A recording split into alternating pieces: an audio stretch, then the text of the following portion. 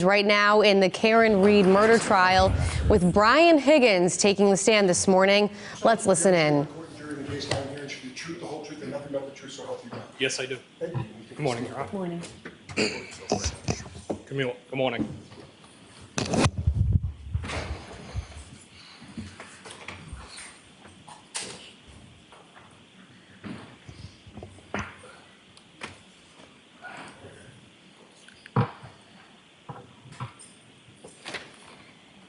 Anytime you're ready, Mr. Lally.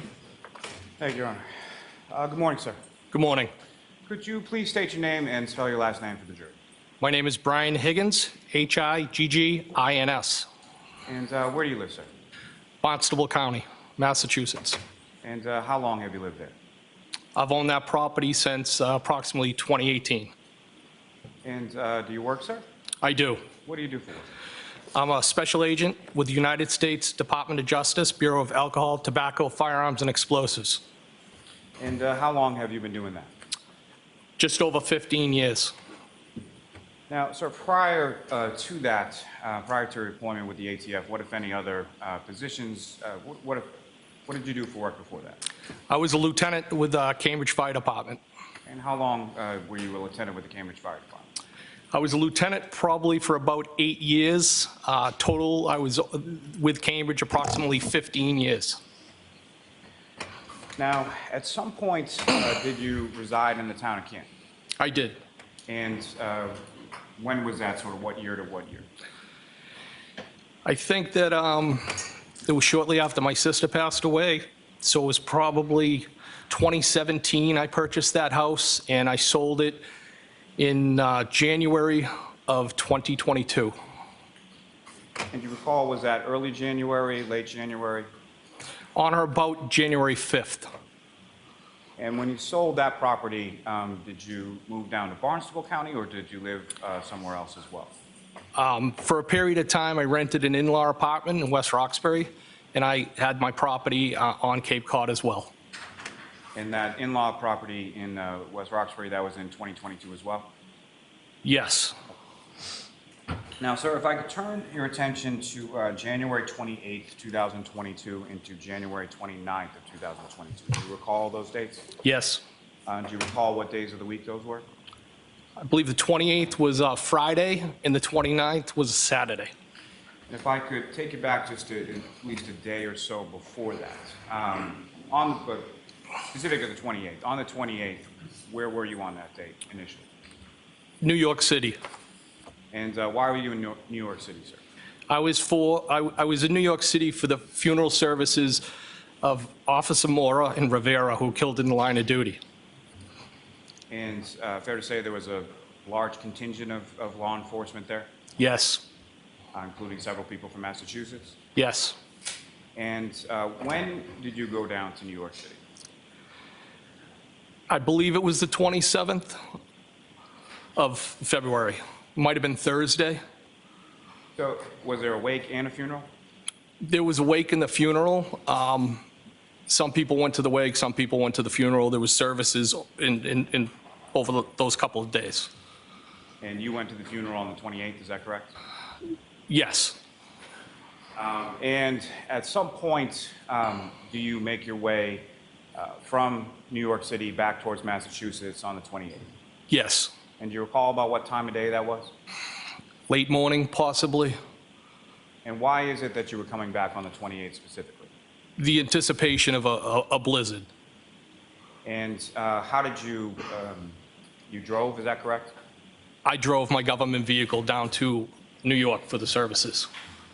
And what kind of government vehicle was it that you drove down and back? That was a Dodge Ram pickup. Now, on the way back, who, if anyone, came with you for the ride back from New York City to Massachusetts? Brian Albert, Kevin Albert, and Eddie Hernandez. And who were they to you, and what, if any, relationship do they have to your work in law enforcement? Well, first and foremost, they're all friends. Kevin Albert is a detective with the Canton Police Department. Brian Albert was a sergeant detective with the Boston Police Department. Eddie Hernandez, also a detective with the Boston Police Department. And how long had you known each of these individuals? So out of the group, Eddie Hernandez would be the person that I knew the longest. I had worked with him back in the early 90s at the Mass General. Then it would probably be Brian Albert. I may have had some contact with him when I was on the Cambridge Fire Department, assigned to the Fire Investigation Unit. And then Kevin Albert would be probably the last in the three that I knew. Now, speaking to the Canton Police Department at that time, as far as your assignment went with work, where was it that you worked out of, or where was sort of your base of operations, so to say? Canton PD, I had an office there. And how was it that you came to have an office at Canton PD? That relationship was through Chief Berkowitz, born through a tragedy. When my sister passed away, we became friends, and he offered up the space because I had also moved there. So it was close. It was a jumping off point. And were you the only federal agent that had space within the Canton Police Department? I was the only one that had an office. I believe there was an HSI agent that might have had some access there to come in, hook up his computer and stuff. And there was also an MBTA police detective, transit police detective, who also had access there. But I was really the only one that maintained a desk, so to speak. And as far as your work or your familiarity with work as far as federal law enforcement officers, is that abnormal to have access to a local PD or have an officer desk there? Objection. I'll allow it. No, it's not abnormal to have space within a department that you work closely with. Now, as far as the ride back is concerned, when you drive from New York City back to Massachusetts, about how long a drive was that? So typically it'd be I'd say like a 4-hour ride depending on traffic. This was longer, and I would also factor in the fact that we stopped and ate on the way back. And when you arrive back to Massachusetts, where specifically in Massachusetts is it that you first go? So the first place that we went was a Boston Police Department district in Charlestown, where Brian Albert and Eddie Hernandez had parked their vehicles. Now, as far as you know, had they driven down to New York City, or how would they come to be in New York City, if you know? I believe that Brian Albert, Eddie Hernandez, and Kevin Albert all flew down to New York. And they drove back with you because of the storm, is that fair to say? Yes. Now, after dropping them off there, where did you go from there? I went back to the Canton Police Department where I dropped off Kevin Albert, and then switched vehicles, got into my Jeep Wrangler, and I traveled up to the hillside in Canton. Now, as far as traveling up to the hillside in Canton, who, if anyone, did you have plans with, or who, if anyone, did you coordinate with as far as going to the hillside? Brian Albert agreed to meet me there.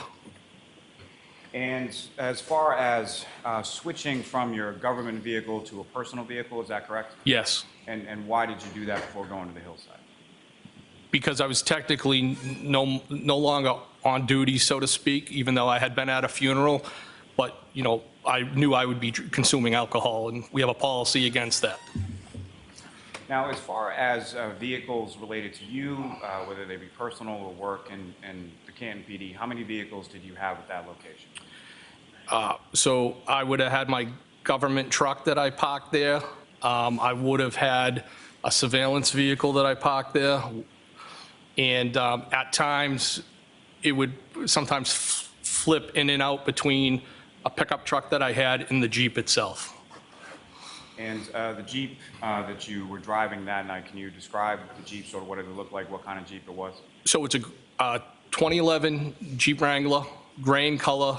And at the time that I was driving it on the 28th and the 29th the next day, it had a plow on it. And the plow that you had affixed to the Jeep Wrangler, is that, how big a plow are we talking about? If I was to guess, it was probably 6 feet 8 inches. I believe they make them in two formats, 6'8" and I think 7'2", but I believe I have the smaller blade on that Jeep. And how often would you have, was that like a year-round thing, or how often, when about would you have that plow affixed to the Jeep?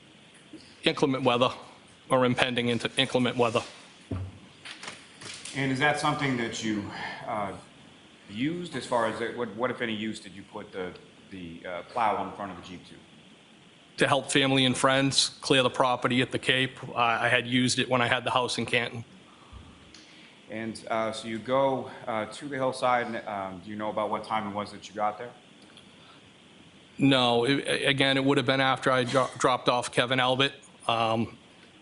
Definitely would have been dark at that time. And the hillside, is that an establishment that you're familiar with? You had been there before? Yes. And about how long was it after you arrived that Brian Albert arrived? Shortly thereafter, probably, because I had traveled back, dropped the vehicle off. He may have even beat me there, because I went to the station and dropped Kevin off, but I don't think it was contemporaneous, but it was in close proximity. And once you got to the hillside, how long were you there, and how long was Mr. Albert there? So I had something to eat. I had something to drink. The approximate time, maybe an hour or so, and then Brian had left before me. I remained, he left. And if you know, about how long before you left was it that Brian Albert left? Can you repeat that again? Sure. Brian Albert left before you, correct? Yes. About how long before you left was it that Brian Albert left? Maybe 15 minutes. And you had some drinks at the hillside, is that correct? I did. And do you recall what you drank that night? Usually what I drink all the time, Jameson and ginger. And as far as where Mr. Albert was going, what, if any, conversation did you have about that? He had told me that he was going down to the Waterfall Bar and Grill, which is in Canton Center, and that he'd be meeting his wife and some family and maybe some other people. And were you invited to come along? Yes. Now, the Waterfall, that's an establishment you're familiar with. You've been there previous times as well. Yes.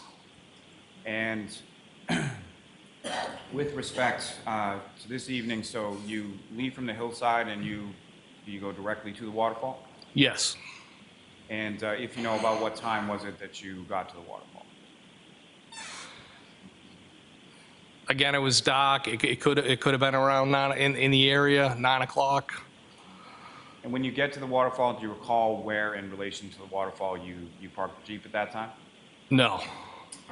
So you come in to the Waterfall, and where do you go?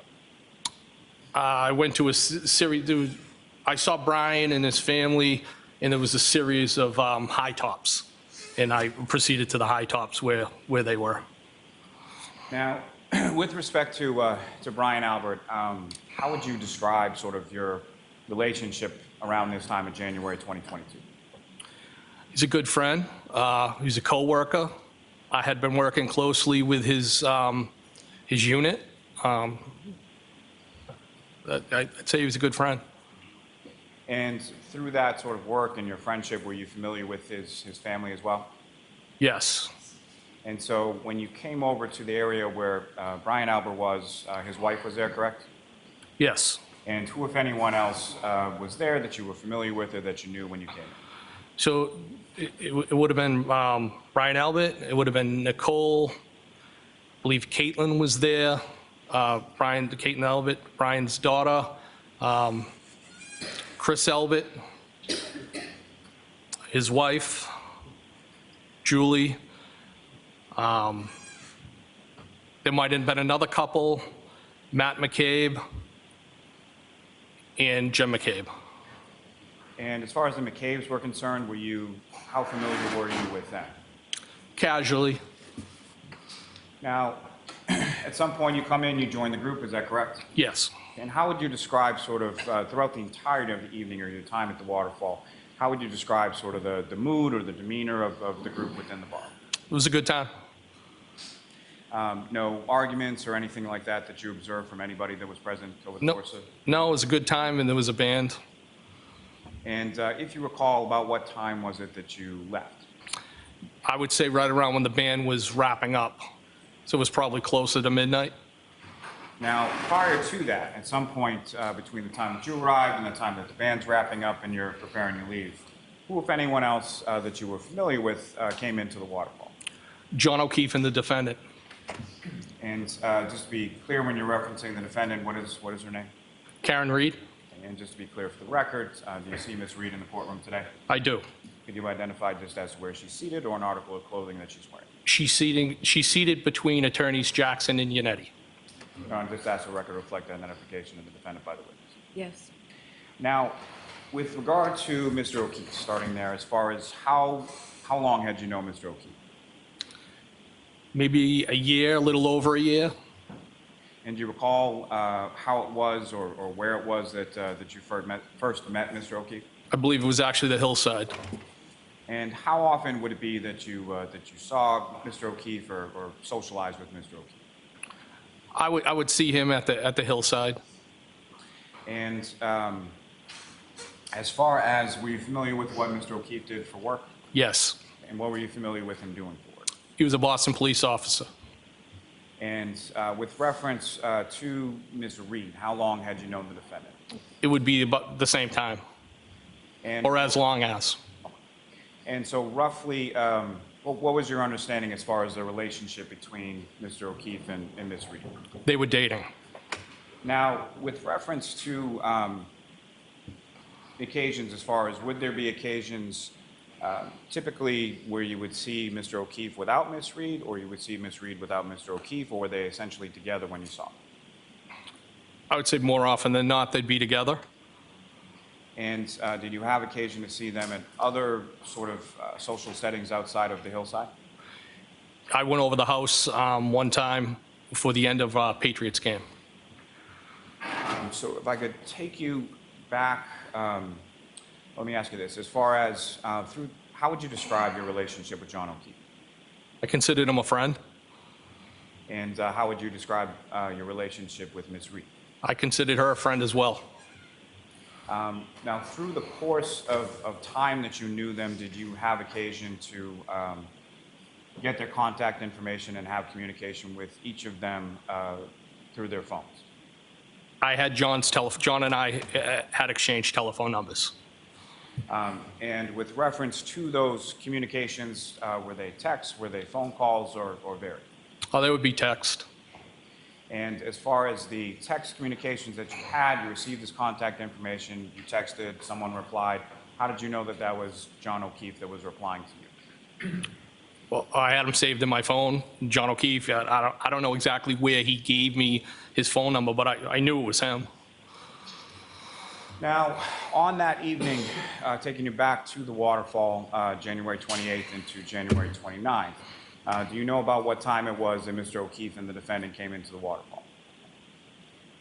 It would have been, I think, between like 11 and closing. And do you recall sort of where you were situated in reference to the table when they came in? So I think I was at the high top bar area, the high top in the bar area closest to the bar. And when Mr. O'Keefe and Ms. Reed came into the Waterfall, what, if anything, did you observe? Where did they go when they first came in? So when they first came in, I believe they may have initially went in, like, veered off in different directions. I recall that she opened her coat and took a drink out of it. I should say a glass. And what, if any, observations did you make of the glass that Ms. Reed took out of her coat? It was a tall glass. It looked like a clear liquid in there. And at some point, did you come to find out where Mr. O'Keefe and Ms. Reed had been prior to coming to the Waterfall? Sustained. Are you familiar with another establishment in Canton called C.F. McCarthy's? Yes, Is that a place that you've been to before? yes. Now, as far as the glass that you saw, with reference to the Waterfall and/or C.F. McCarthy's, what, if any, observations did you make of it? Well, that it wasn't from the Waterfall. And what makes you say that? Well, she walked in with it and took it out of her coat, but it wasn't consistent with the type of glasses that the Waterfall had. And so let me just ask one further question in regard to that. So when you say it wasn't consistent, what was it about it that made it inconsistent with glasses from the Waterfall?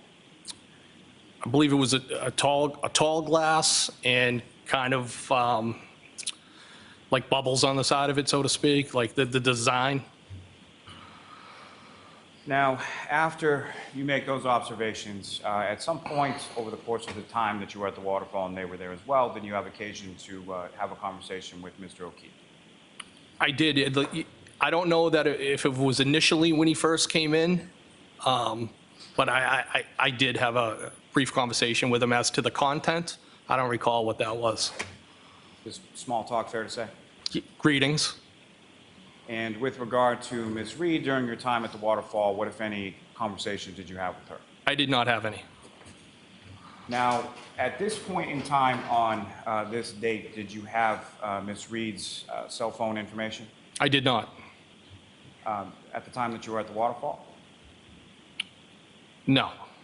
Do you recall sending a text or Oh, I'm sorry. Can you repeat that question again? at this time, I know we've jumped around a couple of days, but at this time that you were at the Waterfall on the 28th or the 29th, did you have Ms. Reed's contact? Yes, I did. Okay. And at some point over the course of the evening while you were at the Waterfall, did you send a text to Ms. Reed? I did. And do you recall what the substance of that text was? I think it was something like, well, And do you recall what it meant as far as that text message or why you had sent that to her? to be honest with you, it was, I guess you could view it as a flirty text. Now,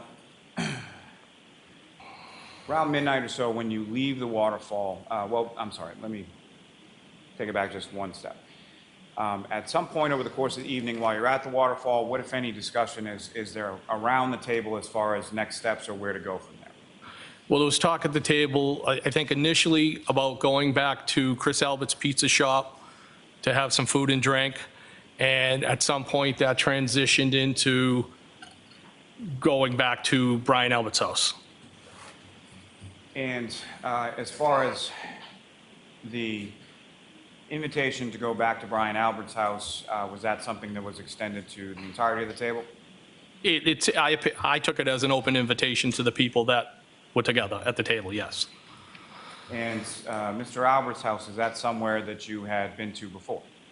I had been there, the twins' graduation party, which was outside in the backyard, and I think I may have dropped him off on one occasion. I may have dropped something in his mailbox, but those would be the only other times. And are you familiar, at least now, with the address and sort of where you were going? Did you know where you were going that night? I knew where I was going, yes. And the address was 34 Fairview Road, is that correct? That is correct, yes. And about what time, about midnight or so when you're leaving, who, if anyone, was leaving the bar around the same time? I mean, I think pretty much everybody was wrapping up and leaving. I know that I beat Brian and Nicole back to the house. Now, as far as the time at the Waterfall with reference to either Mr. O'Keefe or Ms. Reed, what, if any, observations did you make in regard to what they were drinking that night? I think John was having beers, is his typical, what I would see him with, and the defendant had, glasses. And do you recall her ever, at any point that you were there, if you recall, drinking out of a glass different than the one she took out of her coat when she first arrived? I don't recall. Now, you drove from the Waterfall to Fairview Road. About how long a drive was that? Probably a few minutes.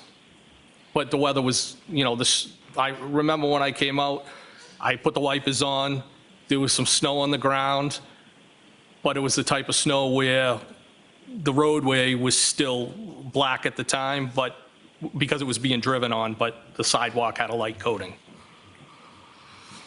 And you drive over to the home, and you mentioned that you beat Mr. Albert there, is that correct? I did. And so with regard to the home, when you get there, what did you do when you got there? Well, I was kind of being a smart ass, and I dropped the plow, and I did a little sweep of the driveway, and then I got out of the driveway because I didn't want to get blocked in, and I parked. And do you recall where you parked in relation to the house? I do, by the mailbox.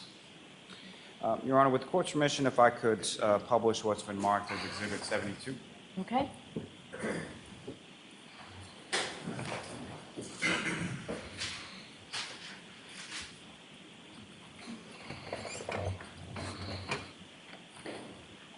And Mr. Higgins, do you recognize what's printed up on the screen there? I do.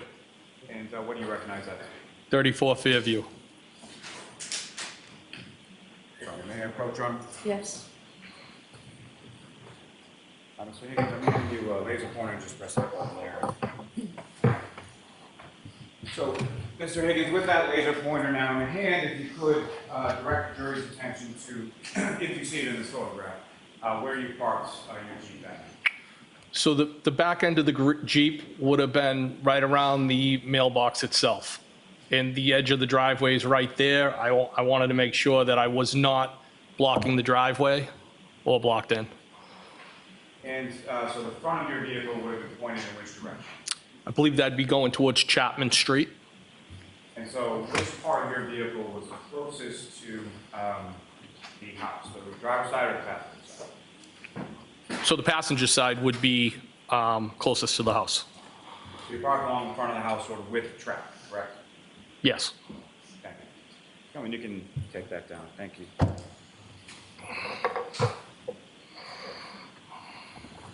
So you arrive at the house, you do, as far as the maneuver with the plow in the driveway, and then you park the vehicle, and where is it that you go from there? Into the house. And when you get into the house, who, if anyone, is there, or who, if anyone, is coming in with you? So I might have been there, well, it was about the same time that Brian and Nicole showed up. I don't know if they entered before me or I entered after them. I entered the house. What I recollect is that Brian Albert Jr. is sitting kind of at the island or in the island area, and I believe he was flanked by at least one female, possibly two, one on each side. And either of those females, did you know them? Did you recognize them? Did you know who they were? I may have recognized one I've seen before, but I didn't know them. And just lastly, before we go back into the house, when you park, when you do the sort of plowing in the driveway and then parking, did you see Mr. Albert arrive at the house around that time? When I parked the Jeep? Yes. Well, yes, so I made the sweep, and as I could see the vehicle coming up, I made the sweep, got out of the way so he could park. So he had parked in the driveway around the time that you're parking on the street? Yes. And so when you come into the house and you see the people that you've described, where were they situated within the house? So I came through what I would call like a breezeway door. So there's a front door to the residence, there's the garages, and in between there is a like a breezeway door.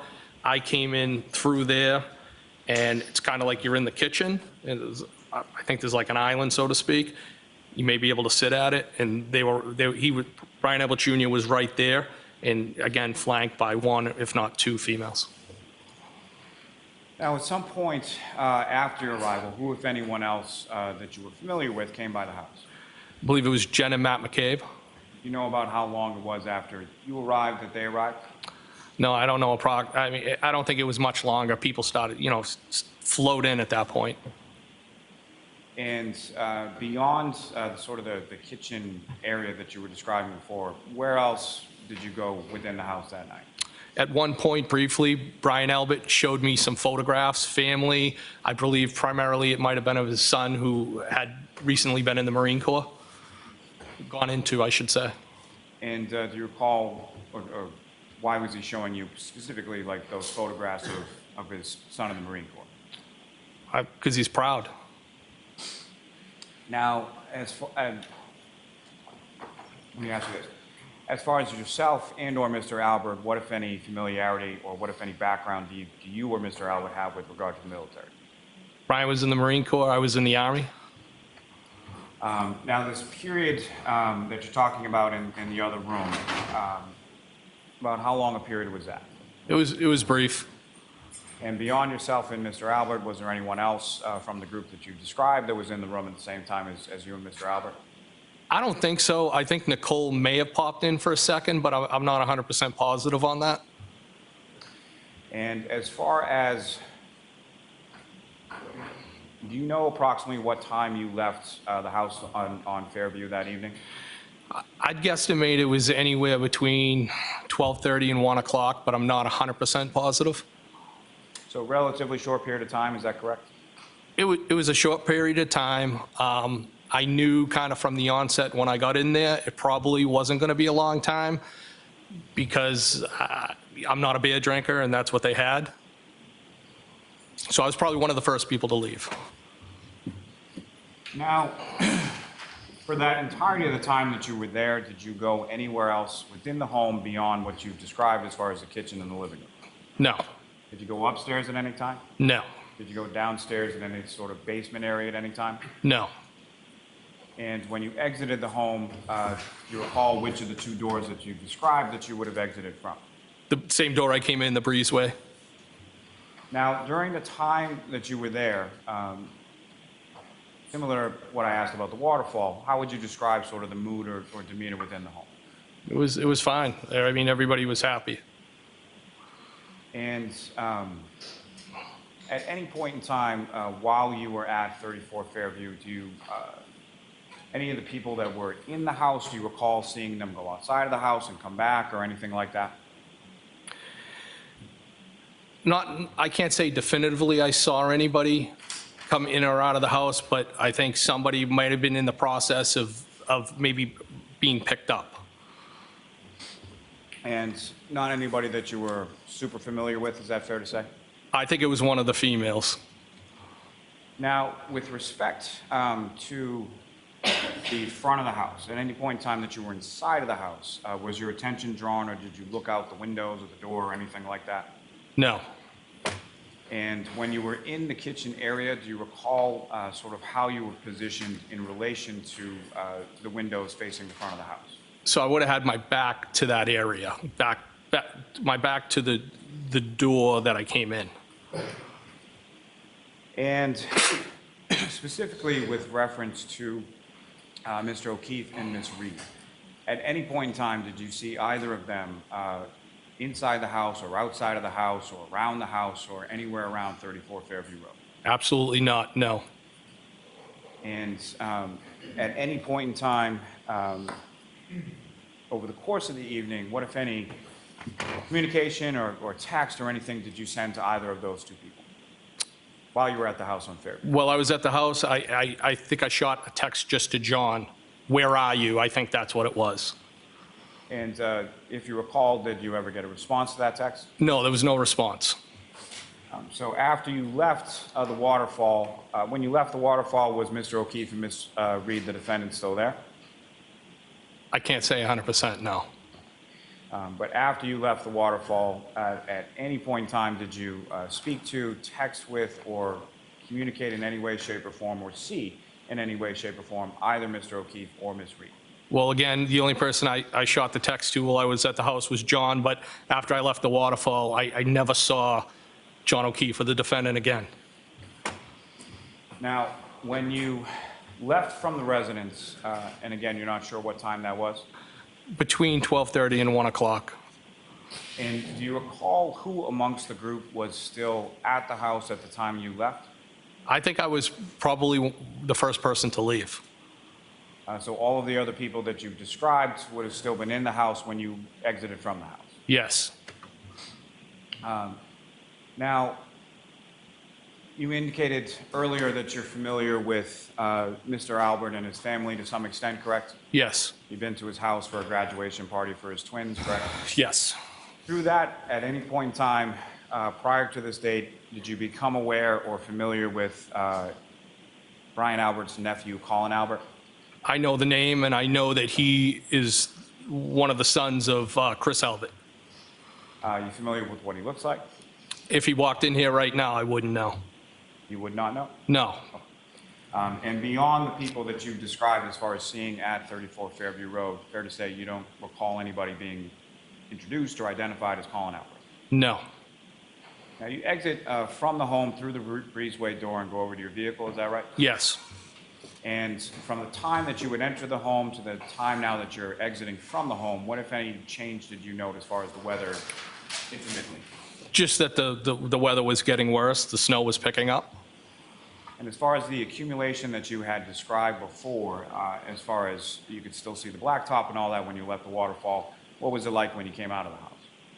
Again, I think that the streets that weren't being traveled, there was snow on them. There was coverage. And as far as the front lawn area of the house at 34 Fairview Road, what, if any, observations did you make of that? Can you rephrase that? Sure. As far as the snow was concerned, was the Yes. snow sticking to or was it accumulating on the lawn as well? I believe so.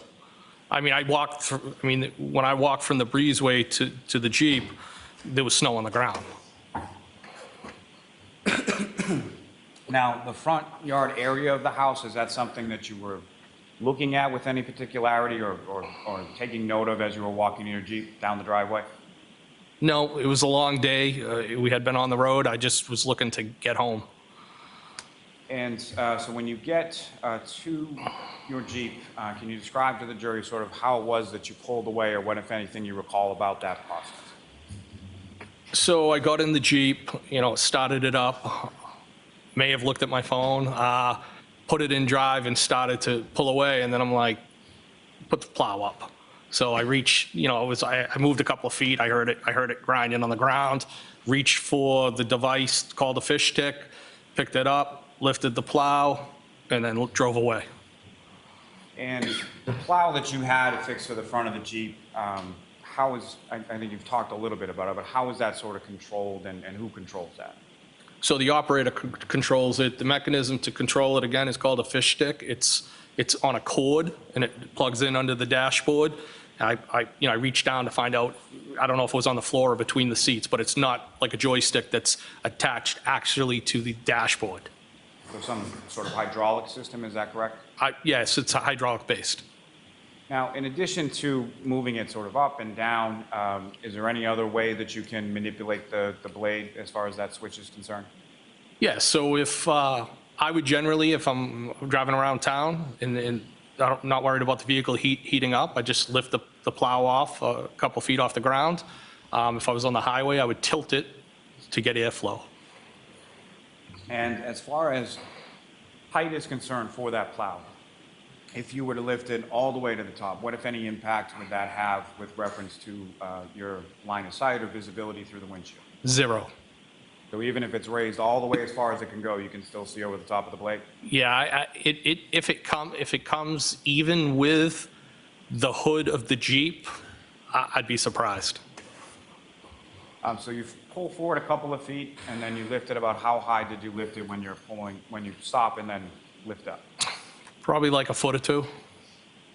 And as far as following that, you pull away from the house, is that right? Correct. And as you're pulling away from the house, where is your attention drawn, or what, if anything, did you see as far as when you're pulling away from the house? Wasn't drawn to anything. I just drove away. And when you drove away, again, during that process, did you see anything outside of the house that drew concern or your attention or anything like that? No. Now, as far as when you get out to your vehicle and you're driving away, were there any other vehicles on the street that you saw in the area of the residence at 34 Fairview? I didn't see any. And do you recall whether or not there were any tire tracks in the snow or anything that you saw when you came out to the vehicle, if you recall? I do not recall. Now, you leave the residence at 34 Fairview, and where did you go from there? I went back to the Canton Police. And why was it that you went back to the Canton Police Station? Well, we had traveled down for the services for those police officers, and we anticipated staying the following day. I think I had said that we left a day earlier. So I had left a key to the surveillance vehicle on top of my desk so that somebody could move the vehicle, because a lot of times Chief Berkowitz would get after me. As a courtesy, I was parking vehicles there, sometimes my personal, but primarily my work vehicles. And one thing he asked me, just leave the vehicles in the middle of the parking lot so that snow could be cleared. So the reason for heading back there was to move those vehicles, because if I didn't do it then, I would have had to get up early and do it. And I also know they plow through the night, so that would be the reason for heading back.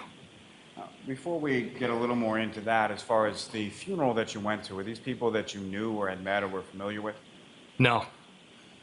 So you get back to the police station, and with regard to the Canton Police Station, what, if any, access did you have to the Canton PD, and sort of how did you facilitate that? So I would describe it as a proxy card. The doors have card readers. Generally in the parking lot, when you come into the police station, you drive in, Sally ports are off to your right-hand side. There's two bay doors there. There's a pass-through door. And then over in the corner would typically where I would bury both vehicles. So if I was, typically it would be my take-home pickup truck that I described earlier, and it would be the surveillance vehicle. But if I had, that could be swapped out with one of my personal vehicles. I would leave a personal vehicle there if I took one of those two vehicles.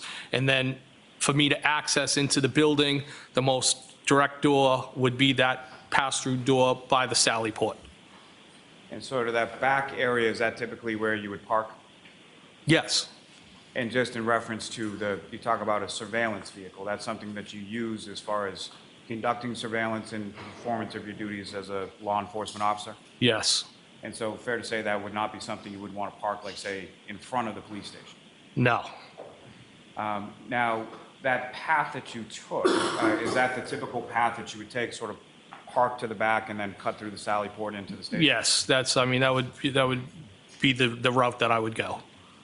And if you recall, is that the route that you went on that particular early morning when you came back to the station? I believe it is. And when you come back to the station and you go in, where are you going within the police station when you went?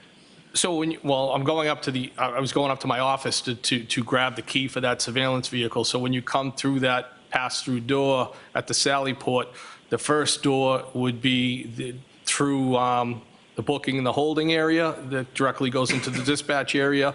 But if you walk to the extreme other end, there's another door on the other end, common hallway.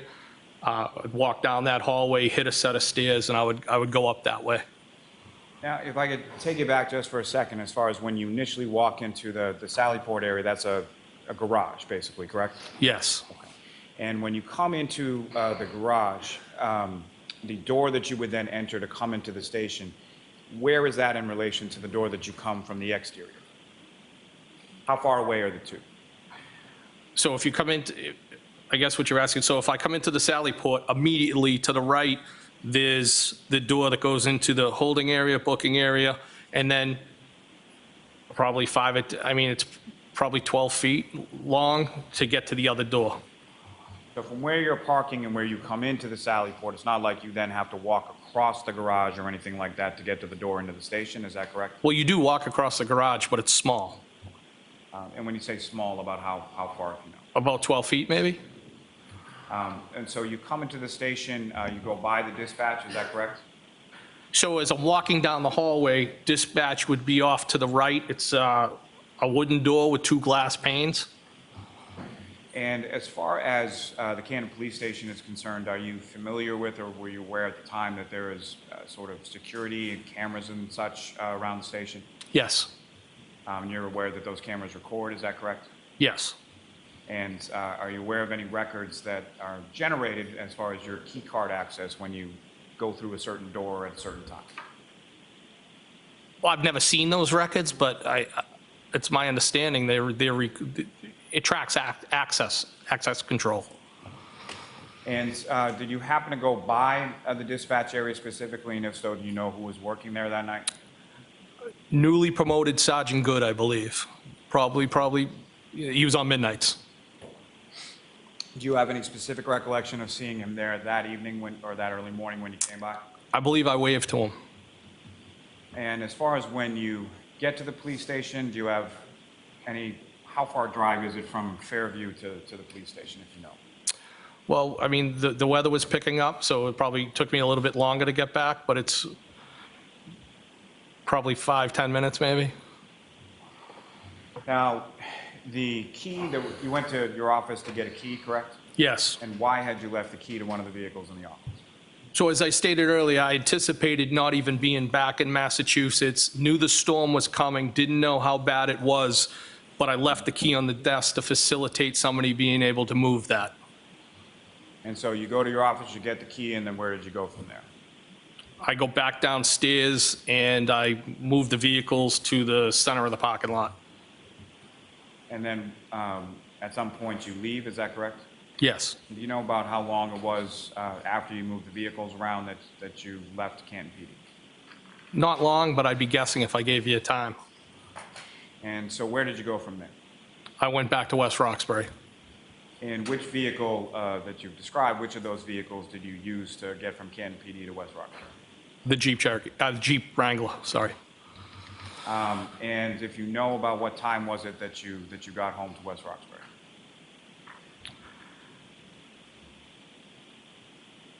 Could have been somewhere around 20 or 2.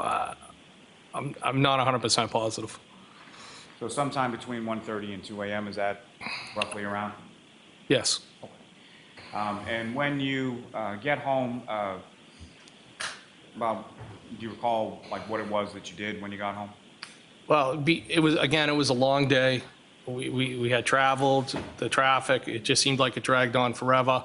But I think I did what I typically do after being out, having a couple of drinks. I had something else to eat, and I believe I might have had another couple of drinks and either laid on the couch or laid on my bed.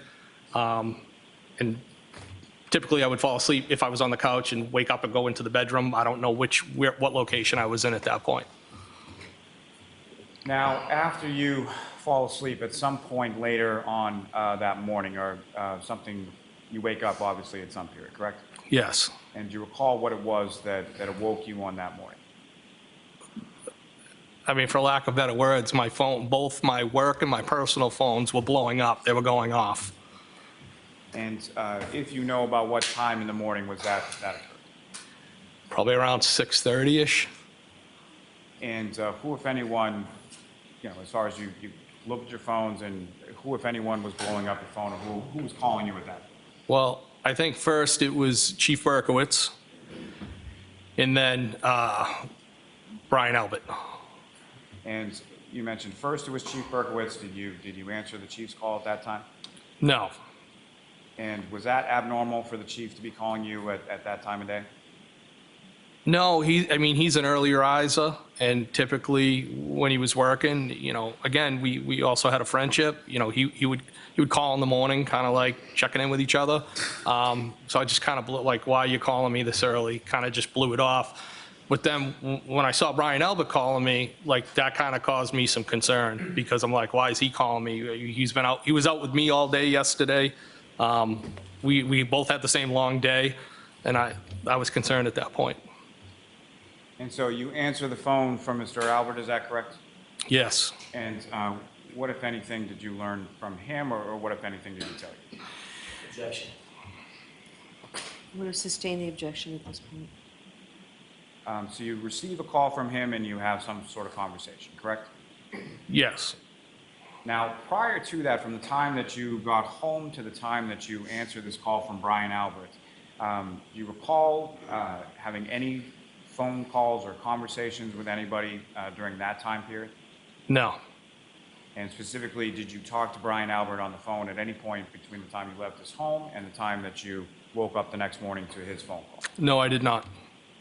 Now, the previous day, over the course of it, we're all waking up in New York and then driving home and going to the hillside and going to the Waterfall and going to Mr. Albert's house.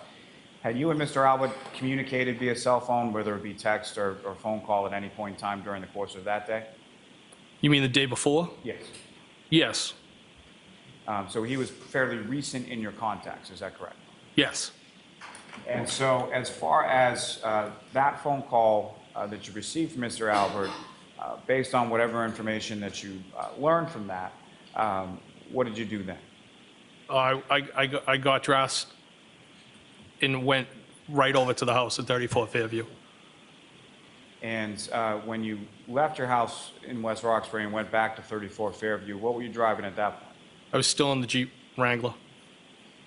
And if you know about what time or so was it that you arrived back at 34 Fairview late that morning? Maybe a little after 7. And when you arrived there, what, if anything, did you see? I mean, I just went into the house. As far as outside of the house, when you arrived there, what, if anything, did you see outside of the house?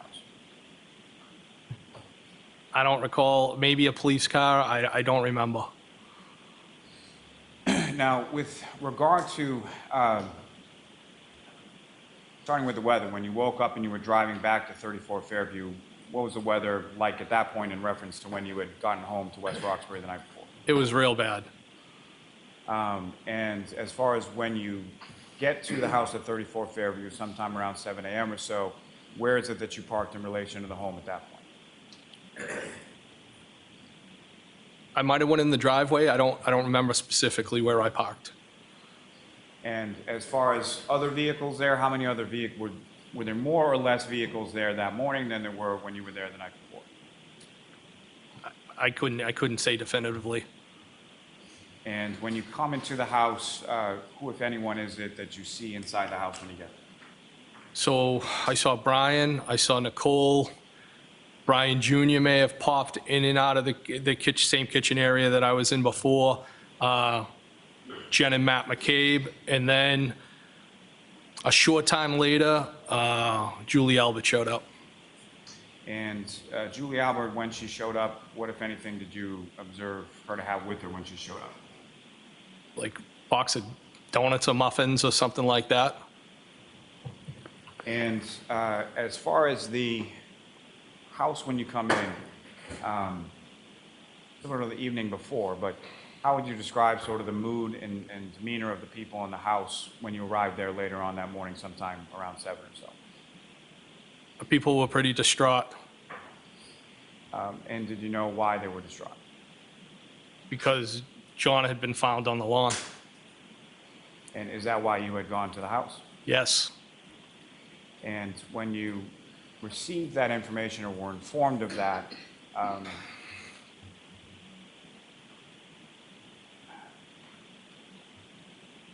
how did you receive that information, or what, if any, impact did that have on you? Well, Objection, Your Honor. If sustained, you can ask it differently.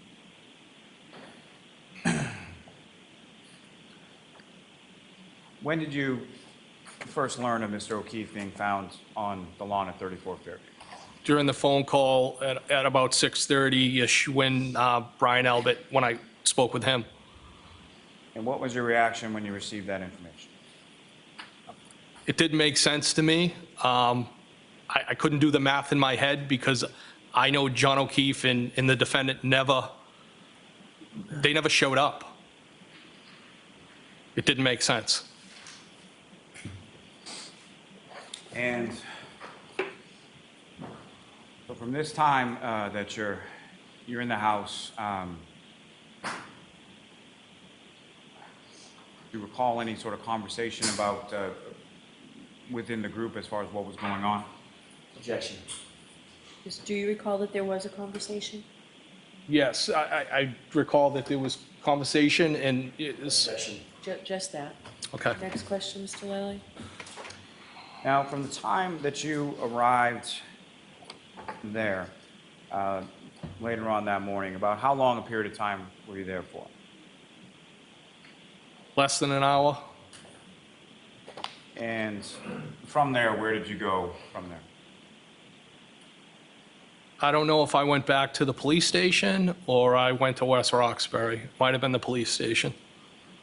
And if you went to the police station, why would you have gone to the police station at that point? Because I was still trying to put things together in my head. I was upset.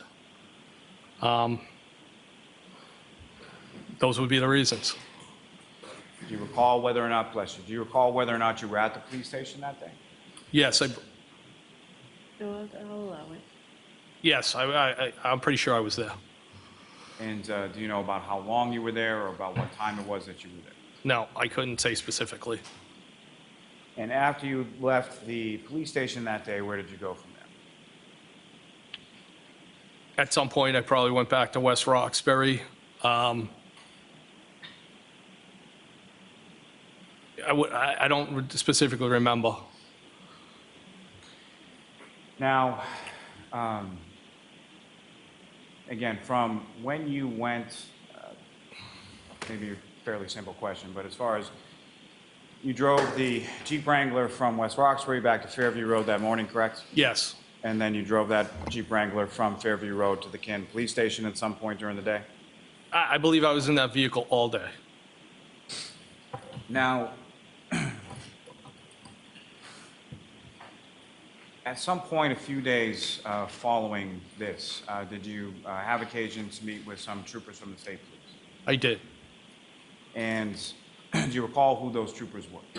Trooper Proctor and Trooper Buchanan. And were you familiar with those troopers prior to that date that you met with them? So I was familiar with Trooper Buchanan. Evidently, I was reminded by Trooper Proctor that I had met him before. I think I helped him on a gun recovery that he made, but I didn't remember him.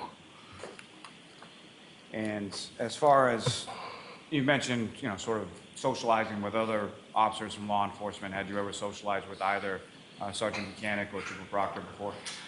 So Trooper Proctor, no. I had seen Trooper Buchanan on a number of occasions at a local gym. I had seen him one time at the hillside. I think he might have been with his child after a sporting event. I think I said hello, I bought him a drink. But I wouldn't classify that as socializing, more being friendly. But I also, that area of responsibility, the South Shore, south of Boston, Cape and Islands, I was assigned to a group where I would interface with people in that area, and that Norfolk CPAC office would be people that over the years I've probably dealt with. Now, when you met with him on this day, do you recall specifically what day it was? No, If I said February 3rd, would that sound about right, or if you know? I would say in that area. And when you met with them, you had a conversation with them or an interview in regard to what had transpired on the 28th and 29th, correct? Yes. And following sort of the substance of that interview, what, if anything, did you provide the troopers with? I provided them with text messages that I had exchanged and had on my phone with John O'Keefe, and text messages that I had exchanged with the defendant. And how did you, in what sort of format did you provide those text messages to the troopers? Well, they were copies, and I believe that the format would be, the way to categorize it, screenshots. And how is it that you sort of generated these from your phone? I consulted a coworker, who's also a friend, and he has the training with the cell phones. I told him I wanted to provide these to the state police. What is the best way that I can get them off my phone and provide them to law enforcement? And why was it that you felt it was important, or why is it that you wanted to share those with the troopers? Well, I thought it was important because I've had communication with the both of them, and I wanted to be fully transparent. Now, with reference to either or both of those communications, with Mr. O'Keefe and Ms. Reed,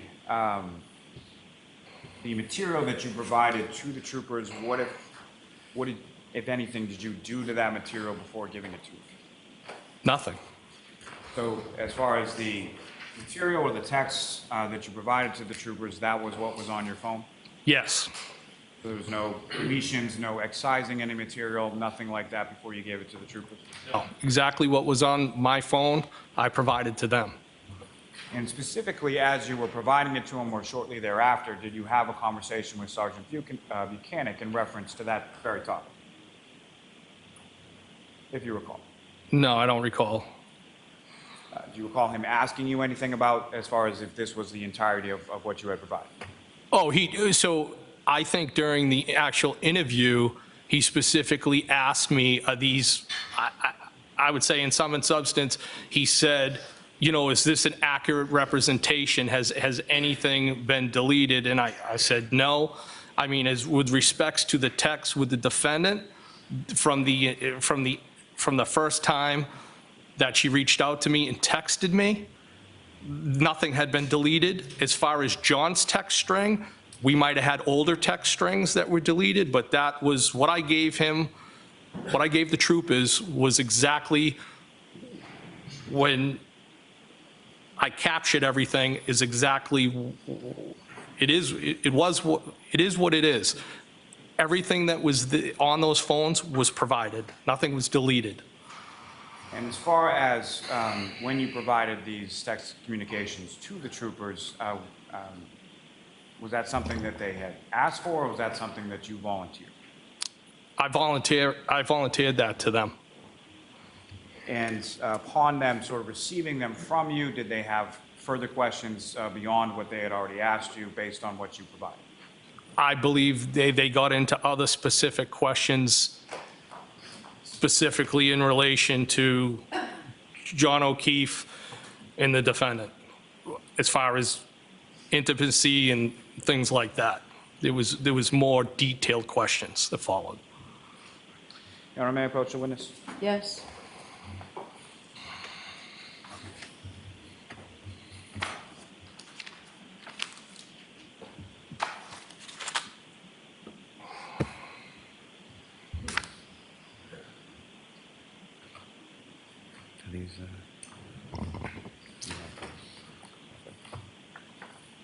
Thank you.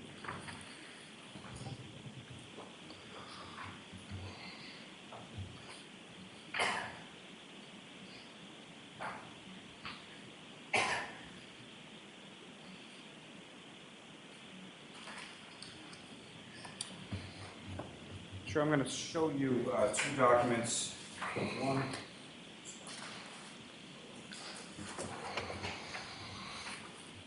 One is 12 pages long, one is 56 pages long. If you can just look at those briefly and familiarize yourself with them, look up when you finish.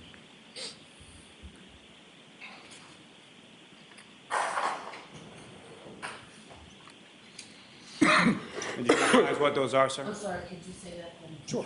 My apologies. Do you recognize what those are, sir? Yes. And what do you recognize those to be? So those are the two documents that I provided to the troopers during the interview. And the shorter one, who, if any, one is those communications with? John O'Keefe, And the longer one, about 56 pages long or so, who, if any, one of those communications with? the defendant. May I approach you? Yes. Almost introduce in a minute the next. No objection. Okay. So we'll do them separately, please, so that the first 12-page one.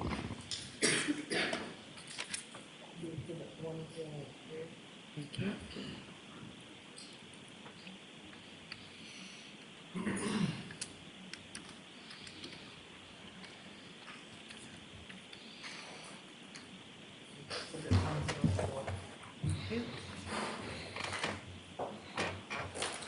May I return both of those to the witness? Yes. I'm going to direct your attention first to what's been marked as Exhibit 103. And is that the communications, or the text communications that you had with Mr. O'Keefe? Yes. And sir, if I could turn your attention to the first sort of content within that, just in reference to what is the date of the first sort of exchange in these text communications between yourself and Mr. O'Keefe?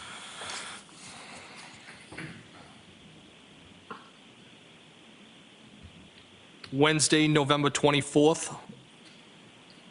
And in general, can you describe for the jury what that conversation was about on Wednesday, November 24th?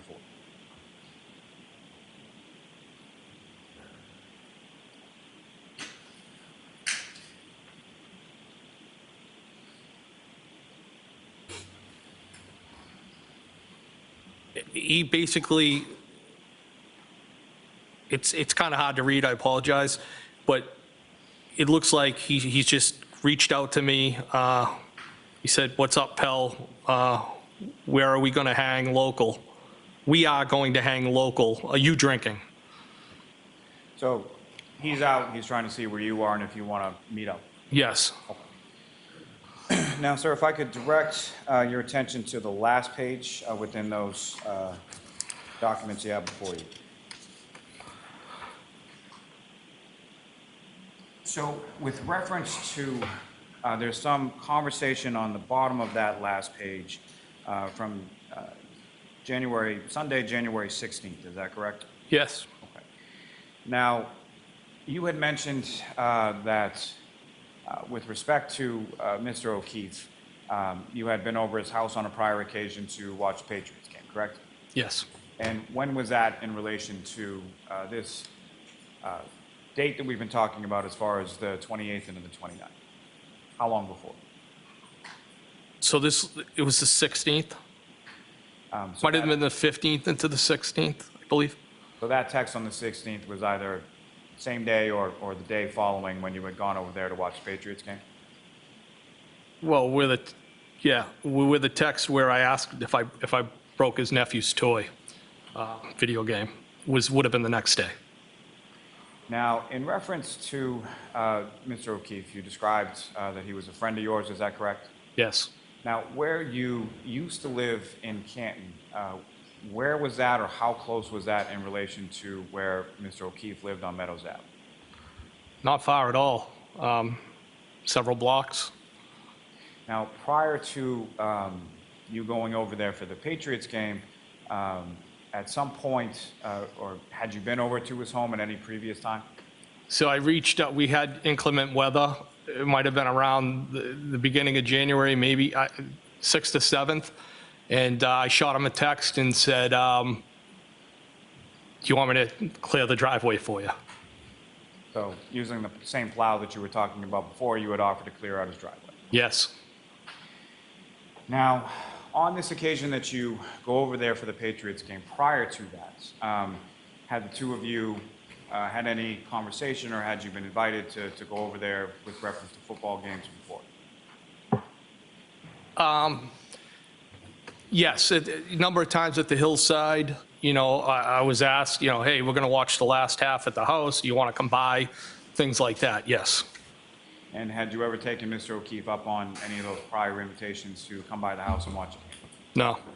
And so on this particular game, do you recall why it was that you took him up on it this time and went over? Well, I felt bad. I had never been over there. I've been asked repeatedly. I knew it was probably going to be the last game for the season.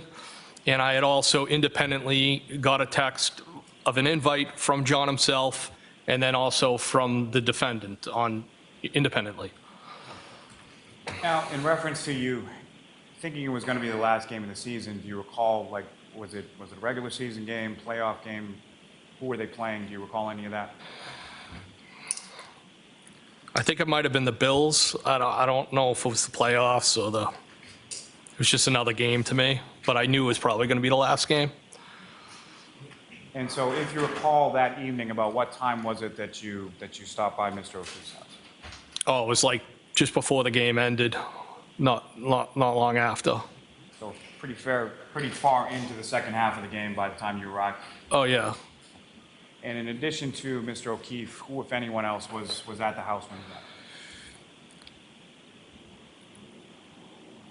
there? I believe Chris Curran and his wife might have been there at one point. I think maybe the wife left, but he stayed. I believe maybe Mr. Curran, never met him before.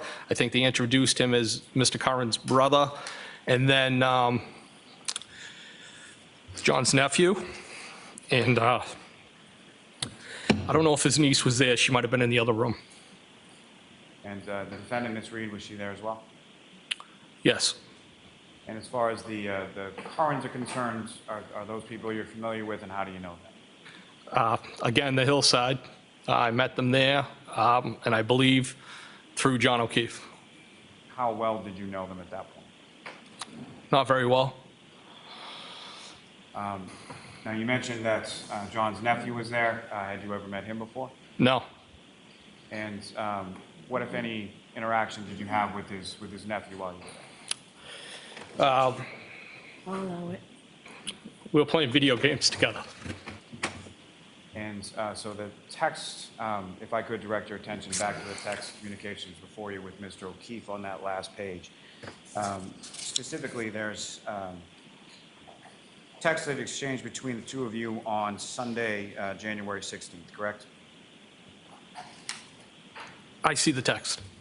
That's about 9:30 in the morning, is that correct?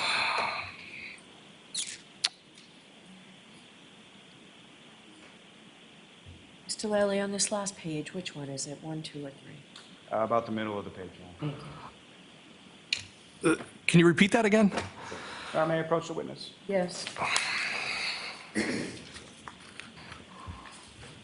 I can see that. Yeah, it's a little difficult to read. I apologize.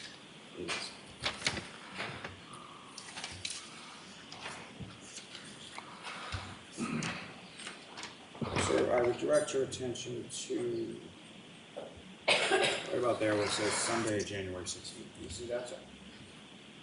Yes. And that indicates about 9:33 in the morning. Yes, I see it.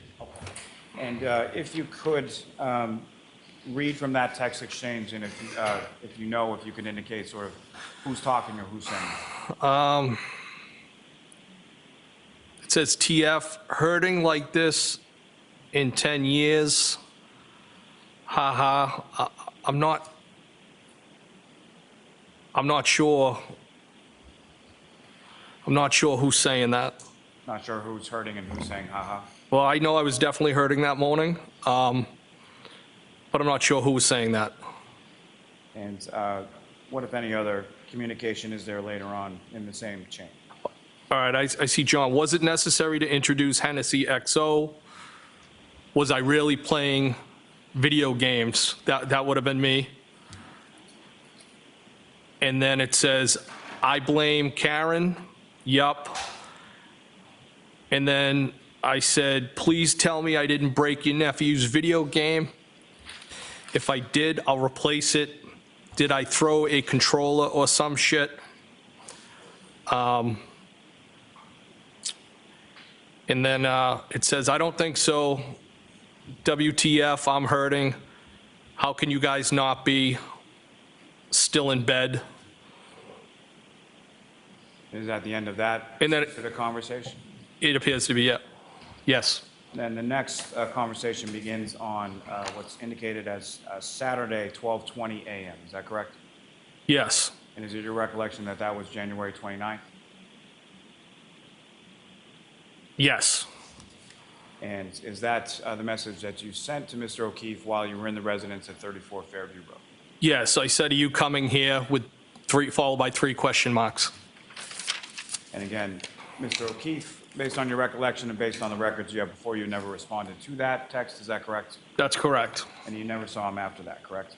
Never again, no. May I approach this to retrieve, Your Honor? Yes.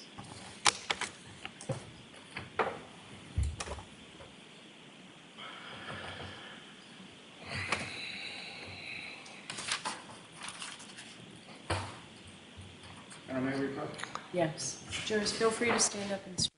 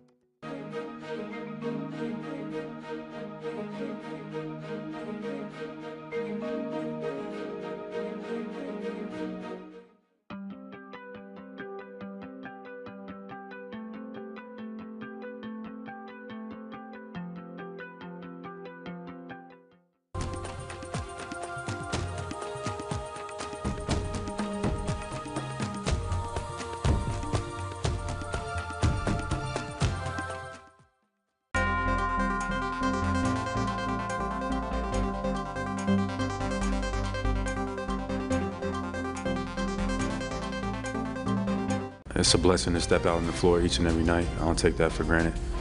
So I keep that in perspective. A big night for Jaylen Brown, tying a personal playoff record. The Celtics heading to Indiana with a 2-0 series lead. Plus, ditching the Charlie card, the new payment method being rolled out on the tee, and all you need is your phone. Plus, we're getting you ready for the busy holiday travel weekend, the new ways to get around, and the changes coming to some area roads. A big win for the Green and a big night for Jaylen Brown. The Celtics finally win a Game 2 at the Garden. Thanks for joining us here on CBS News Boston. I'm Anna Myler. The C's are now heading to Indy, up 2-0 in the Eastern Conference Finals, while the Pacers are dealing with an injury to one of their top players. WBZ's Dan Roach has more now from the Garden. The Celtics certainly got contributions from all over the place on a night where Jason Tatum struggled. Of course, Drew Holiday stepped in, Derek White and company all getting the job done for Boston. But the big story and the talk after this one, the 40-point performance from Jaylen Brown. You see him every day at shoot-around or in practice. He's out there with 6-7 coaches working on every possession, every spacing imaginable so that he sees his reads. And he just cares about the right stuff. But, you know, obviously I think stuff like that does motivate him. Great player, great leader, but wants to win and takes things into his own hands. So having a guy like that on my side, I love it. I'll ride for him, and whatever I can do to obviously get that win is needed. But the way JB's been playing, man, is outstanding. And that big question mark for Game 3 for Indiana, Tyrese Halliburton. Can they play with him injured? Can he play at all? It's a big question mark as we head out to Indy with the Celtics up 2-0 and in the driver's seat, no question about it, in this one. And by the way, the Celtics leave here now 6-2 on their home court in this postseason. They continue to play well. With the Celtics here at the Garden, I'm Dan Roach, WBZ Sports. Roach, he's headed to Indy along with the Celtics for Games 3 and 4. Those are on Saturday and Monday. His reports from Indy start Saturday on WBZ. Taking a live look outside at the city and the Charles River on this Friday morning. Jason, we had those storms roll through yesterday, and now we have this beautiful Friday with comfortable temperatures out there. Listen, I went outside on my terrace and I gave the peace sign, get out of here, rain. We were expecting a beautiful, nice, dry and also sunny weekend. A 4-box cam just to show you all the blue skies that we have. Bar Harbor looking amazing, such as this Situate Lighthouse camera there in our Boston East, and even the western sky also looking amazing. Hey, a lot of that dry air is going to be moving back in. We do still have some lingering humidity levels across the areas in the east and as well as in the south. As far as the Memorial Day weekend, we still do have a storm risk, mainly across the heartland of the country, over towards the High Plains region. That jet stream is still going to be up to the north, allowing for even more warmer weather to move back in. But the humidity level is going to go down. So even though we were at 78 degrees yesterday for an afternoon high, we're actually going to be warmer than that today by a few degrees, just with less humidity. So today is actually going to be warmer, but also much more comfortable. That ridge is still in the east, so 60s and 70s outside quickly become the 70s and 80s later on this afternoon. I don't think we'll get into the mid 80s, but if we do, hey, no complaints here. We'll talk about that boating forecast, the beach forecast, the lakes forecast, and perhaps even a mountains forecast coming up in just a few. Well, developing news this morning, 2 people were rushed to the hospital after a shooting in Cambridge. It happened late last night at a park near Kendall Square.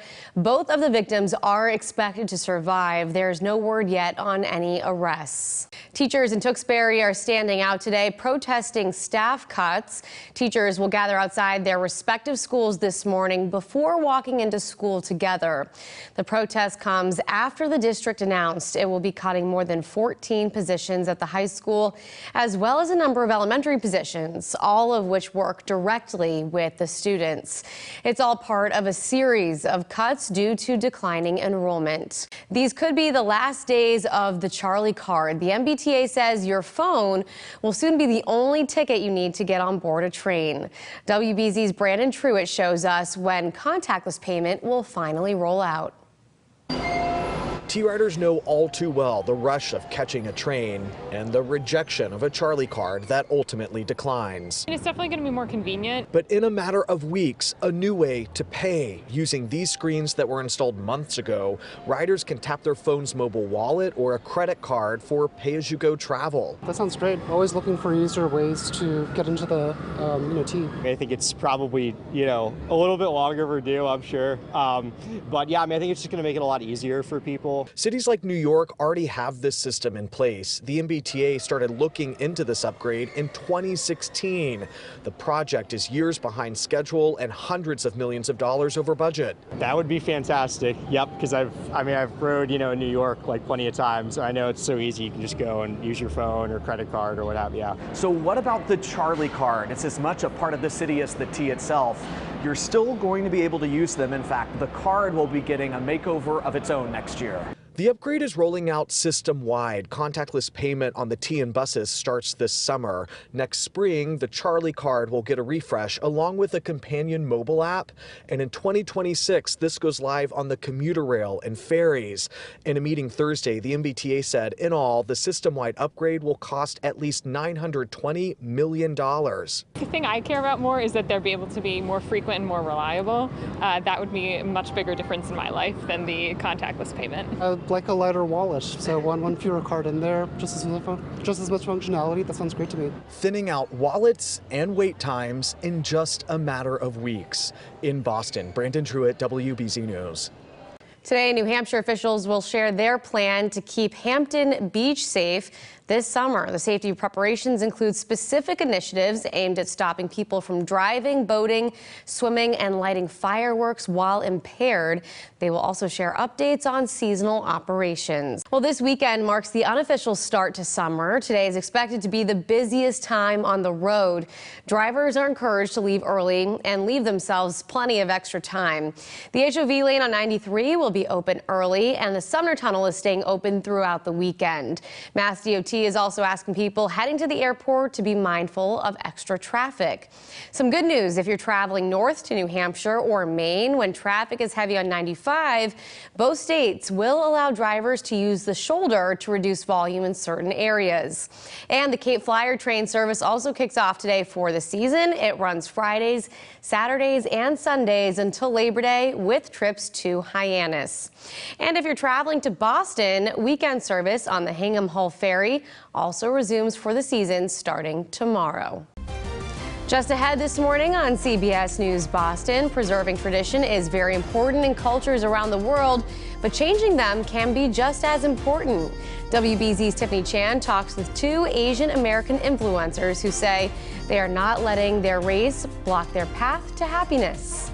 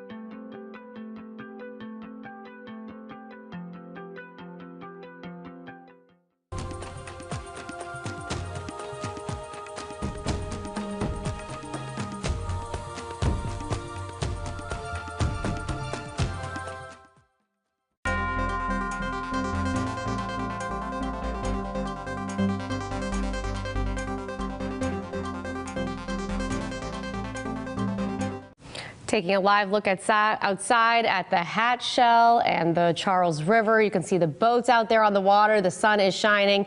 Jason, today is really kicking off a beautiful holiday weekend. It is the most favorite time of the year for me, besides the holiday season at the end of the year for Christmas as well. Beautiful sunshine outside right now. We're getting ready to kind of say goodbye to spring and usher in summertime. Summer is going to be arriving officially in about a month or so. Once we get into the late June hours, we are definitely going to be cooking in terms of temperatures. We already had a kiss of summer earlier this week, but also we had a kiss of a beautiful sunrise again this morning. This is the Hyannis sunrise, courtesy of our friend there, Robert Bastille. He sent this into our newsroom roughly about 45 minutes or so ago, and I just thought it was just swell. I just wanted to put it out there and show it to you guys. 50s now, and even some 60s up to the north. 51 degrees in Keene. They were down to about 47 degrees about 30 minutes or so ago. So we're at 57 degrees in Fitchburg, 53 in Orange, 62 in Worcester. Again, the Crusaders are also going to be graduating today, so an extra congratulations to the graduates. Upper 60s now in Boston, so the urban core is really heating things up. I think we also have a good chance of likely going into the mid 80s today, mid 80s today because of all of the sunshine. Still with some very light winds along the south coast, even getting out towards the Cape. So again, some of the fog is just being pushed out towards the east, which is great news. We have pristine visibility elsewhere, but even down in Taunton, a moderate visibility for you, about 3 to 4 miles. As we look ahead in terms of our forecast, we start now with the terrific conditions outside today and even tomorrow. Sunday, the first half of Sunday is actually not going to be bad, but the latter half of Sunday, you really have to kind of keep an eye to the sky because there's going to be a chance for a pop-up shower or maybe even an isolated thunderstorm moving through, because we still do have a lot of that very sort of buoyant air that's been causing a lot of the sort of spin up showers and even some of the thunderstorms. At least for today, the severe weather is not going to be in the northeast, specifically in New England. It's still going to be in the high plains, and I'll show you exactly where that is going to be as well. Memorial Day heading into next week, the temps are going to be doing a little bit of a reversal, and the rain chance is also going to be spiking as well once we close out May heading into June. So forecast highs today, definitely going to be warmer than the average. We should be averaging 69 degrees here in Boston, and some areas also should be averaging around 70 degrees, so at least 10 degrees warmer across the board for several locations. Mid to low 50s overnight tonight, so a mild cloud cover is going to be on deck overnight tonight. We're going to clear things out, but also the beachers and also the boaters can definitely enjoy a little bit of a light chop there out towards the ocean there if you put that boat in the water.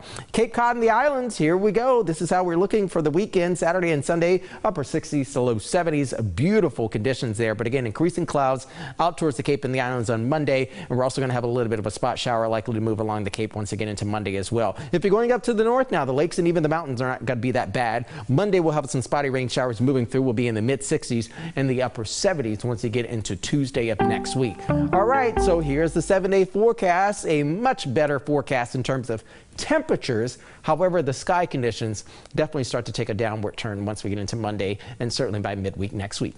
Anna? All right, Jason, thank you. Well, we're celebrating Asian and Pacific American heritage all month long. And this morning, we're taking a look at a couple of people who are focusing on changing traditions. WBZ's Tiffany Chan talks with two Boston influencers who say convincing their parents that they were on a good career path wasn't easy.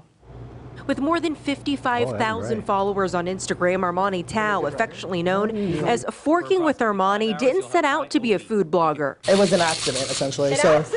It was through his love of photography and food that Armani got his start 8 years ago, bringing us today to Birds of Paradise Bar in Brighton, where we're shaking up this conversation. So when I first started, I think representation was lacking here in Boston, but I mean, today, I would say there's predominantly more Asian influencers than anything. Local content creators breaking the Asian stereotype that we're all doctors, lawyers, wealthy, and lean more on the timid side. I didn't know, an Asian guy could be tall or have long hair or have tattoos. The most extra type of Asians gotta be either Viets or Filipinos. Christian Dwan embraces his Asianness on his Instagram page, Chopstick Murphys, with 60,000 followers and counting.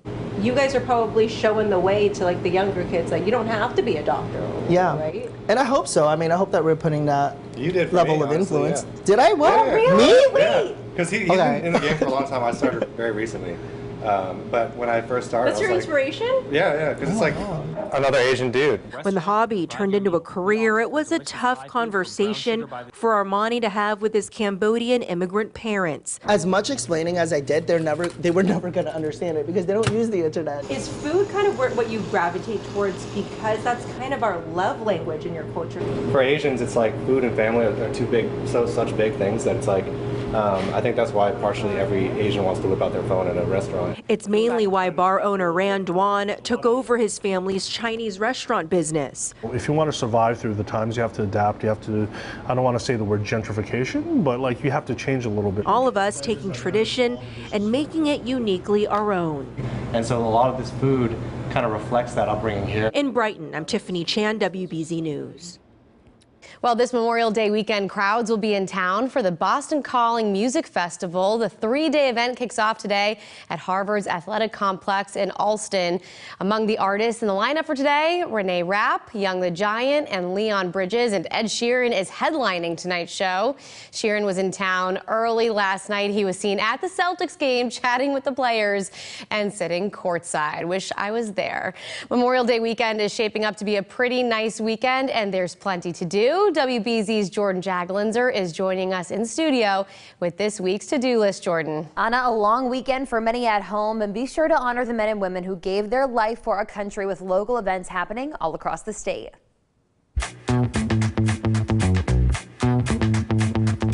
Salisbury will have a Memorial Day parade kicking off at 10 a.m. The parade will start at the fire station and continue on to Beach and Ferry Road, up Pleasant Street, and end at Salisbury Square. A special ceremony will finish off the morning at Salisbury Green. Be sure to check in your city and town to see how they're observing the day. It's a spring fling craft and food festival. Head to Worcester County to Hardwick Vineyard and Winery and shop craft vendors with food trucks, live music, and local wine. The 2-day event starts at 11 Saturday morning and ends at 4 p.m. on Sunday. The world is your oyster at the Wareham Oyster Festival Sunday, with local and regional shellfish to try and other New England favorite food options, artisan vendors, and music. It's a day seafood lovers won't want to miss. Head to Main Street from 11 to 5. For more on all of those events and, of course, other news, you can head to our website, WBZ.com. I'm Jordan Jaglinzer, and that's this week's to-do list. All right, Jordan, thank you so much. Coming up, a local woman is worried about how she'll pay for an operation after a fundraising charity suddenly shuts down. And Connor has his newest fundraiser. We're talking kindness and bags. That's coming up right after the break.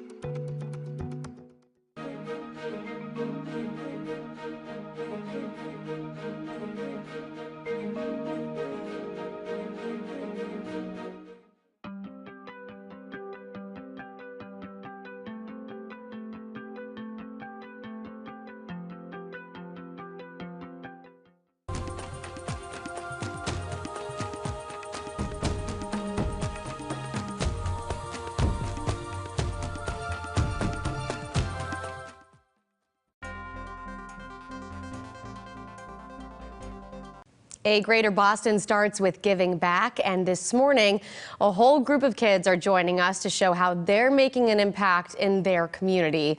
Levin is out live in Woburn with the story of Connor's Kindness Project. Lev? Anna, this is fantastic. We've been here at the Crown Plaza all morning long, and it was great to see that there were kids who were there's a lot of parents, but there's a lot of kids that are running this Kindness Project. And talking to Sharon Marama? That's Said it correctly that time. There we go, You Sharon. did, you got it. Your grandson has started this. First and foremost, what is it like to be around all these kids, knowing that our future is taken care of, because these kids are so kind and helping out? Well, that's one of the reasons why we started it, right, was to inspire others to be kind. And just having this happen and see this next generation really take it under their wing and do something better. And, you know, we want them to help with our Kindness Club, reading books to kids in schools, and we want them just to get out in the community and share the word. As they're getting ready for their cornhole tournament, which is going to be on the 30th, somebody gave you a gift today. Yes, actually, one of the recipients of our Kindness Kit, he was here earlier, Zachary, his mom donated this as a raffle item to thank us for what we did. So kindness going full circle. Look at some of the volunteers who have stayed with us throughout the morning. What has it been like for you to just be a part of this? It's been really rewarding feeling because you can really see the progress in all of the people that you help. And we've done lots of things around our community too. Like we handed out kindness posters during World Kindness Week, and there's pictures of those posted on the Connor's Kindness Instagram along with a lot of the other things we do. The Connor's Kindness Instagram is just at Connor's Kindness if you want to see a lot of the things we do around town. That's fantastic. Let's move over here real quick. And I've got to ask you, there's a whole bunch of pledges stuff that you guys have to do, but how much fun have you had getting to know different people as you're being kind to them, I guess? I just think it's like a really fun experience, just like even volunteering, it's just like a great opportunity to just like hang out with friends, and like you can like we like count inventory and like listen to music and talk with your friends, and like, you know, like you're giving back to the community. It's just like really fun. And how great has it been just to be around the same group of people, knowing that you're doing wonderful things and helping others? It's been really great. Like we almost like bond more together because we're always with each other anyway, but then when we get to do good things for others, it like warms our hearts and makes us feel better. I've got to tell you, Anna, that you have to take a kindness pledge to be part of the group, and I've taken the pledge. I'm not sure I can answer all these things here with the kindness challenges. That includes make someone's bed. Do you do that? I make my own bed. I can't make a lot of people. Rake or shovel for a neighbor. I've done that. Plant a tree. I find that to be very difficult. Well, there's a lot of other things you could do. Compliment 5 people. Let's see, leave sticky notes around school or work. Hold the door for someone. I've done that before. Okay, I've done that before, so that's good. And I recycle, be positive. I'm always positive. There's different things, but when you do get a chance to win, you get a certificate of completion, which is fantastic. I'm going to work towards this. I'm not sure I'm going to, you know what's funny? I'm going to open the door for you, Anna, because I know you got a bum ankle right now, or a bum foot. So I will open the door for you wherever you're going to do, and that will give me my certificate of completion. It's wonderful being around these young adults and seeing what they're doing. It's fantastic. Back to you in the studio. Lev, I'll help you check that box today. Thank you very much. Thank you very much. All right, that's great, Lev. Thank you so much. Still to come in our next half hour, a paycheck for college athletes, the new deal from the NCAA, and a WBZ exclusive. A young boy left bruised after his mother says he was slapped by a bus monitor.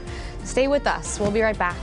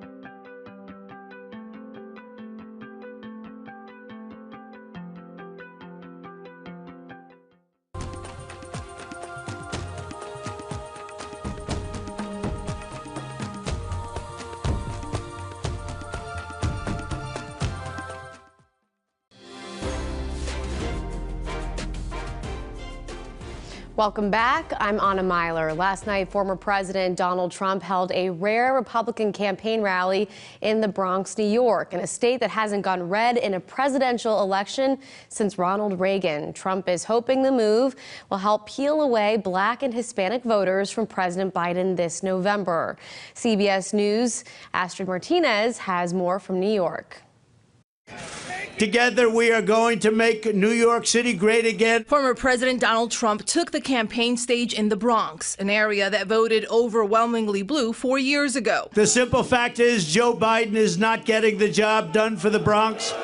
He's not getting the job done for New York. The native New Yorker is also trying to woo Black and Hispanic voters away from the Democratic Party. I think that we should listen to both sides of the argument and then make informed decisions in the best interest of Black people. President Biden spent yesterday hosting Kenya's president, the first African leader to have a state visit in 16 years. In a new political ad, his campaign paints Trump's past dealings with Black Americans as adversarial. He was sued for refusing to rent his apartments to Black families and called for the execution of 5 innocent Black and brown teenagers. The Trump campaign denounced the ad as a, quote, cheap attempt from the Biden campaign to gaslight Black voters. Meanwhile, the Biden-Harris campaign is trying to lure supporters of former UN Ambassador Nikki Haley after she announced this week that she will vote for Trump. I'm happy that Governor Haley decided to come around and unite the party. As Trump's so-called hush money trial is set to come to a close next week, a new CBS News poll shows that more than half of Americans believe Trump is definitely or probably guilty. Trump denies all wrongdoing. Astrid Martinez, CBS News, New York.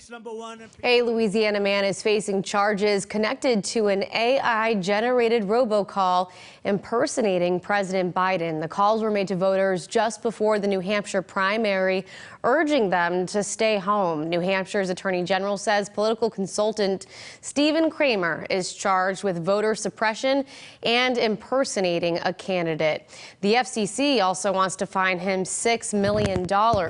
He reportedly did not work alone. A New Orleans magician says that he was hired by Kramer to create the call. What are you thinking, honestly, what are you thinking when it's the President of the United States, not some offshoot third world country. It's the largest country in the world, and you're going to use the President's voice? And then on top of that, it's like, for what? What do you get out of that? That man is not facing charges at this point. Taking a live look outside on this Friday morning, just a beautiful start to the day. And there's a lot of people paying extra close attention to the weather this weekend because it's Memorial Day weekend. How is the holiday weekend shaping up, Jason? Oh, the holiday weekend is going to be great, especially for today and even tomorrow. Sunday starts to look a little bit different, but I think our rain chances on Sunday are going to hold off until the evening hours. At least that's what I text Mother Nature, okay? We're trying to get that forecast to be absolutely amazing for you. Beautiful blue skies, and also the ocean looks pretty good as well out toward the Bay Bay Area. You can see they're upper 60s there. The diamonds of the Zakum also look absolutely amazing with that high pressure system. Starting to see some of those jet contrails as well. Mid to low 50s up to the north. 60s also beginning to splash on in there. We're still about mid to low 60s out towards the Cape. And this is mainly driven because of the cloud cover that stuck around overnight last night. So we'd likely have a little bit of a warm up happening down there. But the race is going to be on to go into the upper 70s and even low 80s later on today, with every single area enjoying a lot of sunshine. Some of the lighter winds outside become even more breezy later on this afternoon. Again, that breezy wind is going to mix all of that fog right on out of here, and we're going to be making our way towards the mid to upper 80s for some areas, far north and also west. But I think our urban core, especially inside the Boston metro, is going to be in the mid to low 80s. Some 70s going to linger out towards the south and also east air. Overnight lows will slip back into the mid to low 50s. But I think as we go beyond into early next week, we're going to start to see Mother Nature start to do a little bit of tricks of the trade for us. Temperature is going to go in a bit of a reversal, and rain chances are also going to spike as well. So it should be a wet end to the month of May and a wet start to the month of June. Anna? All right, Jason, thank you. Now to a story you will only see on WBZ. A mother says her 13-year-old was slapped by a bus monitor on his way home from school. It's a terrifying situation for any parent, but she says her child has special needs, making it harder for him to regulate his emotions. And as WBZ's Beth Germano shows us, this mom wants answers.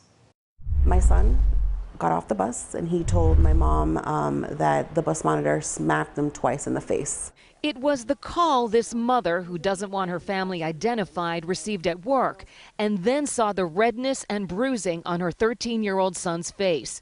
Now outraged that the autistic teen, she says, was assaulted by a monitor on his bus, and wants accountability. Who are these people, you know, to be able to deal with these kind of kids? You know, that they have triggers, they have meltdowns, tantrums sometimes. Do they know how to de-escalate situations? The mother says her son was on the bus heading home from Charlestown High School. A Boston police report corroborates her account that the bus monitor, a replacement for the day, indicated her son was making a mess with popcorn and also used vulgar language toward the monitor, who allegedly grabbed his wrist and removed his backpack. You don't deny that your son may have said some inappropriate things? No, he doesn't deny it. He does not, and I don't condone that. It's just part of who he is, of his disability. Sometimes he says and does things he's not supposed to, but we're working on that.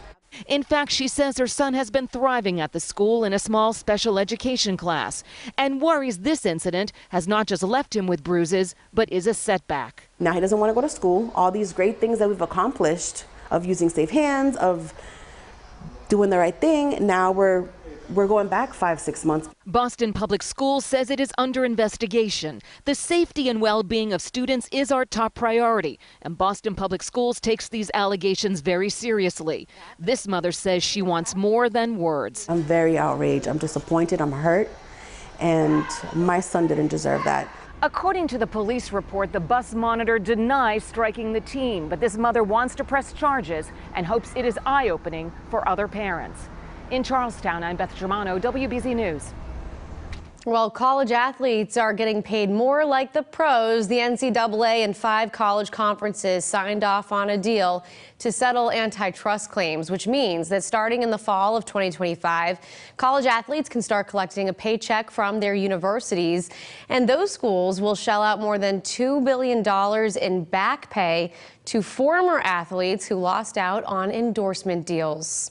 A Gloucester woman says she doesn't know how she will pay for an organ transplant after a fundraising charity suddenly shut down. Kathleen Ernest is the second local family to reach out to WBZ after the National Foundation for Transplants closed down.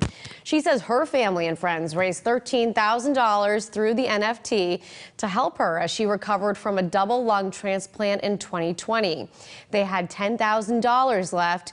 Last week, she learned her organs are failing, and when she reached out to NFT, they told her they are no longer accepting grant requests. I'm not ready.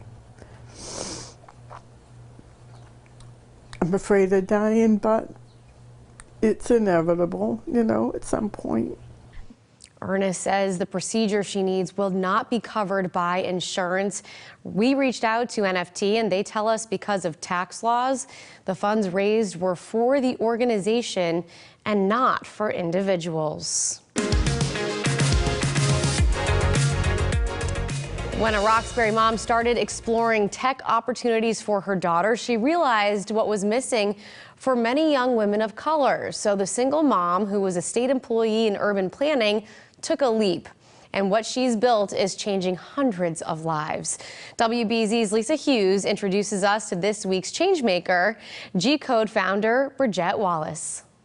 You helped us to think about colors and texture. Bridget Wallace is in the business of transformation, renovating this old Victorian in Roxbury for students who'll reimagine their future here. This house will really be a place where the young women feel seen, where they feel welcome. A co-living, co-learning space for women of color 18 to 25, developing skills for careers in technology. There's a gap in terms of people of color, women of color who see themselves in the tech field, in the tech space, and there's just a gap of information and opportunity, right? And I wanted to close that gap. Bridget discovered the gap when her daughter Madison was exploring tech opportunities as a junior at Northeastern, unsure even where to look. When you don't know what you don't know, it's hard to find those roles and it's hard to make those matches for yourself. They found an enrichment program that opened doors for Madison, who now works at Adobe Systems in New York.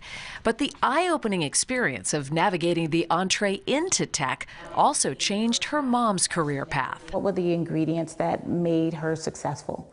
And I wanted to replicate that for other young women. So she had stable housing, she had a supportive community and network behind her. So Bridget left her state job in housing and funded G-Code, Girls Code, a program offering classes, mentoring, even housing and food support to boost the ranks of women of color in tech. It's funded through grants and donations. Pre-pandemic, classes were at the Boston Public Library. Now they're online, and 300 women have graduated the program. What changes as a result of G-Code? What changes is that a young girl in Roxbury who maybe didn't get the opportunity to go to Northeastern or the BUs of the world get another chance. A chance to explore what may have seemed out of reach. Women make up almost half the U.S. workforce, but only represent a little more than a third of the employees in tech. And black women represent just 3% of the tech workforce. What are glaring gaps, Bridget also sees as huge opportunities. We have young women who've gone straight into industry. It could be a small tech company, a startup, or it was a major company like Vertex. Careers that answer life-changing questions. Where can I work, where I can grow, and where I can really build a life for myself and the next generation? The only reason I have that is because of my mom. It's still the same original state. This carriage house on the property will house G-Code's computer lab. While preserving original details in both 124-year-old structures, these will be modern spaces designed with input from future residents. Home to them felt like respite. Jasmine Graves is with the design group Black Space, whose members listen to suggestions that will make this a home. That was really exciting for us to kind of partner with an organization that's Black-led, that's for Black girls, that's filling this huge gap. These are laptop bags. Beautiful. For our graduates. Bridget's eager to open this space to the 14 students who will live here, who won't have to worry about housing costs as a barrier to learning, in a safe, supportive place to grow. I want to ensure that as many young women as possible have the opportunity to dream, to live in a beautiful space, and to think about what's possible. The women in G-Code also get financial literacy lessons so that when they do get that great job, they'll know how their money can make money and build generational wealth. Bridget hopes to open the house in Roxbury in the fall of 2025. Lisa Hughes, WBZ News. Coming up after the break, Jason is back at work in his Do Your Job series, the latest career he tried out, and it's a sweet one.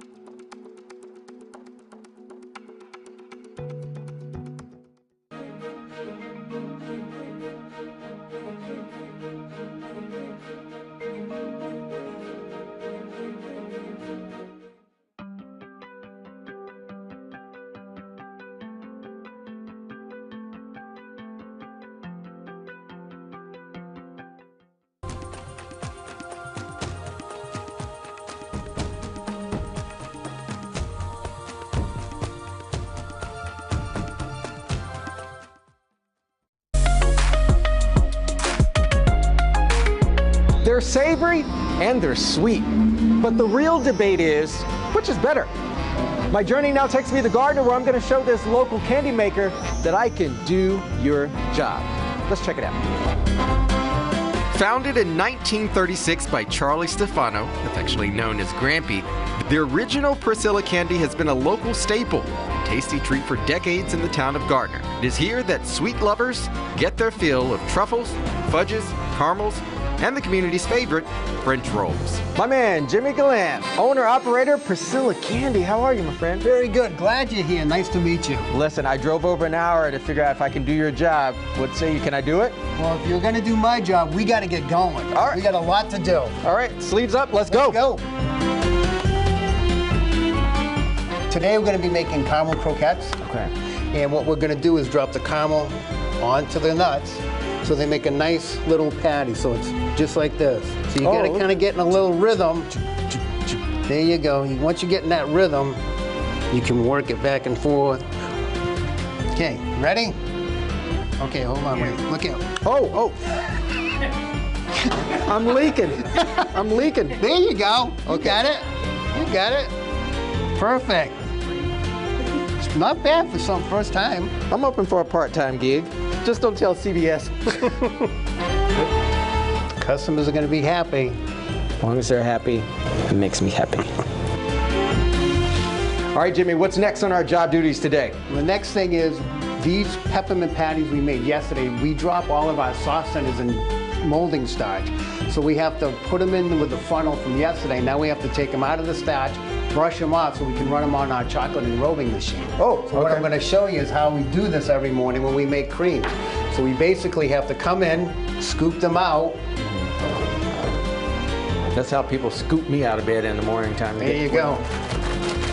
Get the starch off of them, and then you just give them a quick little brush. Okay. Gets a little messy in here at times. Here. Give it a good shake. All right. If they fall out, don't worry about it. We can pick them up. Okay. Perfect. Now give it a little brush. All right. Just brush them off here. And look at those nice little peppermint patties there. Look at those. All right. Now just throw them in the tray right there. We're good to go. All right. What we'll do is we'll take them and we'll put them on the chocolate machine. All right, Jason, so we've taken the peppermint patties out of the starch. Now we're dipping them in chocolate and we have to string them. So it's just a matter of lifting up and playing basically in the chocolate. So what you're doing is you're creating a string with your finger so you can make the O. This is easy right now, but when there's 4 across the belt and one after another, it gets a little time, a little tough to work with. It was difficult for Lucy. Hopefully not going to be difficult for me. Sure was. Dip. Little swirl. Dip. Swirl. Now, how fast does this thing go? This, because I think I want to. this machine only runs at 2 feet per minute. You can't move it any faster. They do have machines that you can make faster, but we don't have one, fortunately for us. Okay, all right.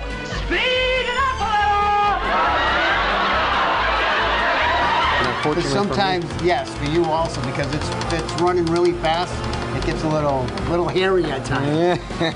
So it's just a matter of dip and swirl. Dip, swirl. There you go. Now you're a professional dipper. All right, Jason, go ahead and grab one. It doesn't get any fresher than this. This is probably the freshest it's going to be.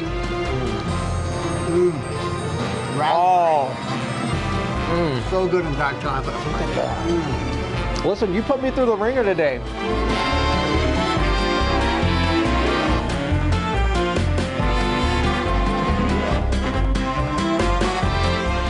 What say you? Can I do the job? You can more than do the job. Oh, I might hire you right now. Listen, let's go. Let's go. Priscilla Candy.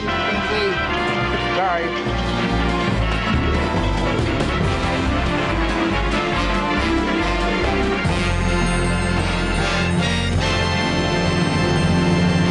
So good. This is for you. Thank you. I'm so excited. I wouldn't be allowed to do that job because I'd be like Lucy. Those look so good. It was such a fun time. My special thanks to everyone at Priscilla Candy, Jimmy and the family there. It's a family legacy. It's now in this third generation of being owned and operated. They have 2 locations, one in Concord, one in Gardner, and it's such an homage to my special bond I have with my grandmother. I used to spend summers and weekends with her, and so watching I Love Lucy, right? Watching I Love Lucy. So oh, I dedicate this one to her. That's so sweet. Just like the treats. Just like the treats. And you know what? We're starting off the holiday weekend with this pretty sweet forecast, too. A sweet forecast. It's a treat for everybody, Let's get into the forecast for this holiday weekend. The unofficial start to summer kicks off today. It's going to be a huge travel day, but I want to begin by showing this beautiful sunrise we had this morning. Bob sent this in from Hyannis. Isn't that gorgeous there? The boats just stacked up and lined up, ready to set sail. Upper 60s outside right now, a balmy forecast for us this Friday morning. Temperatures are going to sail into the 70s and likely move into the 80s as well. But I think the south shore of the Cape and Islands is going to be a little bit cooler with some onshore winds there. Hour by hour forecast, at least for today, will take us from the mid 60s to start into the mid to low 70s, eventually moving into the 80s later on today. The key difference, though, between yesterday and today is going to be the humidity level. So we do have some light. For you now, a separate series of documents of 118 pages in length. Page number just for your references on the side there. In general, do you recognize what those are? Yes. And what do you recognize those to be? Text messages between the defendant and I. Your Honor, the Commonwealth to move to introduce and admit as the next exhibit. No, not as the next exhibit. We are going to mark that 104A. Thank you, Your Honor. Yes. 103A. 103A? That's my understanding. I think the others were marked 103, so it should be 103. John O'Keefe's texts were 103. So it's 104A. And jurors, you'll have both Exhibit 104 with you that was a little bit difficult to read. What we've taken all this time for as counsel is great to work out a form that is much clearer for you to be able to read, and that will be attached or right with Exhibit 104. Okay.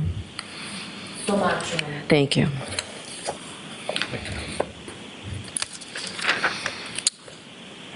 All right, Mr. Lally. Thank you, Your Honor. Now, Mr. Higgins,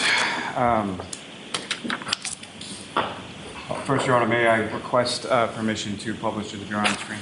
Yes. Starting with page number 1, Ms. Gilman.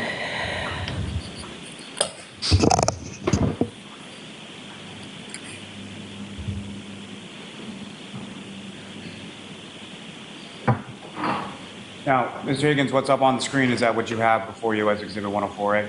Yes. And as you just mentioned, these are text messages between yourself and Ms. Reed, is that correct? Yes. And on what date did you first receive any communication from Ms. Reed? January 12th, 2022. And prior to that, had you had her number, or did she have your number as far as you were aware? No. You had never communicated to her via cell phone or any other means prior to January 12th, 2022. No, I had not. So initially, you received a text on that date from an unknown number, is that correct? Yes. And from the text before you and what's up on the screen, as far as there are gray bubbles on the left, blue bubbles on the right, which is you and which is Ms. Reed? The blue bubbles would belong to myself. So the other bubbles would be Ms. Reed, is that fair to say? Yes. And so that initial communication you receive on January 12th, 2022, that's about 8:27 p.m., is that correct? Yes. And what was the content of the message that you received? You want me to read it? Yes, please. Hey, Brian, it's Weed Whacker. And how did you respond to that? Question mark. And if it's helpful to you, sir, if you can't see the screen sort of from where you are, you can read along in the exhibit before you. Okay. Now, as far as that communication is concerned, is the Weed Whacker, what, if any, meaning did that have to you? Or So ultimately, it was based off a interaction with the defendant, kind of a nickname that she adopted. And how did that nickname sort of come to be, or what, if anything, transpired between the two of you that led to that? So I was leaving, I believe, my residence one day in Canton, traveling down Pleasant Street. I saw the defendant along the side of the house on the Pleasant Street side using a weed whacker, and I gave kind of a beep of the horn, and the defendant gave me the finger. So I realized that she clearly must not have recognized me, possibly because of what I was driving. I was in my work vehicle. So I spun the vehicle around, and as I pulled up to roll down the window, she said something to the effect, "Get the fuck away from me, my husband's a Boston cop." And then I rolled down the window more, and she clearly recognized me, who I was in that vehicle. And did that become sort of a recurring theme in subsequent conversations that you had with Ms. Reed? Yes. Now, sir, if I could direct your attention to page 6 within that exhibit before you.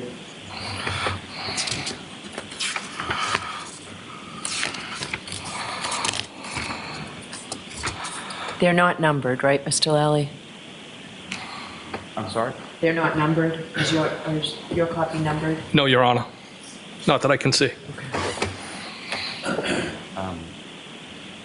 They're not, so be cognizant of that when you ask questions of ATF. Your Honor, I believe they are.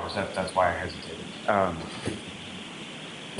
It's sort of in the middle of the page, facing sideways, if you turn the page. Oh, my apologies. I have it now. Very small. So just on this page, directing your attention to the bottom, it sort of goes on to the next date of January 13th. Is that correct? Yes. And if I could direct your attention to page 7 of those text messages. And Ms. Gilman, if I could have page 7 on the screen.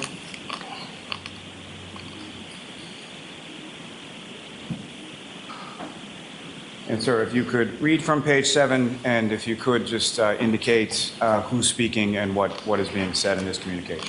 So again, I'm in the blue bubbles. Did you try those Smirnoff screwdrivers? I stopped at the Hilly for one last night. I said, haha, how did you get my digits? Defendant responded, the Melissa and Lito show. I said, haha, I thought you creeped John's phone. I said, haha, again. Defendant responded, no way. I was the last person in Greater Canton who didn't have your number. I think even Kerry has it. I responded, what, with a bunch of question marks? I said, I just don't give my personal number out to anyone. How would Kerry have my number with a bunch of question mark? And the defendant responded, Melissa had it. Now, as far as in those communications, the reference the defendant makes to the Melissa and Lido show, do you know what that means? The two individuals that I also know from the hillside. And the Kerry person that she refers to, do you know who that is? I believe that's Kerry Curran, Chris Curran's wife.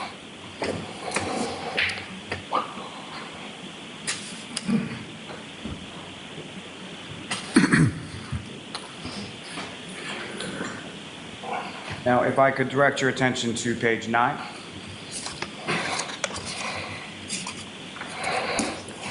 And Ms. Gilman, if I could have page 9.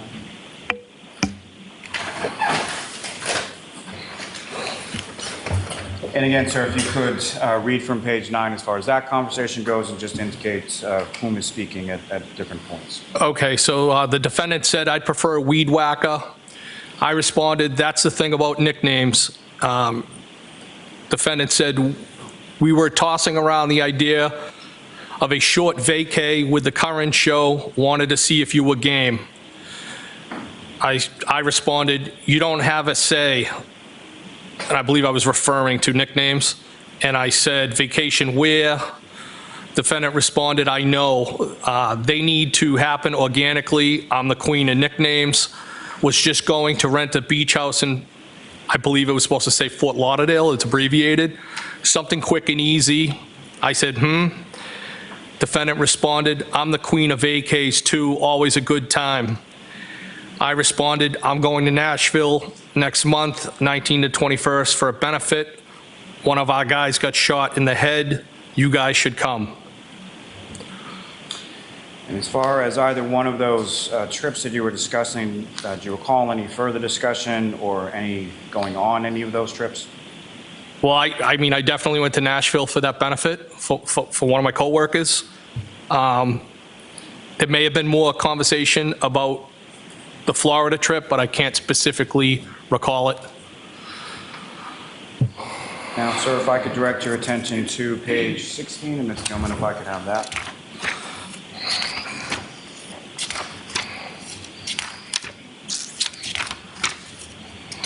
And this is on that same date of January 13th, is that correct? I believe so. The date's not at the top here, but I believe it is. And again, sir, if you could read from that page of communication as far as who was speaking and what was said. So there's a photograph of somebody with a weed whacker. The defendant said, no, you're not a creep. I said, nope. She said, you're kind of a loner, which I used to be.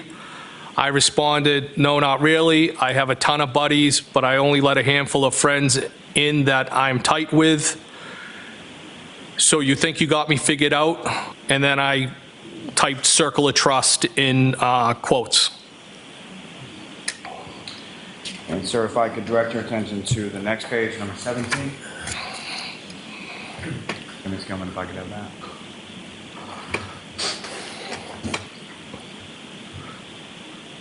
And again, sir, if you could read from page 17 as far as what is said and who is talking.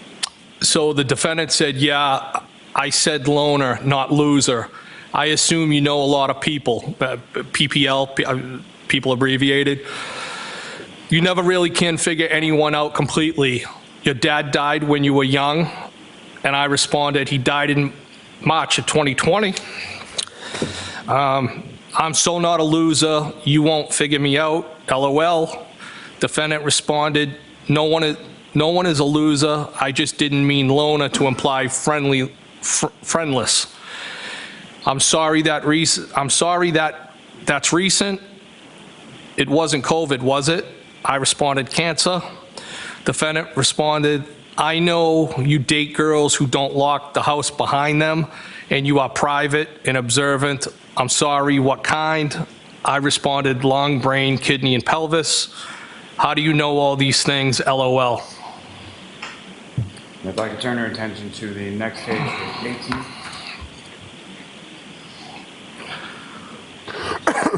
And again, sir, if you could read from that. In the blue bubbles is me. I said, you're funny.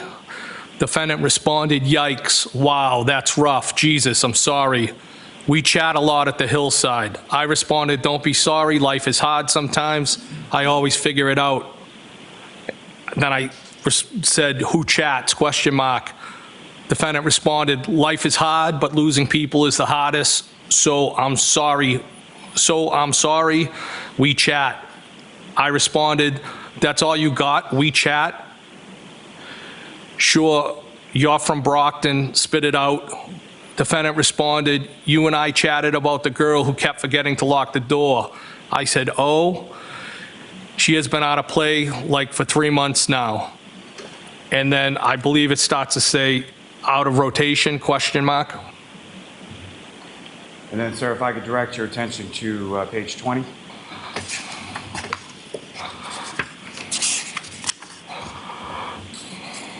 And again, sir, if you could read from that page. I'm in the blue bubbles again. I said, I just got a Saturday invite. The defendant said, did you say yes, question mark. I said, not yet, with a bunch of periods, but did respond. Defendant said, what did you say, Mr. Elusive? I responded, no, I just don't want to intrude on your couple's night. Ha ha, I'm shy. The defendant responded, we prefer to hang out with non-couples. Bob Gallery is probably coming too, solo. We'll probably do cards or something at some point. I'm inviting you. And I said, ha ha. Now, sir, is that the Saturday night that's being referenced there? Is that the same night that you had gone over to the home at some point for the Patriots game? Yes. And if I could direct your attention to the next page, page 21. Yes. And again, if you could read from that page. The defendant said, John said Brian's being wishy-washy now, in quotes. I responded, haha, did you tell him you texted me? The defendant responded, no. And then I gave a thumbs up.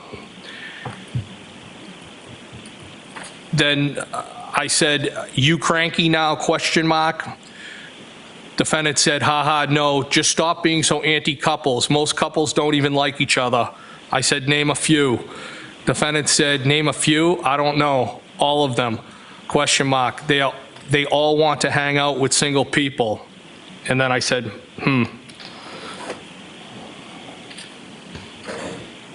Thank you. Sir, if I could direct your attention to page 26.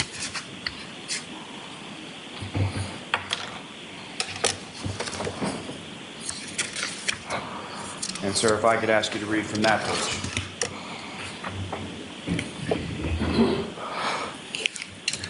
In blue is going to be myself again. Foul ball. Defendant responded, you stink. I said, you suck and you're double trouble. Defendant responded, you're hot. I responded, are you serious or messing with me? Defendant responded, no, I'm serious. I responded, feeling is mutual. Is that bad? How long have you thought that? Defendant responded, are you okay driving? You don't want to stay here. I responded back, I'm fine. I have an office at the PD. You didn't answer the question. And then it starts to say, defendant said, rather you stay here. And is that, to your memory, when is that text exchange taking place? In reference to the night that you went over to the O'Keefe's house? I believe it was that night. Now, at Mr. O'Keefe's house on that particular evening, do you recall how you came into the house? I believe it might have been the front door. And if you know about how long were you at Mr. O'Keefe's house that night? I was probably one of the last people to leave, I think. And what, if anything, happened as you were exiting from Mr. O'Keefe's house that night? So as I was exiting the house, it was either through the breezeway or the garage. And as we were walking out, the defendant planted a kiss on me. Now, before you went out that way, where was Mr. O'Keefe? Did you say goodbye to him or anything like that? I think I said goodbye to him. he might have been in the bathroom. I'm not 100% positive where he was. And when you went to leave, which exit from the house were you headed to initially? Well, as I said, I don't remember exactly if it was the breezeway or the garage I was starting to walk through, but whichever way I started to exit, the defendant told me to go a different way. And which way did the defendant tell you to go? Well, her way. I honestly can't tell you which door that was. If it was either the breezeway or the garage. And as you were going out, again, I'm sorry, what happened? The defendant kissed me. And how did she kiss you? Not like a friend.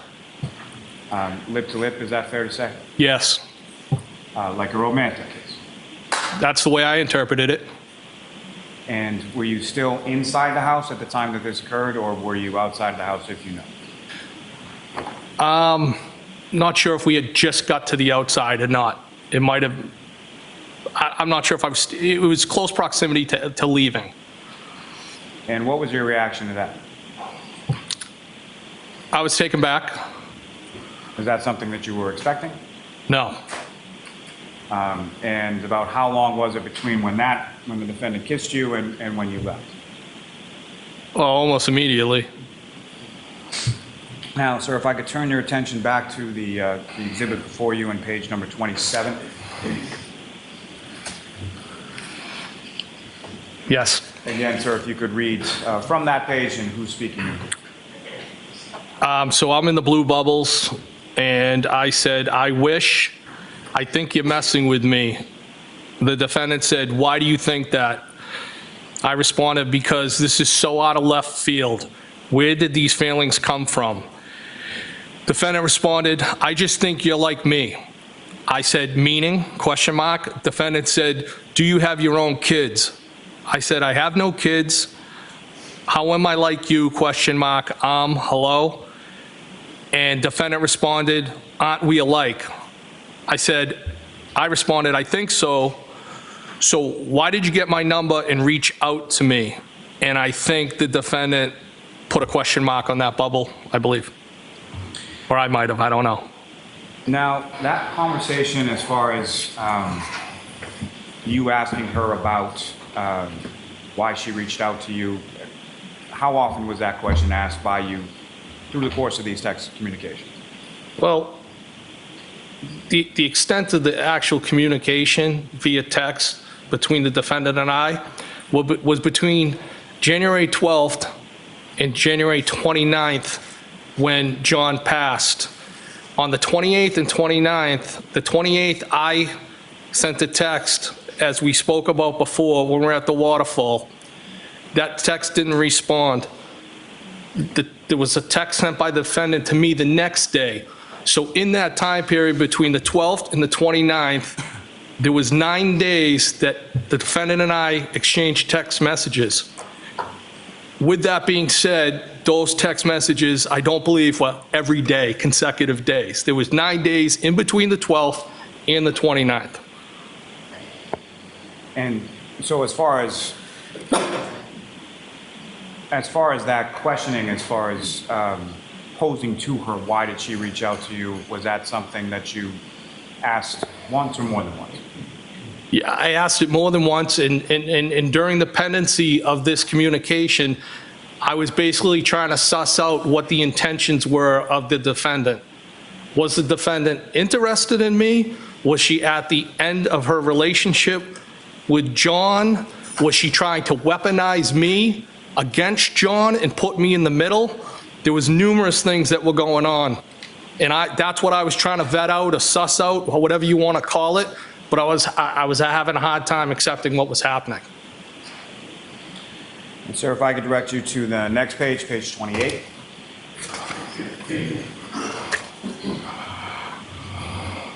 And again, sir, if you could read from that page. So I'm in the blue bubbles.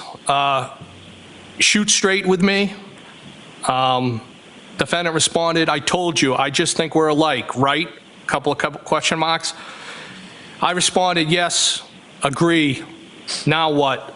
Defendant responded, I don't know. I said, shouldn't you know? Defendant responded, do you like me? I said, yes, from jump. Defendant said, when was jump? I said, first time I saw you. Defendant responded, when was that? I said, Hillside for your shore. If I could direct your attention to the next page, 29. If I could ask you to read from that, sir. So again, I'm in the blue bubbles. Hillside for sure. When were you interested? Defendant responded, I don't know, you're just my type. I responded, you think you can handle me? I thought you were happy, question mark.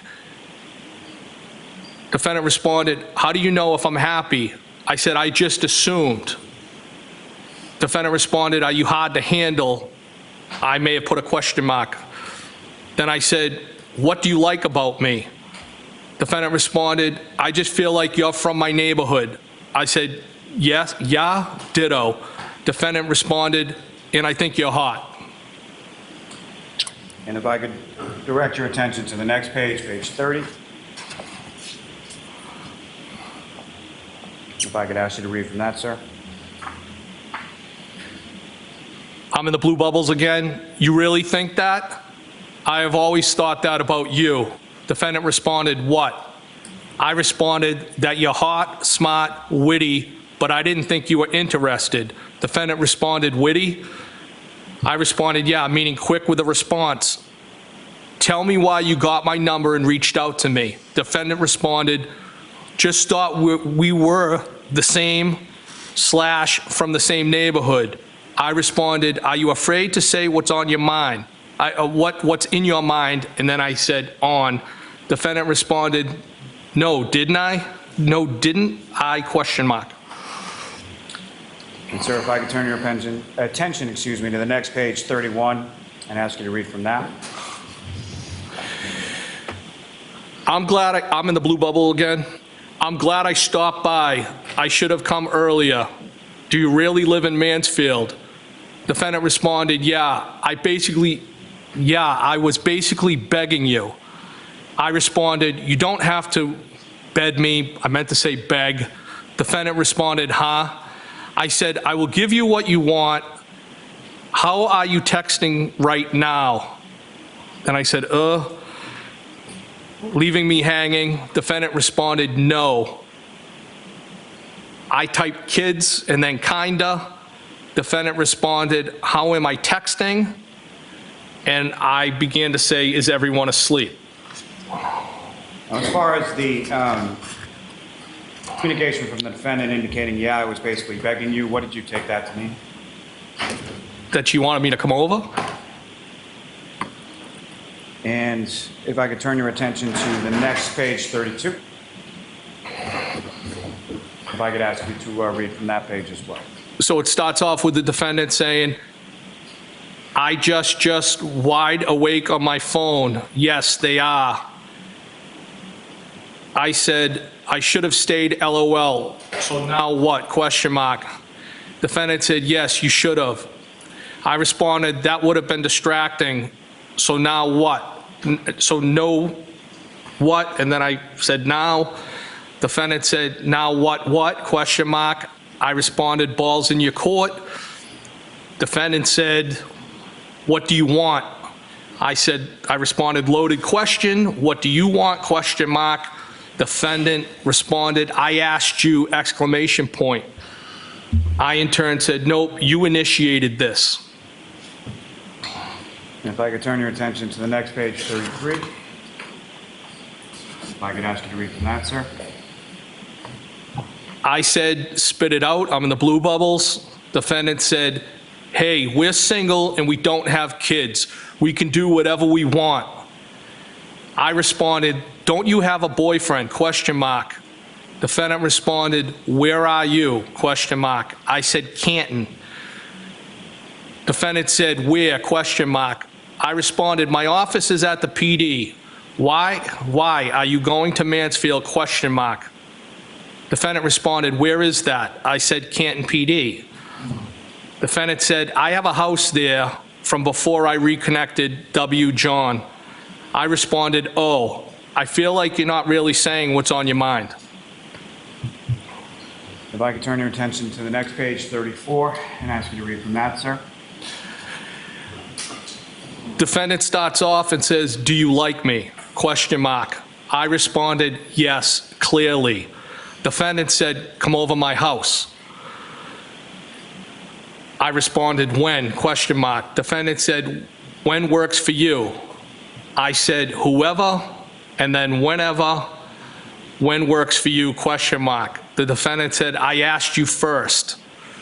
I responded, I think you're messing with me. Defendant said, I'm glad you came over tonight, with some type of face. I responded, me too, ball's in your court. What do you want, Karen? You looked great tonight. If I could direct your attention to the next page, 35, and the last, or second to last blue bubble down the bottom, starting with, are you glad? Do you see that?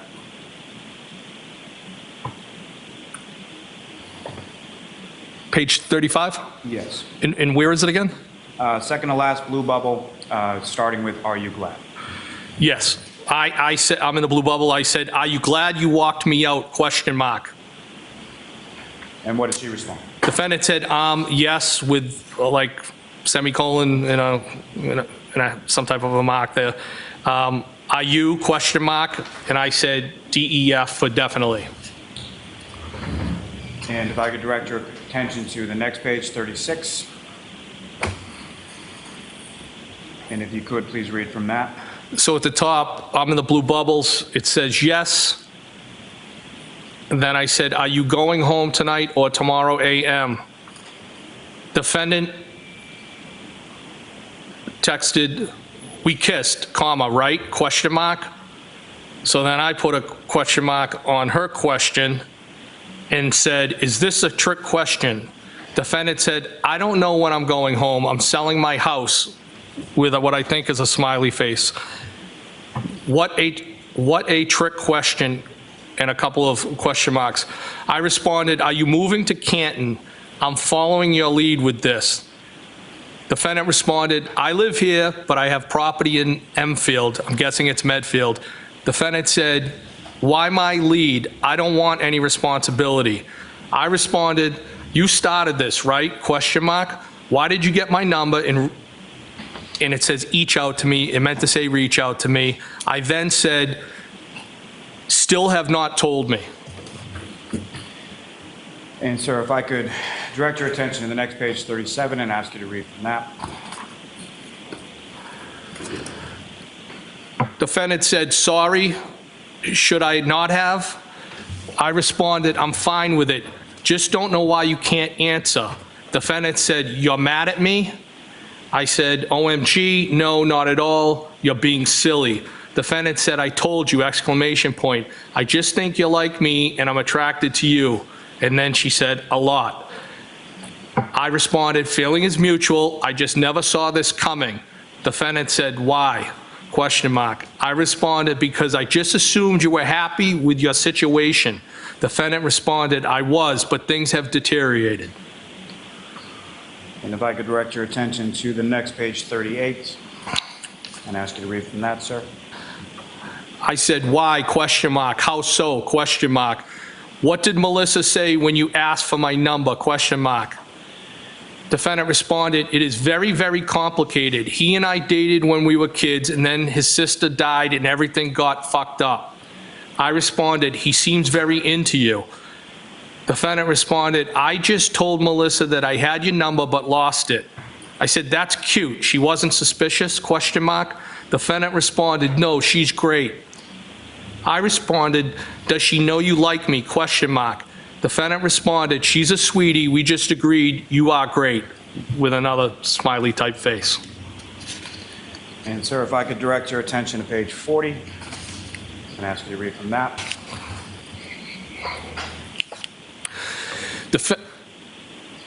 Defendant said, yeah, but where is that? I have had all my shit here for a couple of years and my house has been vacant, but I'd like to get closer to the water. I responded, Are you breaking up or staying together? Defendant responded, I don't know. He hooked up with another girl on vacation. I'm very close to his niece. It is a very fucked up situation. I responded, when was that and how did you find out he hooked up? Question mark. I don't want to complicate your situation. Defendant responded, we went away for New Year's, the four of us. I put the kids to bed and found him in the lobby of our hotel all over one of our friends. Whatever, it doesn't matter. I responded, it does matter.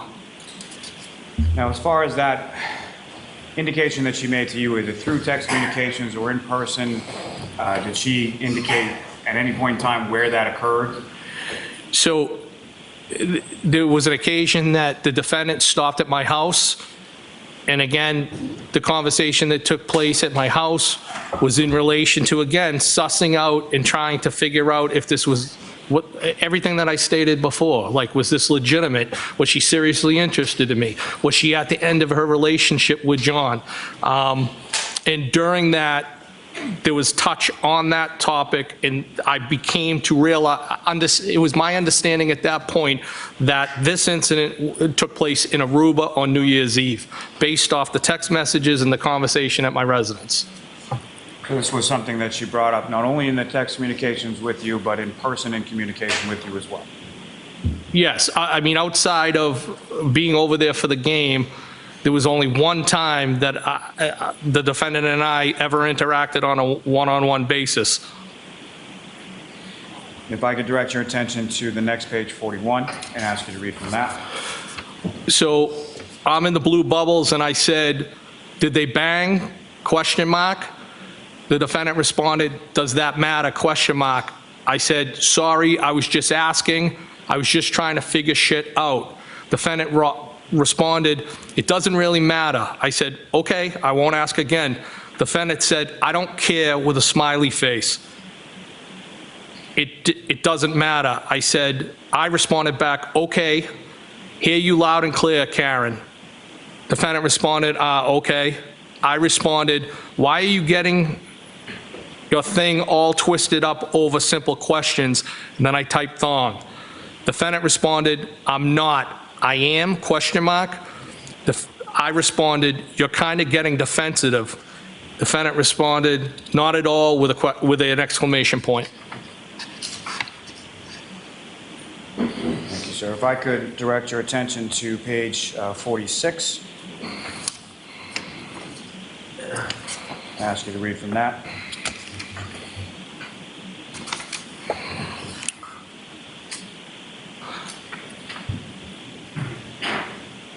Defendant is in gray. She said, we did kiss earlier, comma, no, with an exclamation point. I responded in blue bubble, I think you initiated that, no, question mark. Defendant said, yep. Do I owe you an apology, question mark. I said, OMG, no. Why are you being sensitive? Defendant responded, I'm not. I responded, kinda. There's a P and a FFT, never, responded by the defendant. What do you want from me, question mark. I responded, what's on the table, question mark. Defendant said, what do you want ideally, question mark. I responded, the real deal. Defendant responded, it doesn't exist.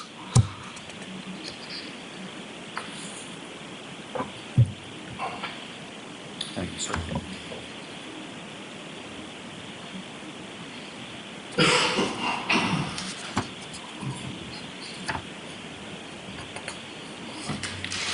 If I could direct your attention to page 57, sir, and ask you to read from that.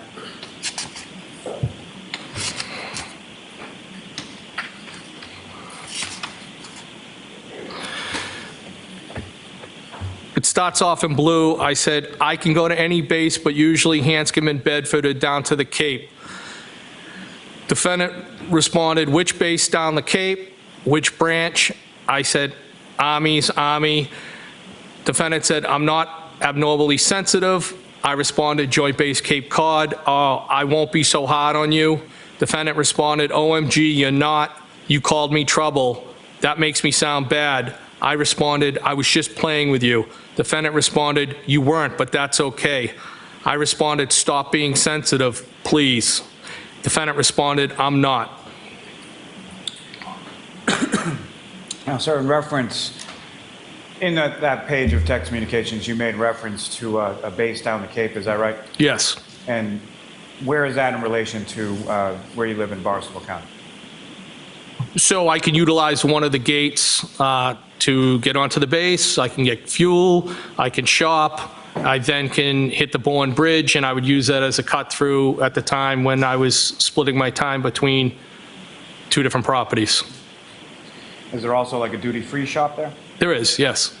And at some point throughout the course of the text communication, you said you offered to pick something up for the defendant from that shop? I believe so.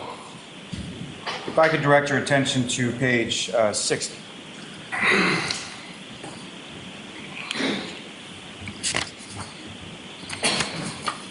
And ask you to read from that, sir. Defendant said, I don't know, question mark. It's an old colonial. It has a lot of bedrooms, with kind of an emoji. I responded, more than you clearly need. Are you moving to Canton, question mark. Defendant said, I know, seriously. Some rooms I only go into dust. Not anytime soon. I'm there most of the time, but sometimes it's a lot. I responded, a lot, why, question mark. Defendant responded, I then said, do you even know what you want, question mark, or who, question mark. Defendant responded, because I went from being solo to trying to give attention to kids who aren't mine, and I never wanted kids. I responded, I thought you were happy in this, I thought you were in this happy relationship. Defendant responded, everyone is happy at the hillside. If I could direct your attention to the next page, 61, and ask you to read from that. So it starts off with the defendant. It said, everyone is happy at the hillside, exclamation point. I responded, oh God, you avoid things. Defendant responded, it's just very, very complicated, dynamic with the four of us. He isn't cut out for what he's doing, and the kids present constant issues. I responded, I think he believes he is doing the right thing. Defendant responded, well, of course he is, but his heart isn't in it. It's only because he was very, very close to his sister. I responded back, I know how you feel, kinda. I was married, and when I met her, she had a 2.5-year-old. I went from being single to being a dad. It's hard. Then I said, I'm divorced since 2017 and have no kids. If I could ask you to turn to the next page, 62, and ask you to read from that, sir. I said, I'm divorced since 2017 and I have no kids. Defendant responded, I try very hard, but they are very spoiled, and they're not my family. My parents keep telling me I'd feel differently if they were mine or my own sisters. Then I told you he got drunk and sloppy on NYE while we were away, and that has really affected me. I responded, what did he exactly do, question mark. Defendant responded, I never got married, and now somehow I'm arguing someone about raising kids with an emoji. I responded, why don't you tell me, question mark. Defendant responded, he was a puddle all day and then disappeared. Then I found him all over our friend's sister in the lobby of our hotel, and she's gross, which I think may actually be worse, not sure. I responded, oh God, did they bang? I can ask you to turn to the next page, sir, page 63, if you could read from that. I'm in the blue. I said, did they bang, question mark. Defendant said, so I was the kids celebrating New Year's, I think it's without him, which shouldn't be my role. No, I doubt it. He was a mess. I said, was it the first time with her, or do you think there were others? Defendant responded, I don't really think there were others. I'm with him all the time. He never seems to want to go anywhere, without me. But honestly, the issues with the kids bother me more than him actually cheating. They are constant, and it feels like a lose-lose. I responded, You clearly have a lot of feelings swirling inside you. Defendant responded, yeah, it's very complicated. Sorry for the rant. I responded, or began to respond, you can vent, babe. If I could turn your attention to the next page, 64, ask you to read from that, sir. Defendant said, basically, I just feel like I spread myself too thin and sometimes it's thankless. I responded, Defendant responded, you probably felt that way too. I responded, I did at times. It was one, not two, thankfully. Defendant responded, want to grab a drink, question mark. I responded, if you gave me some notice, I could have. Defendant responded, you in capital letters said you were adaptable. I responded, I am, but I have my work truck with me and not my personal. Do you get angry when you don't get your way? Defendant responded, that sounds like an excuse. I rarely get my way. Now, as far as her invitation, is that something that occurred on one time or more than one time? I believe it was more than one time. And at any point in time, other than the two you've already recounted, as far as going over to Mr. O'Keefe's house for the football game, or the defendant stopping by your apartment in West Roxbury, were there any other occasions you went out over the defendant's house or out with the defendant by yourself? No, never. And sir, if I could direct your attention to page 74. Ask you to read from that.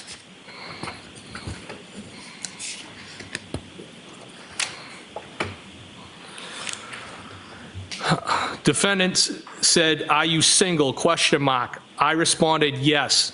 Defendant said, I don't think it's out of left field. Wasn't I already begging you to come over last Saturday? Question mark, question mark. I responded, you getting my number from Melissa and reaching out to me? Question mark. Defendant said, and on vacay and probably a few other occasions. I responded, you didn't, it should say you didn't really beg. Defendant said, I asked at least twice. How do people usually reach out to each other? Question mark, question mark. I responded, why would I have thought you had any interest in me? Question mark. Usually do it when they do live with, usually do it when they do live with someone. And then I said, do not do it. Defendant responded, maybe, maybe not. Thank you, sir. If I could direct you to page 77.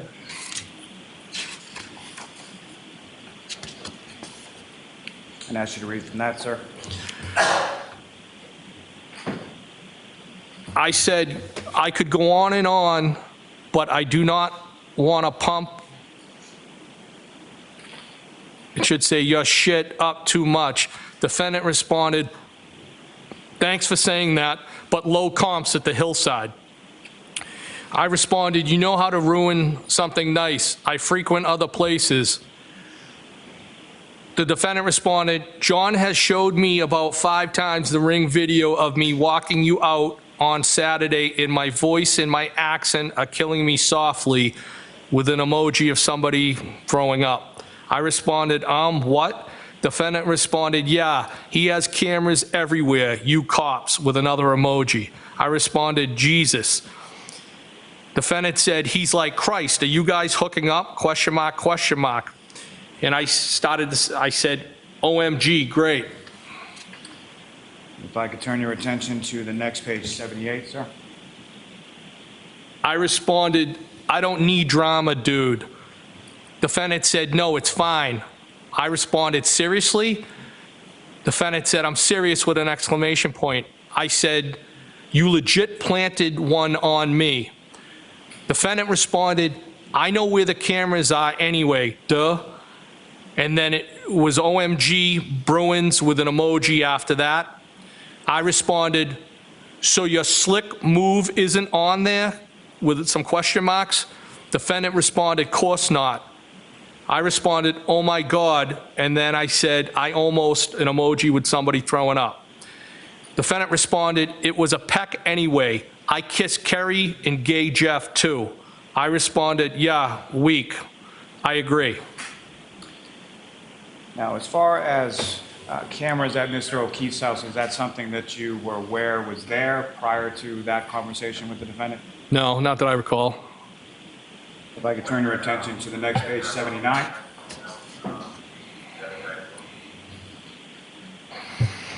And ask you to read from that, sir. Defendant said, LOL, funny. I responded, so now he is jealous of me, question mark. Defendant said, no, with an exclamation. I told you, he likes you a lot. I said, which makes this worse, question mark.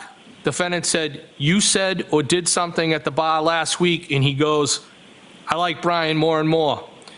I responded, I think he's a good dude too. Defendant responded, yeah, he is. I responded, funny.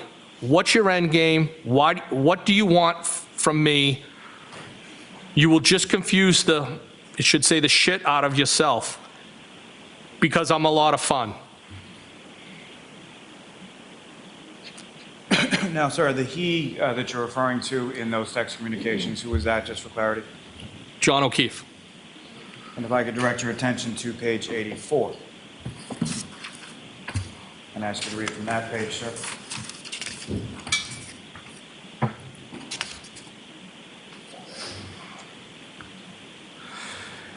I said, it was fun.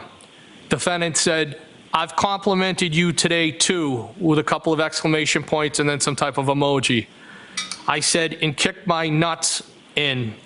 Defendant said, OMG, how? I responded, if I had more notice, I would have grabbed a drink somewhere, so I'm all set with, that's, and then I said, in quotations, that's fine, but I am not asking again. Defendant said, well, it was 7 p.m. and I'm super cool, so right now I'm asking again with some type of a, I think it's a smiley face. I responded, coming to your house would have been bad for the both of us. For starters, you wouldn't have wanted me to leave. The defendant responded, now equals not. That sounds good. I responded, that's trouble. Defendant said, why, question mark. And if I could direct your attention to page 90.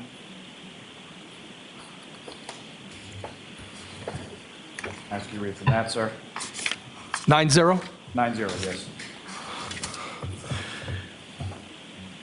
The defendant said, no, I'm busting your chops, it's okay. I responded, no, you are sensitive, nice try. You don't think if I came over for a drink, we would have gotten carried away. Defendant said, you in capital letters said you were adaptable and tons of fun. I took that as an invite for an invite. And I responded, oh, okay. Defendant responded, I'm 42. I know what happens when you invite someone over for a drink. I responded, you're the master of avoidance, so you think I would just give it, meant to say give it up. Defendant responded, I've been a lot in my life. I have a little bit of cop DM mindset, and then said, been through. And if I could direct you to the next page, 91, sir. Defendant said, what am I avoiding, question mark. I'm not afraid to be direct. I responded, some of my questions. Defendant responded, okay, which? Ask again. I said, nope, tricks are for kids. Defendant responded, I'm pretty sure we would have hooked up. I responded, okay. Defendant said, I can't say that, question mark. I said, of course you can. Defendant said, did I miss any other questions, sir, question mark. Probably, are you having a drink right now, question mark. Defendant said, yeah, on my second. I said, show me what you got. And if I could direct your attention to page 99.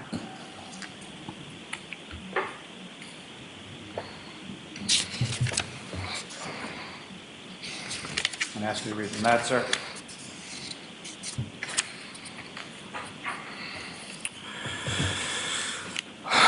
Defendant said, none of that is true, exclamation point.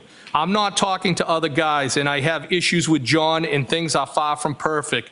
You just happen to know about him, BC, I guess, because we all hang out at the same bar. I'm sure you talk to other girls. That's what single people do. I'm not married, neither are you, neither is John. I responded, was that your attempt at a lecture or deductive reasoning, question mark? What do you want from me, question mark? Defendant said, that's just how I think / feel. You don't need to approve. I've already answered that last question a couple of times, I think. I responded, I'm not judging you, never have, never will. Defendant responded, you shouldn't. I don't know what your private life is about, nor is it my business. Thank you, sir. If I could now direct you to page 102 and ask you to read from that.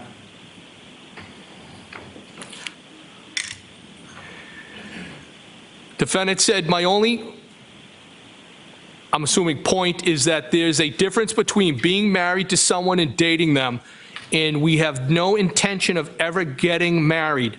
The point of dating is not to get tied down. If you're not confident, you should be, in my mind anyway. The first two, but I don't care too much about the other girl. I responded, okay, so he is cool with you dating other people, question mark. Defendant responded, and I'm not happy per se, just realistic that there's cracks and it's far from perfect. I doubt it. If he's seeing someone else, I wouldn't want to know either way. He probably feels the same way, and you probably feel that way about whoever you hook up with. I think that's normal.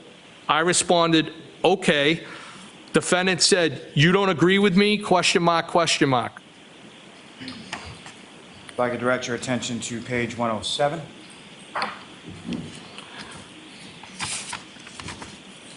Ask you to read from that, sir.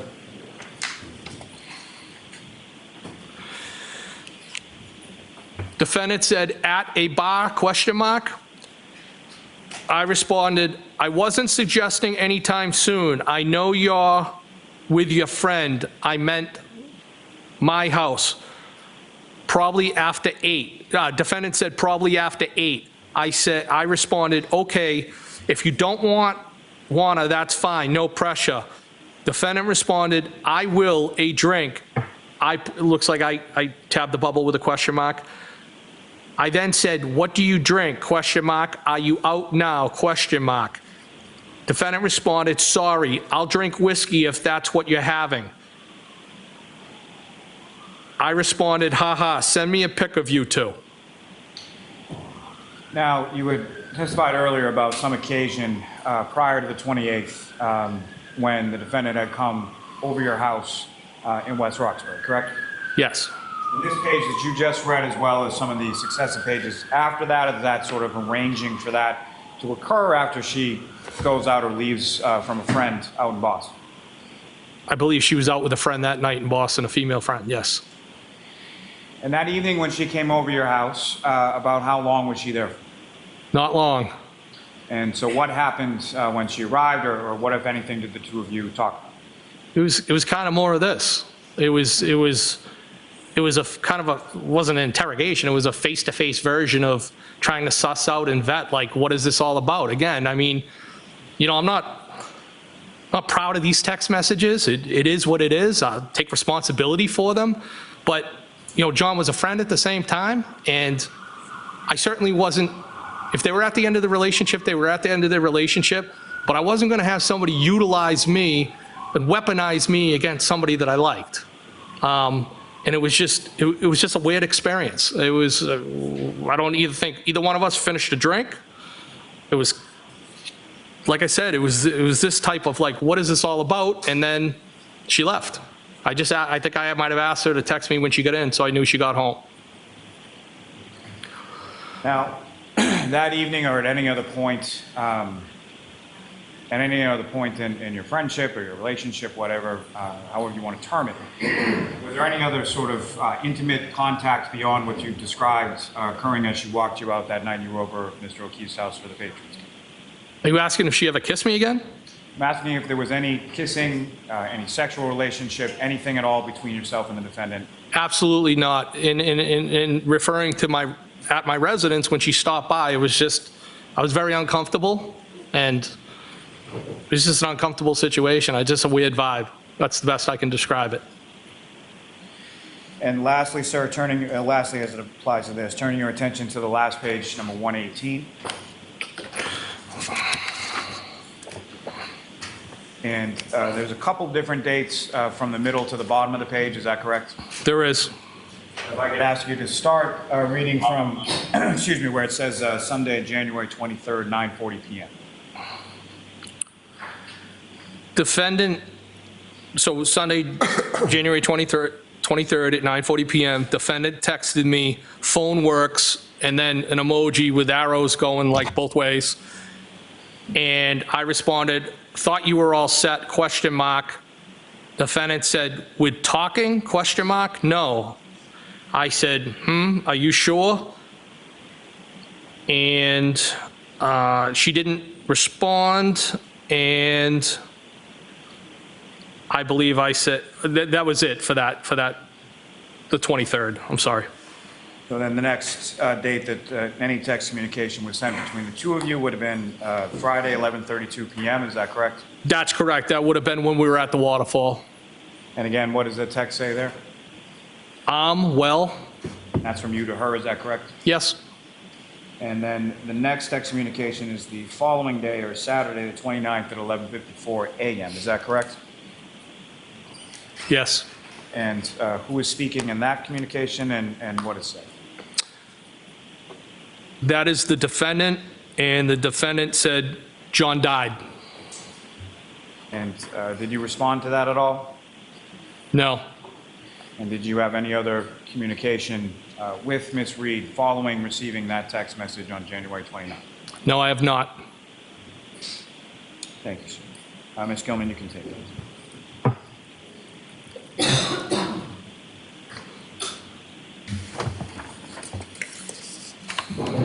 Sir, if I could, a couple more questions for you, taking you back on the early morning of January 29th, when you had come from Waterfall to Fairview and then you were leaving from Fairview, if I could turn that sort of portion into your mind.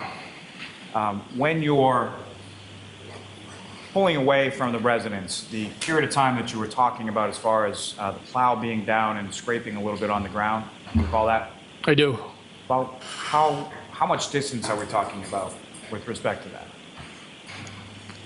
Distance, less than a foot, I would say. I mean, it's real quick, I heard it.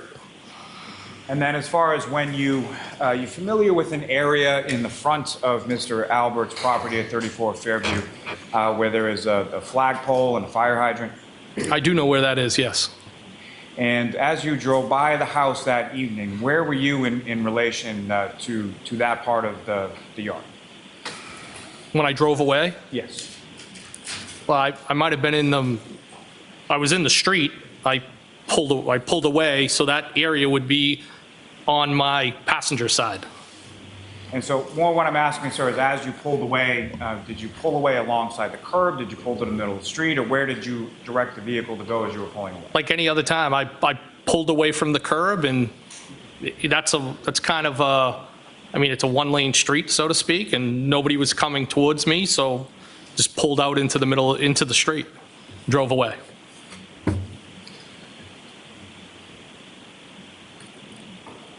If I may have a moment, Your Honor. Yes.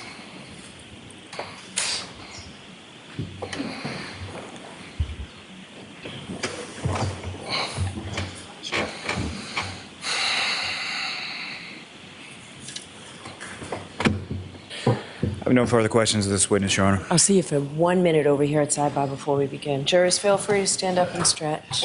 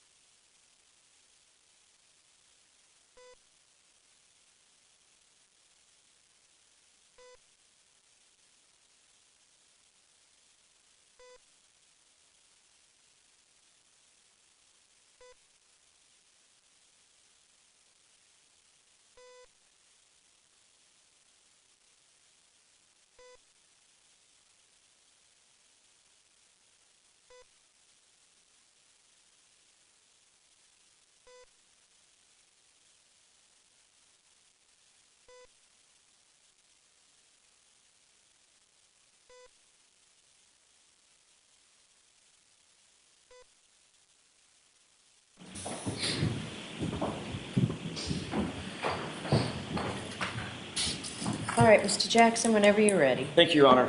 Who did you come here today with, Mr. Higgins? Who did I travel to the courthouse with? Who did you meet here? An attorney, my attorney. Is there a reason that you felt compelled to bring an attorney with you for your testimony as a witness in a homicide investigation? Objection, Your Honor. Sustained. Trial, I should say. Sustained. You brought your attorney with you who's sitting right behind you, correct? That is not my attorney. Oh, I'm sorry. I thought you were his attorney. My mistake. Where's your attorney? I don't know. He might be in the courthouse. Is he in the building?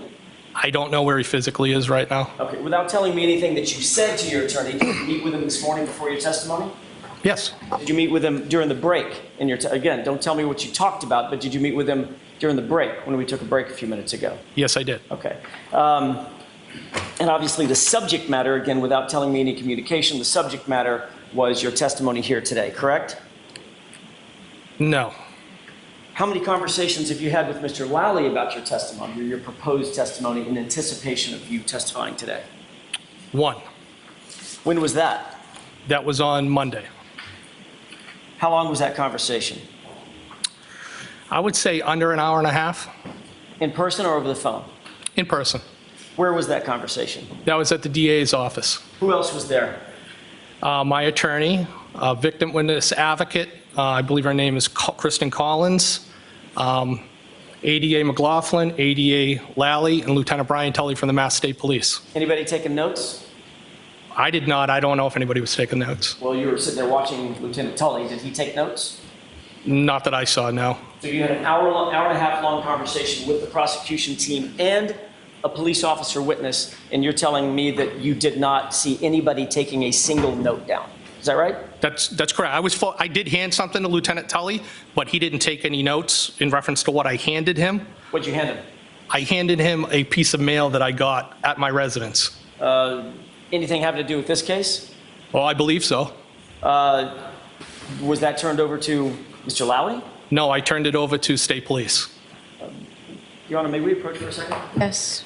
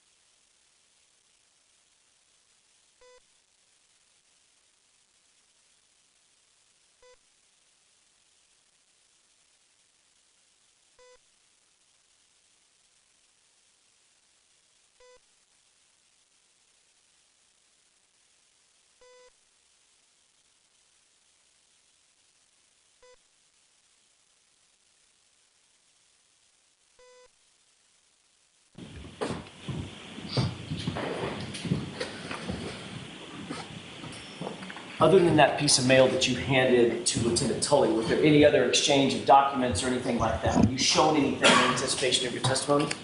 The only thing I can be recalled showing was a photograph of the exterior of 34 Fairville Road in Canton. What about the text messages that you just went over extensively? Were you shown those? I was shown a pile of papers, and I was advised that those text messages were going to be, they were put into another format so they were easier to read. And these are the screenshots that you've just described on the exhibit. Well, as I said, he showed me the stack, said they were the text messages. They were in a different format, but I'm assuming that's what they were. What was your assignment with the ATF back in 2022? I was assigned to the Bridgewater field office, but I was full-time with the United States Marshal Service doing fugitive apprehension. And where were you physically officing out of? Well, I continue to maintain the office at Canton PD. Okay, but to be clear, you were a federal officer, not a Canton police officer on some sort of a task force with Canton PD, correct? No, I was not on a task force with Canton PD. But you did have an office at Canton PD based on a personal relationship that you had with the chief, correct? He gave you this office as a courtesy, is that right? So if I can explain. Yes or no? Was it provided as a courtesy? Well, working partnership, I would say. And you've been asked that specific question in a prior hearing, correct? Yes. In June of 2023, right? Yes. And you explained, look, there was a personal relationship that I had with Chief Berkowitz. I did. It was born out of tragedy, a family tragedy that he was aware of. Horrible tragedy, yes. And based on that personal friendship and that personal relationship, he offered you the convenience of officing out of Canton PD. I would say that's a good summary. And in addition to just having an office there, you also had a key card access, correct? I did, to get in and out. What was the name that you used? You said it was a proxy card? I think it's called, I think in the IT world, it's probably called a proxy card. That's what I know it to be. So you had both a physical office and full access to Canton PD, all based on the friendship and relationship and convenience. The friendship and relationship you had with Chief Berkowitz and the convenience that he wanted to give you for having that office there, correct? No, I wouldn't say full access. I had access to certain areas within the department. Well, you certainly had access to and from your office. Yes. You had ingress and egress to the Canton Police Department. Yes. You could go in and out of the Sally Port. I could. You could go upstairs to Chief Berkowitz's office. Yes. You could go downstairs to the dispatch area, which is on the first floor, correct? Yes. And then you could go out to the Sally Port, into the Sally Port, across that garage, those two bay doors, at your leisure. Well, that would exclude the evidence room, the arms room, and places like that. I didn't have access to those places. Right, but the places that I just mentioned, you did have access to. Yes, absolutely. You'd had that office for what? Back in January of 2022. Probably had that office for more than 3 years. I would estimate probably sometime around 2018. 2018. Okay, yeah. Not 18 years. 2018. No, 2018. I'm sorry. Okay. My apologies. Yeah, maybe close to 4 years. Yes. Okay. I want to turn your attention, Mr. Higgins, to January 28, January 29, 2022. By the way, I should ask another foundational question. Are you currently still at ATF? Am I employed by ATF? Correct. Yes, I am, a special agent, yes. And what is your current billet or your assignment? Objection. Is that something you're free to discuss? I'm assigned to division operations at this time. Okay, what does that mean? That's... You're taken out of the field? Was I taken out of the field? Yes. Are you no longer in the field? Objection, Your Honor. Move to strike. Sustained. Let's move on. You may be able to come back to this. Thank you, Your Honor. I want to turn your attention now to January 28, 29 of 2022. You recall those dates? I do. You've been living with those dates for the last couple of years. Like a nightmare. John O'Keefe's body was found outside your friend Brian Albert's house on the morning of January 29th, 2022, correct? Yes. You've previously testified that on January 28th, you had gone to New York for this memorial service, correct? Funeral service, yes. The funeral service, not the memorial, you separate the two? So, well, the wake would be the night before, funeral, I call them the services. It wasn't a memorial. Memorial to me would be more of like an annual thing. This was the services. Understood. Just want to be clear. So you went with Brian Albert, Kevin Albert, and Eddie Hernandez, is that right? I traveled down there myself, but I met up with them. To go to the services? Yes. Is it fair to say that you and Brian Albert and Kevin Albert sort of run in the same social and professional circles? I mean, without speaking for anybody else, I think we know a lot of the same people. Go to some of the same holiday parties, for instance. Yes. Go to some of the same events, whether they're law enforcement events or otherwise. Retirement parties, yes, things like that. Might meet up at a bar and have a social drink together. Yes. Might share a meal together, correct? Yes. And you would agree that you particularly are pretty well connected to the Canton law enforcement community. Could you qualify that, explain that? You know quite a few cops, right? Well, it's a small department, so I do know everybody in the building in some capacity. Okay, so my question is, you know quite a few cops in Canton. I do. You're pretty good friends with, as a matter of fact, maybe best friends with the chief of police, former chief of police, Kenny Berkowitz, correct? Yes. You know Brian Albert, he's a Boston police officer. Yes. You know his brother and work with his brother at Canton PD, correct? Yes. So it's fair to say, back to my original question, you're relatively well connected in the law enforcement community, the fabric of that community in Canton. Is that right? Well, I think that comes with working with people, yes. Is that yes or no? Yes. Okay. As a matter of fact, you've even given a personal toast at one of these events, these retirement events, et cetera, correct? Chief Berkowitz, yes. And during the course of that toast, you even said if you want to hide a body, Kenny Berkowitz is your man, correct? Objection. Did you say that? Did you say that? I don't recall that. You don't remember telling that joke in front of a room full of folks? I don't. If you want to hide a body, Kenny Berkowitz is your man? I don't. Okay. You will agree that some of your closest friends are some of the more powerful people in Canton in terms of politics and law enforcement, right? Objection. Ask it differently. At that same retirement dinner, there were members of the DA's office there, correct?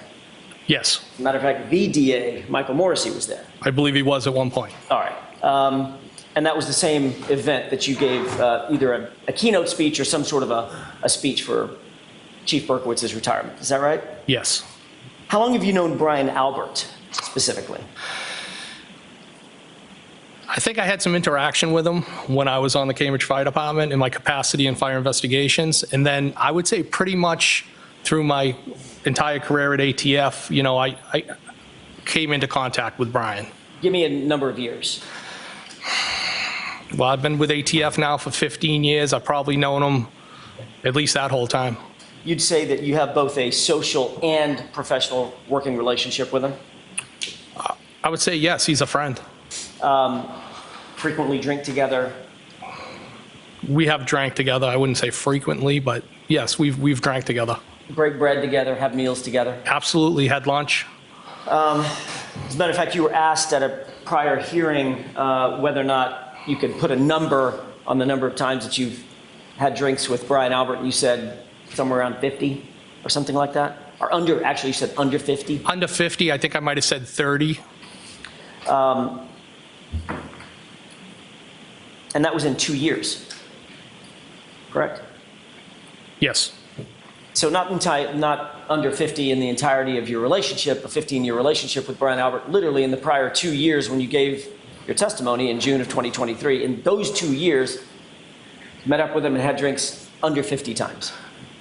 Was that a question? Yes. Well, could you rephrase it? Sure. Is it true that you testified, answer, quote, I mean, in 2 years, I mean, maybe under 50, end quote. That was your testimony to how often you socialized with Brian Albert, correct? So we socialized more when I started working with his unit. Okay, so my question is, well, I don't know the exact number, but yes, we socialized, absolutely. That's all I was getting at. Okay, that's fine. I mean, there's no secrets here. He's my friend. Mr. Higgins, let me ask the questions. I get it. That's fine. I get it.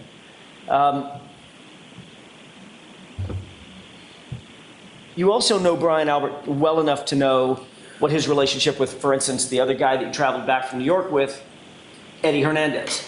I do know Eddie Hernandez. I actually know Eddie the longest out of everybody. So you knew Eddie, or Officer Hernandez, Objection, Your Honor. Ask the question. You knew Officer Hernandez before you ever knew Brian Albert. Yes. You knew him before you even knew Kevin Albert.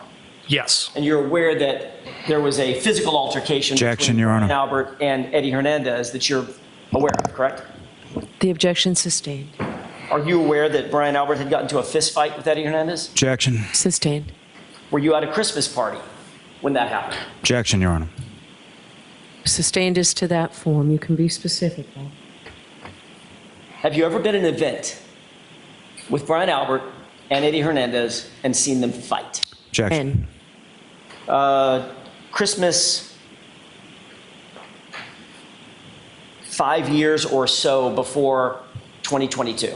Okay, the objection sustained. You do know that Brian Albert has a reputation for being a fighter. Objection. Sustained.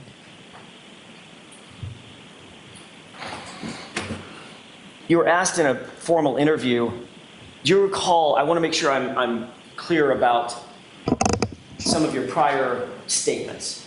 You had a formal interview with some folks prior to your testimony at a prior proceeding. Do you understand what I'm talking about? I'm tracking. Okay.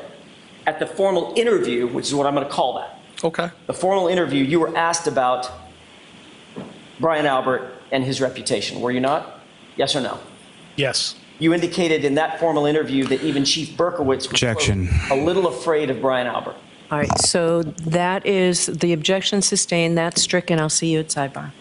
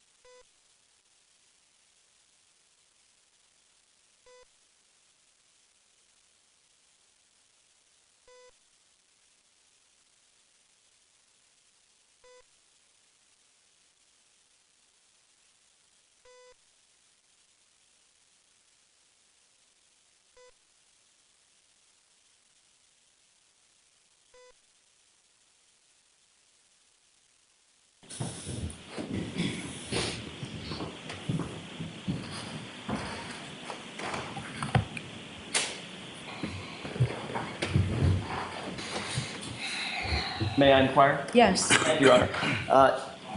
You're also relatively close friends. In addition to being close friends with Brian Albert, you're also relatively close friends with his brother, Kevin, correct? I am. Kevin Albert is a detective with the Canton Police Department, is that right? Yes. And you've worked in the same physical office with him for a number of years? Physical building. Physical building, that's a better way to put it. It's different. Is that right? Yes. And it's fair to say that you've consulted with Kevin Albert on certain of his cases professionally, is that right? I've assisted. And you've also socialized with him, shared drinks with him, Yes, gone out to bars with him, is that right? Yes, I have. It's fair to say that you know the Albert family relatively well. I would say that I know Brian and Kevin the best. On January 28th, you drove your Jeep Wrangler to the Hillside Bar to meet up with Brian Albert for drinks, correct? I did. You said you drank 3 to 4 whiskey sodas at the Hillside, is that right?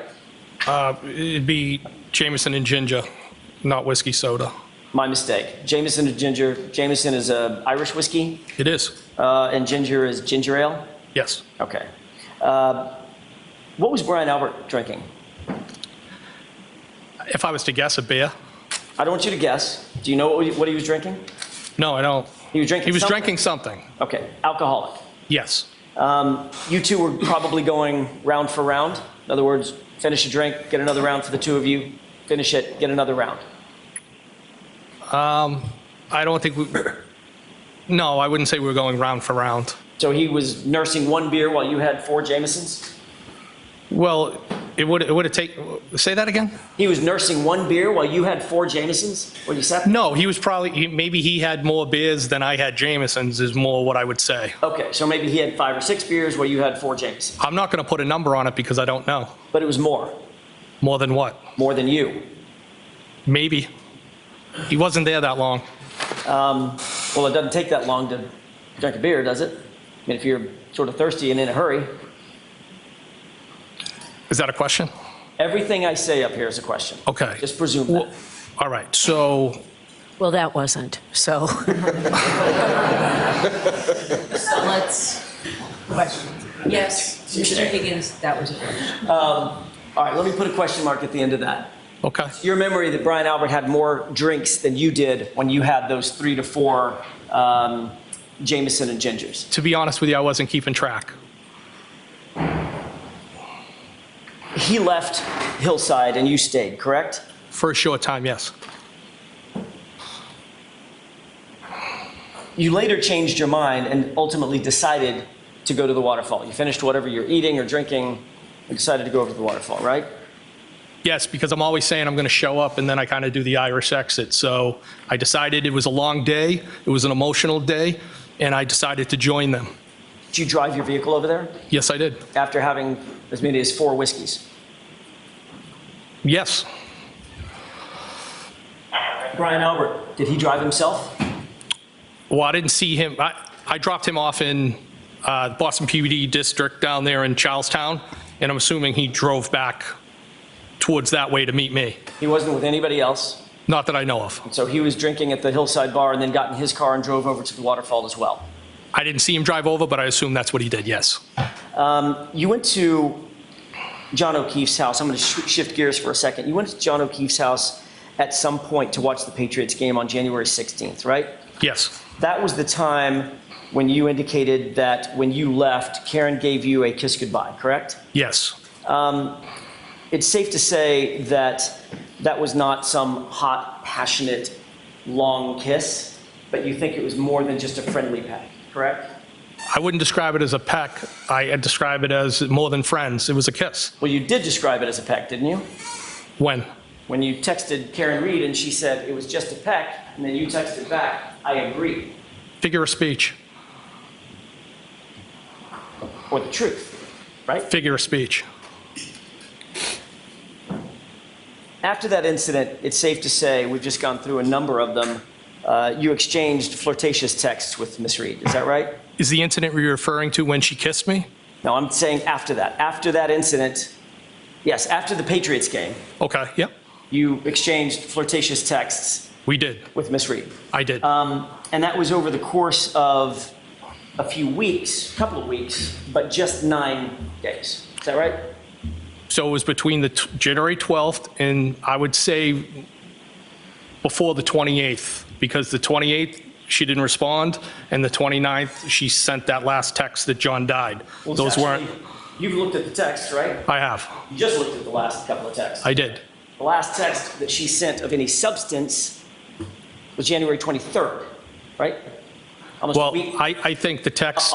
I think the text on the 29th, John died. There's substance there. Okay, I'm not suggesting. I'm talking about after you said well. Yeah. On the 28th, right? the text of substance between the two of you, talking between the two of you, not the John died text, that substance ended on the 23rd, didn't it? I'd have to have the text in front of me to agree with you. I think it's right here, Mr. Jackson, right in front of the exhibits right there. Thank you. May I approach? Yes.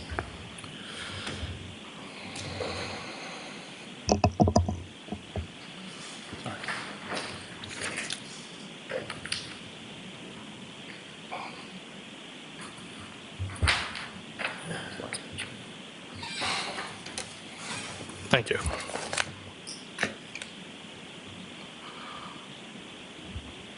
Okay, are you directing me to the 23rd? I'm directing you to the last page. Just look at everything on it and tell me if that refreshes your recollection. This is the last substantive text about you and Karen before your well. Yes, it'd be the 23rd at 9:40. Okay? Yes. Thank you. So it was 9 days of texting between the two of you, correct? I believe so, yes. And aside from the kiss goodbye, you two never had any sort of physical contact with one another? Do you mean intimate when you say physical? Correct. Yes. I'm not talking about shaking her hand, Mr. Higgins. Well, I want to answer your question truthfully. I would like you to, too. You didn't have any physical, intimate contact with Miss Reed, correct? No, I did not. There was no other hugs or kisses or certainly no sex? No.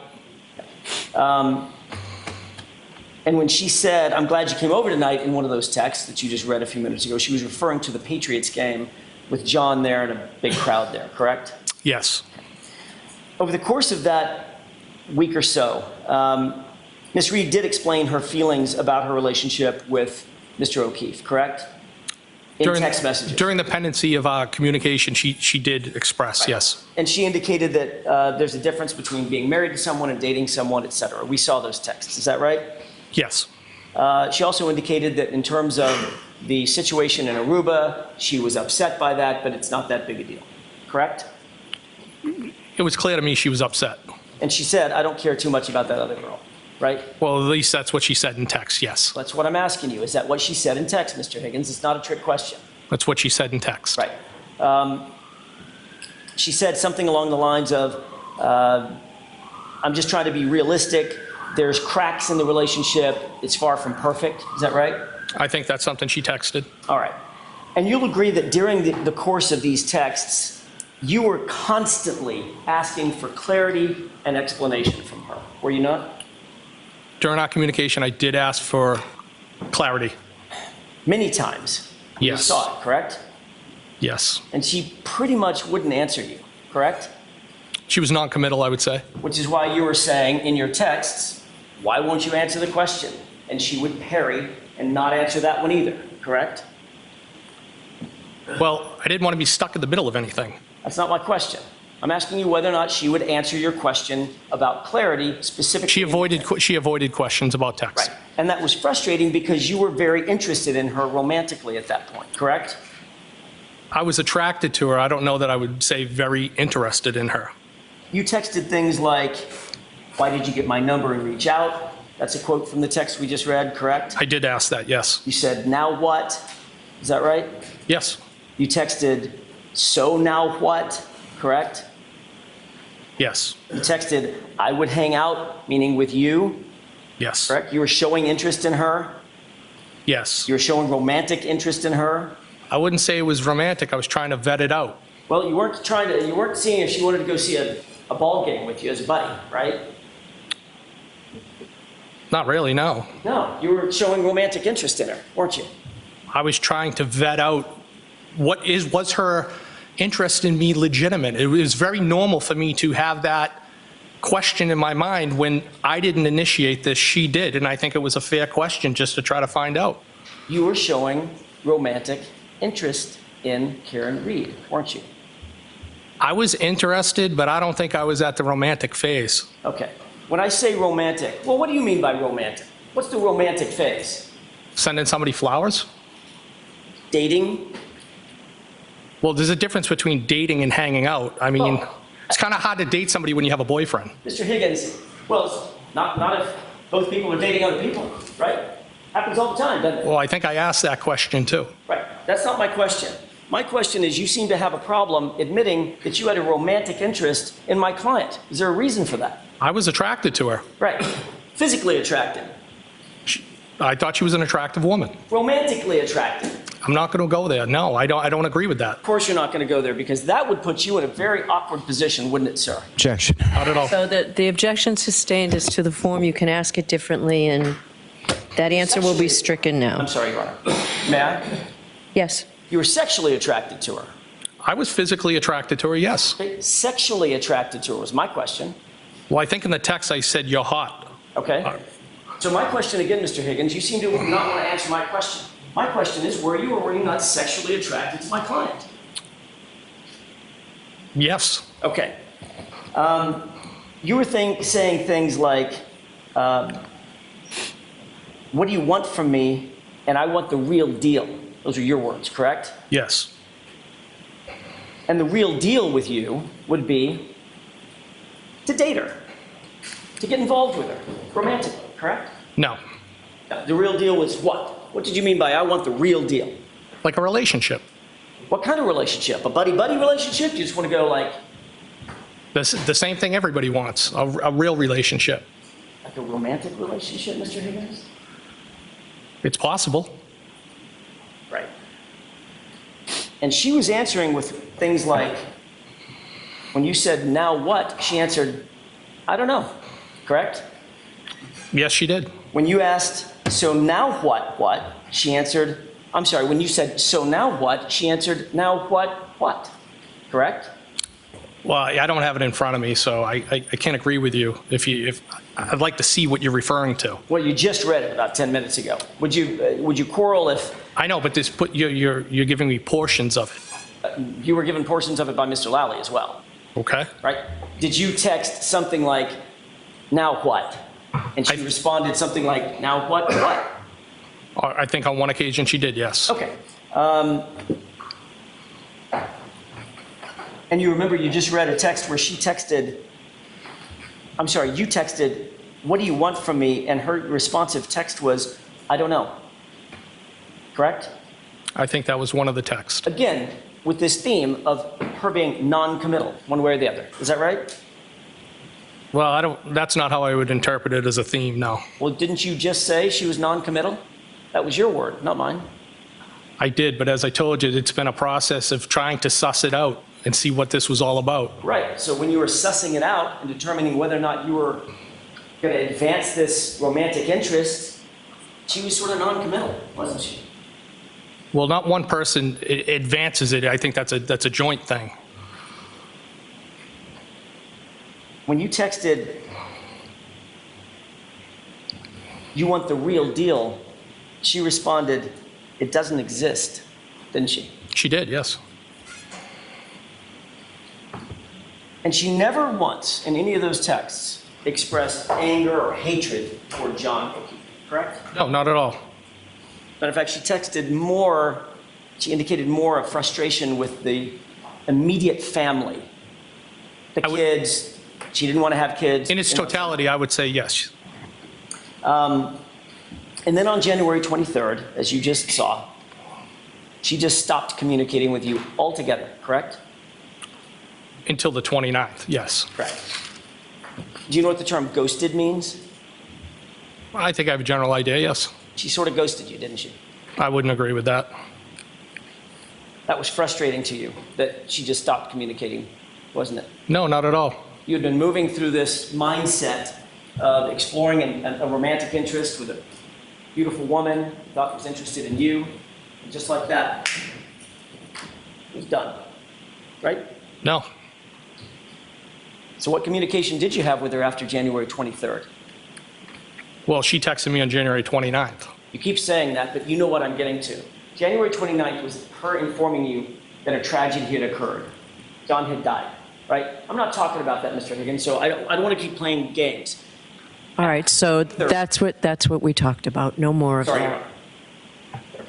After the 23rd, or up to the 23rd, she had been texting back and forth with you pretty regularly. You just saw it, correct? She also sent me a text with arrows saying the phone works both ways. And as of the 23rd, she stopped, didn't she? The texts were sporadic over those 9 days. I don't know if they would have stopped or they would have kept going. Well, they didn't keep going, did they? Well, John passed away. You know they didn't keep going because from the 23rd onto the 24th, the 25th, the 26th, the 27th, the 28th, all the way to the 29th, she never texted you, right? I believe so. She didn't respond to any of your texts, correct? Well, she didn't respond to the text on the 28th Friday. All right, why don't we take our lunch and recess, folks? And what I'm going to ask the jury to do is, can we do a 45-minute lunch instead of an hour's lunch today? And also, you don't have to answer me now, but maybe we'll go to 4:30 rather than 4 o'clock if that works for you. If it doesn't work for any one of you, let the court officer know. Jury is leaving your notebooks on your chairs. All right, follow me, jury up.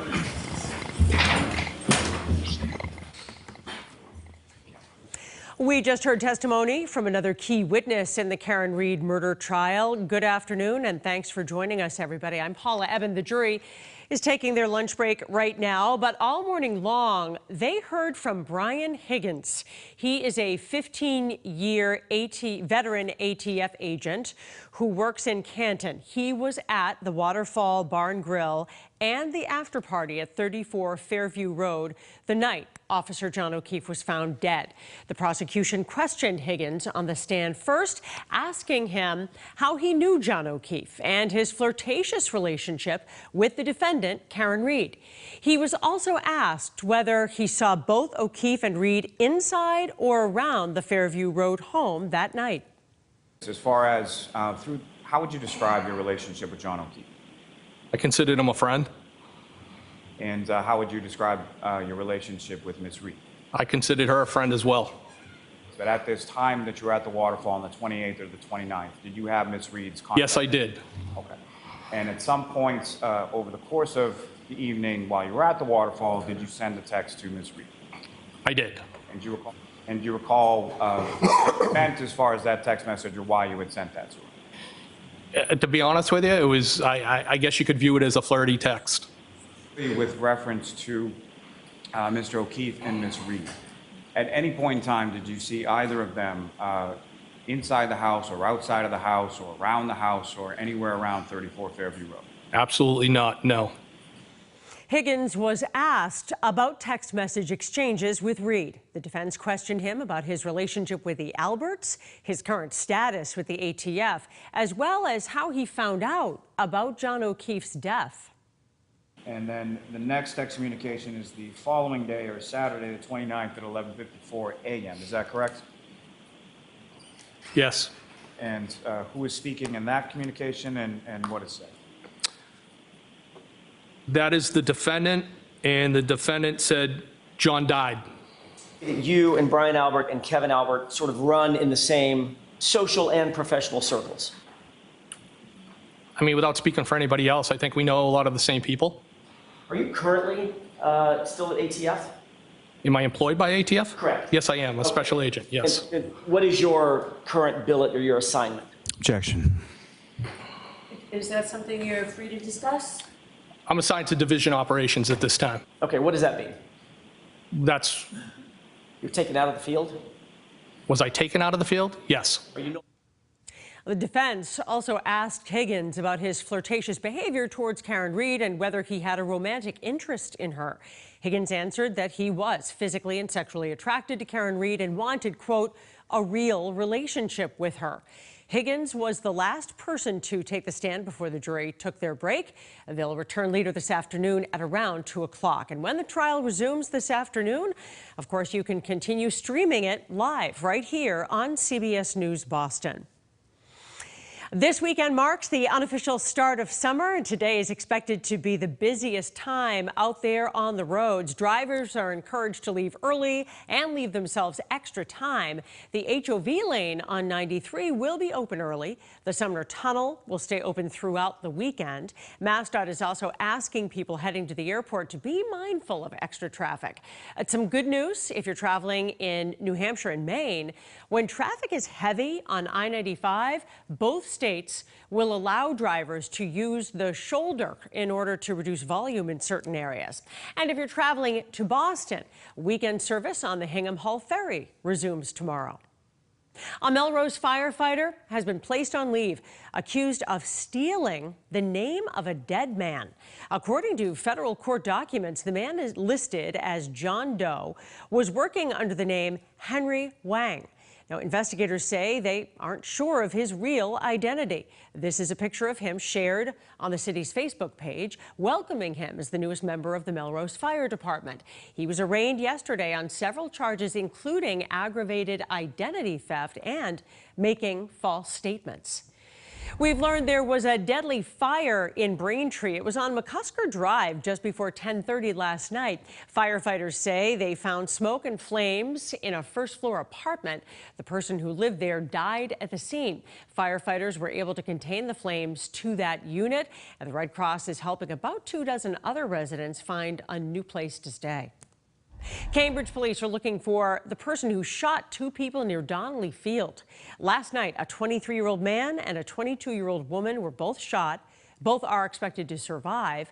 And police are asking anyone who might have home surveillance or dash cam video of that area around 9:40 last night to contact them. On this Friday, heading into a holiday weekend, look at that view of Boston. It is beautiful, picture perfect. Here is meteorologist Jason Michael with the latest holiday weekend forecast.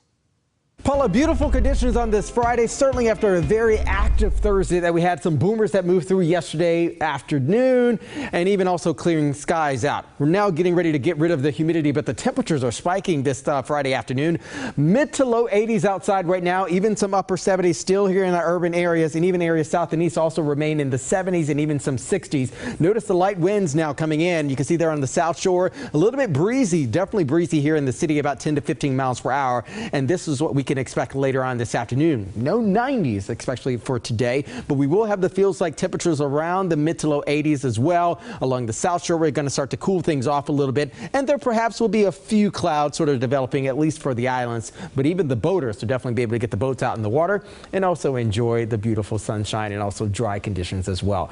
Now, overnight tonight, we'll have a few clouds moving back in, but I think most are actually going to be clear. We'll have our temperatures getting back into the mid to low 50s. Now, for tomorrow, things are definitely going to be a little bit cooler across the area, and certainly with some drier dew points waking up tomorrow morning. We'll talk about Sunday. Sunday looks a little bit interesting, Paula, with some clouds developing, maybe a spot shower or two, and definitely on Monday for Memorial Day, rain chances are going to be increasing as we get deeper and deeper into the week next week, but also as we get ready to close out the month of May and say hello to the month of June. Details coming up in that full forecast. Thanks. Two suspects who allegedly tried to break into a home in Brookline earlier this week have been released after each posted a $10,000 bail with conditions. The two were arraigned at Brookline District Court yesterday. One of the suspects was placed on house arrest and also required to wear a GPS tracking device. Police have also filed additional charges after a gun was found inside the vehicle the men were allegedly using. Cambridge police are asking for the public's help with their investigation into a reported sexual assault that happened last Friday. Now, this alleged assault happened at around 9:20 p.m. on May 17th at the Cambridge Park Drive area. The victim told police she was attacked by a masked man with a knife in a restroom. Police are asking anyone who may have been in that area around that time or might have dash camera recordings to reach out to them. The MSPCA needs help locating the owner of this severely injured stray cat. He was found by Boston Animal Control in Dorchester earlier this month with signs of major trauma, which police believe was caused after the cat was hit by a car. Officials say he's lucky to be alive after receiving extensive medical care. If you have any information on the owner, the MSPCA wants you to call them. The CDC is warning about salmonella outbreaks linked to backyard poultry flocks in several states, including Massachusetts. Officials say over 100 people in 29 states have become sick after touching or caring for backyard poultry.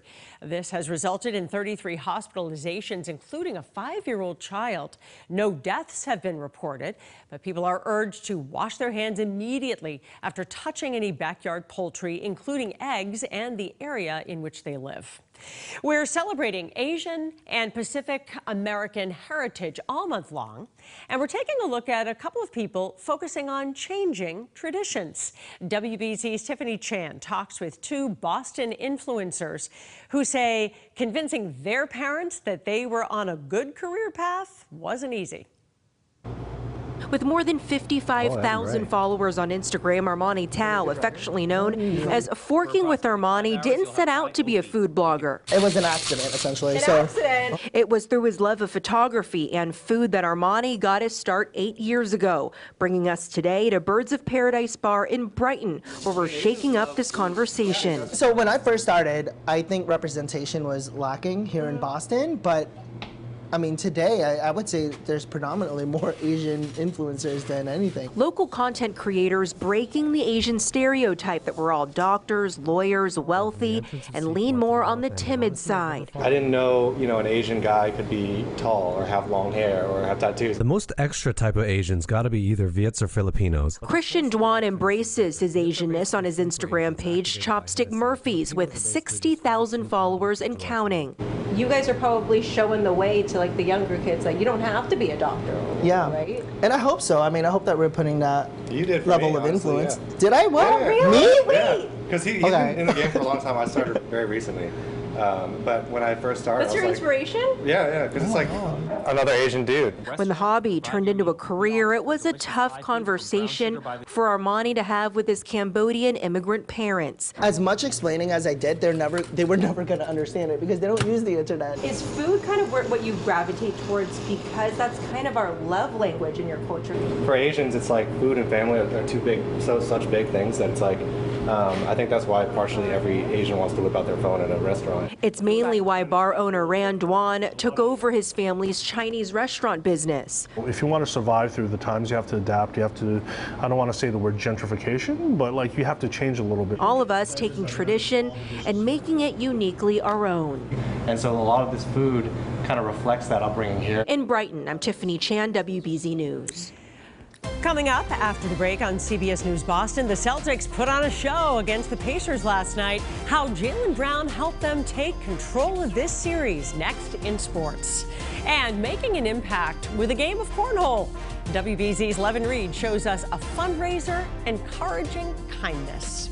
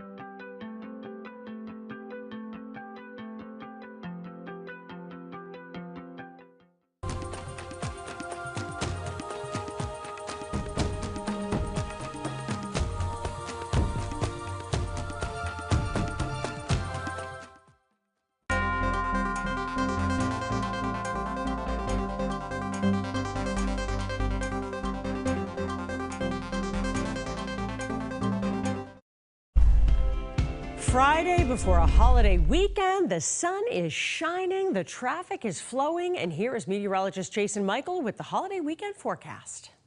Drier and more pleasant weather, Paula. That is the name of the game, especially heading into the weekend. There's our cold front still causing some issues down towards the Carolinas. Now, our observed low temperatures yesterday will actually be a little bit cooler than this afternoon's high temperatures. 60s, as you can see there. Even the muckiness and even the humidity that we had yesterday allowed for a lot of the temperatures to feel like the mid to upper 80s, especially with a lot of that humidity. I do want to pause now and show you this beautiful shot that we had come in to our newsroom earlier from Hyannis. Our good friend Bob sent that in there from Hyannis, a beautiful sunrise. But now the sun is standing tall and it is shining brightly. Temperatures around 80 degrees here in the city, and we'd expect even more 80s to populate later on this afternoon. Still expecting a little bit of a cooler breeze along the south shore of the Cape and the islands, but again, by and large, we're going to have clear skies expected today. So current winds again coming out of the south, pushing into the south coast there, but we have a due west wind also cruising in. So we're likely going to have a west-southwest wind. That's also going to be a warming wind, but also an elevated wind, especially in terms of our temperatures. Now on Sunday, that's going to be interesting, especially in the afternoon. Increasing cloud cover in the afternoon, maybe a spot shower or two. As far as the model runs are concerned, it really all depends on what's happening far over towards the west. My forecast highs today will keep us in the mid to low 80s, 70 along the south coast, and even down toward the islands there. Some upper 60s expected. A bit more in the mild territory overnight tonight, mid to low 50s, and we've done a lot of talk about the Cape and the islands this weekend for the holiday. There's also a Red Sox game going on this evening as well. 710, mid to low 80s, going to be oh so lovely, and even swell tomorrow for an afternoon game. Sunday, the game is going to be at 1:30, and I think that's actually going to be a mainly dry game despite the cloud cover. Here's that quick forecast. As you can see there, once we get into the weekend, starting out tomorrow morning, absolutely beautiful. There is that dominant area of high pressure keeping us stable. However, the mid and upper levels are going to start to get their motor crank once we get into Saturday night into Sunday. Increasing cloud cover, but also allowing for a little bit of a spot shower to move on through. By Sunday afternoon, we start to move back in the positive territory in terms of an unsettled air mass, and that will spark off a couple populated sprinkles across the region. Into Monday we go, same goes with the same system. However, that rain shield is going to be developing Monday evening into Tuesday, and we begin Tuesday morning with definitely a wet start to the commute. Here's the next 7. Planning out the rest of your week, heading into the weekend for the holiday on Monday. Again, low 70s expected, back into the balmy territory. With the cooler temperatures come the increasing rain chances. So we're definitely going to need the umbrella this week and the sunglasses this weekend. Paula? Thanks, Jason. Well, the Celtics did something they have not done all postseason. They won a game 2 last night, and Jaylen Brown was a big reason why, scoring 40 points. This is the same Jaylen Brown that didn't even make an all-NBA team. How do you like that? The Celtics lead the series 2-0, and now they're heading to Indy. Bill Belichick was taking in the game. The Pacers took the lead late in the first quarter, but they wouldn't score again for 6.5 minutes as the Celts went on a 20-0 run, and half of that 20 belonged to Jaylen Brown. The Pacers lost Tyrese Halliburton in the second half, and he did not return. So that opened the door for the C's. Jason Tatum came on late to finish with 24, and Derek White had 23 points and 6 assists. Celtics win it 126-110 to take a 2-0 lead as the series shifts to Indy for Game 3 on Saturday. You see him every day at shoot-around or in practice. He's out there with 6, 7 coaches working on every possession, every spacing imaginable so that he sees his reads. And he just cares about the right stuff. But, you know, obviously I think stuff like that does motivate him. Great player, great leader, but wants to win and takes things into his own hands. So having a guy like that on my side, I love it. I'll ride for him, and whatever I can do to obviously get that win is needed. But the way JB's been playing, man, is outstanding. Do you know any more on Ty right now, or is it just left leg soreness? Left hamstring. And do you have any sense on if he can return in this series? We'll find out. We'll know more tomorrow, and then probably even more Saturday.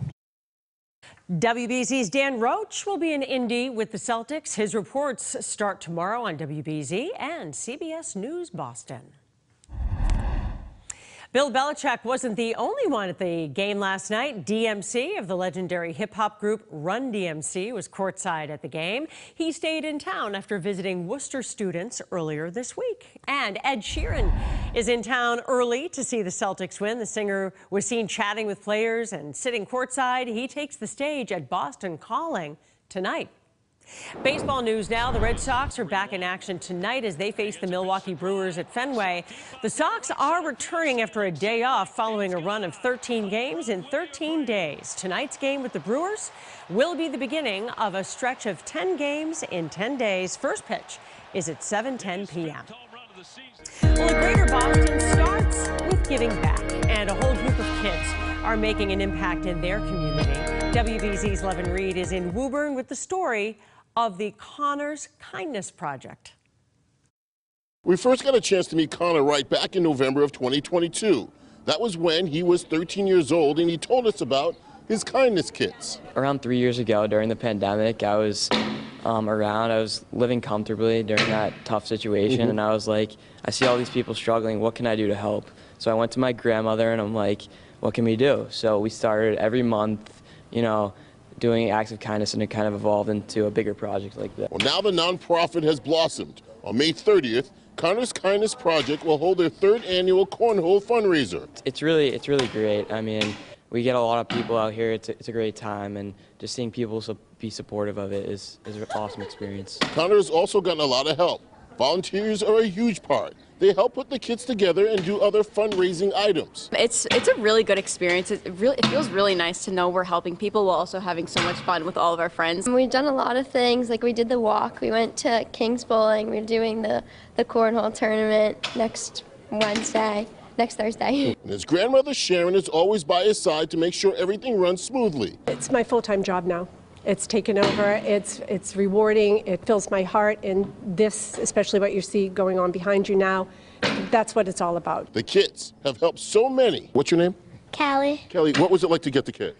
It was exciting. Why was it so exciting? I was stuck in my room for a few days, so it was pretty boring, and when I got entertaining things from the nurse, it made me feel better. Changing lives, one Connor Kindness kit at a time. In Woburn, I'm Levin Reed, WBZ News. Still ahead on CBS News Boston, if you're still looking for Memorial Day weekend plans, we've got you covered with this week's to-do list.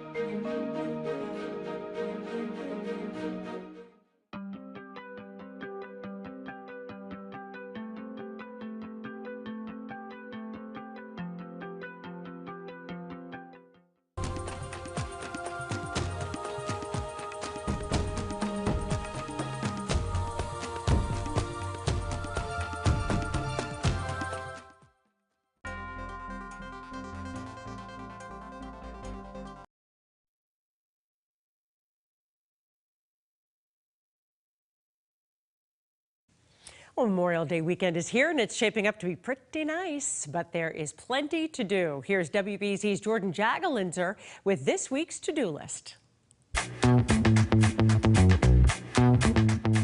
It's Memorial Day weekend. Honor the men and women who gave their lives fighting for our country with events happening all across the Commonwealth. Salisbury will have a Memorial Day parade kicking off at 10 a.m. The parade will start at the fire station and continue onto Beach and Ferry Road, up Pleasant Street, and end at Salisbury Square. A special ceremony will finish off the morning at Salisbury Green. Be sure to check in your city and town to see how they're observing the day. It's a spring fling craft and food festival. Head to Worcester County to Hardwick Vineyard and Winery and shop craft vendors with food trucks, live music, and local wine. The two-day event starts at 11 Saturday morning and ends at 4 p.m. on Sunday. The world is your oyster at the Wareham Oyster Festival Sunday, with local and regional shellfish to try and other New England favorite food options, artisan vendors, and music at today's seafood lovers won't want to miss. Head to Main Street from 11 to 5. For more on these events and other news, head to our website, WBZ.com. I'm Jordan Jagalinzer, and that's this week's to-do list.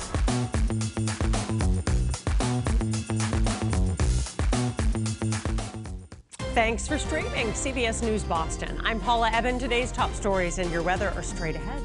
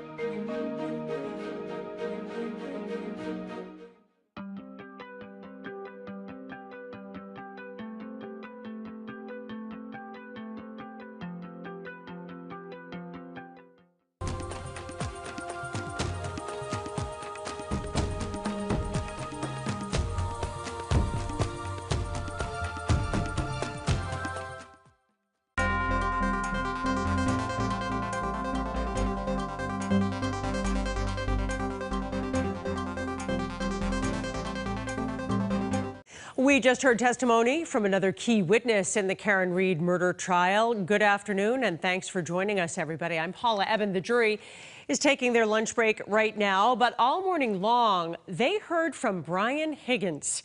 He is a 15-year veteran ATF agent who works in Canton. He was at the Waterfall Bar and Grill and the after party at 34 Fairview Road the night Officer John O'Keefe was found dead. The prosecution questioned Higgins on the stand, first asking him how he knew John O'Keefe and his flirtatious relationship with the defendant, Karen Reed. He was also asked whether he saw both O'Keefe and Reed inside or around the Fairview Road home that night. As far as how would you describe your relationship with John O'Keefe? I considered him a friend. And how would you describe your relationship with Ms. Reed?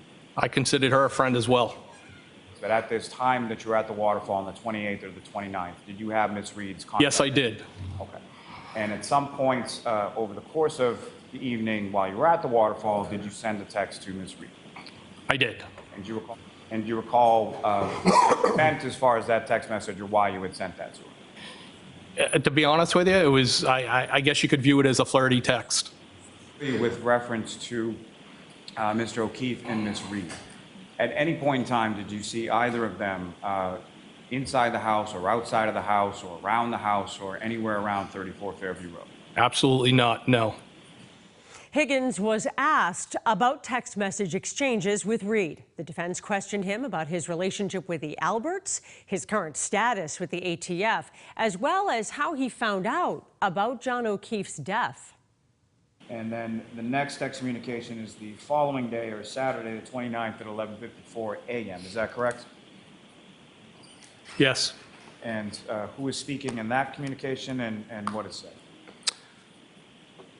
That is the defendant, and the defendant said John died. You and Brian Albert and Kevin Albert sort of run in the same social and professional circles. I mean, without speaking for anybody else, I think we know a lot of the same people. Are you currently still at ATF? Am I employed by ATF? Correct. Yes, I am, a special agent, yes. And what is your current billet or your assignment? Objection. Is that something you're free to discuss? I'm assigned to division operations at this time. Okay, what does that mean? That's... You're taken out of the field?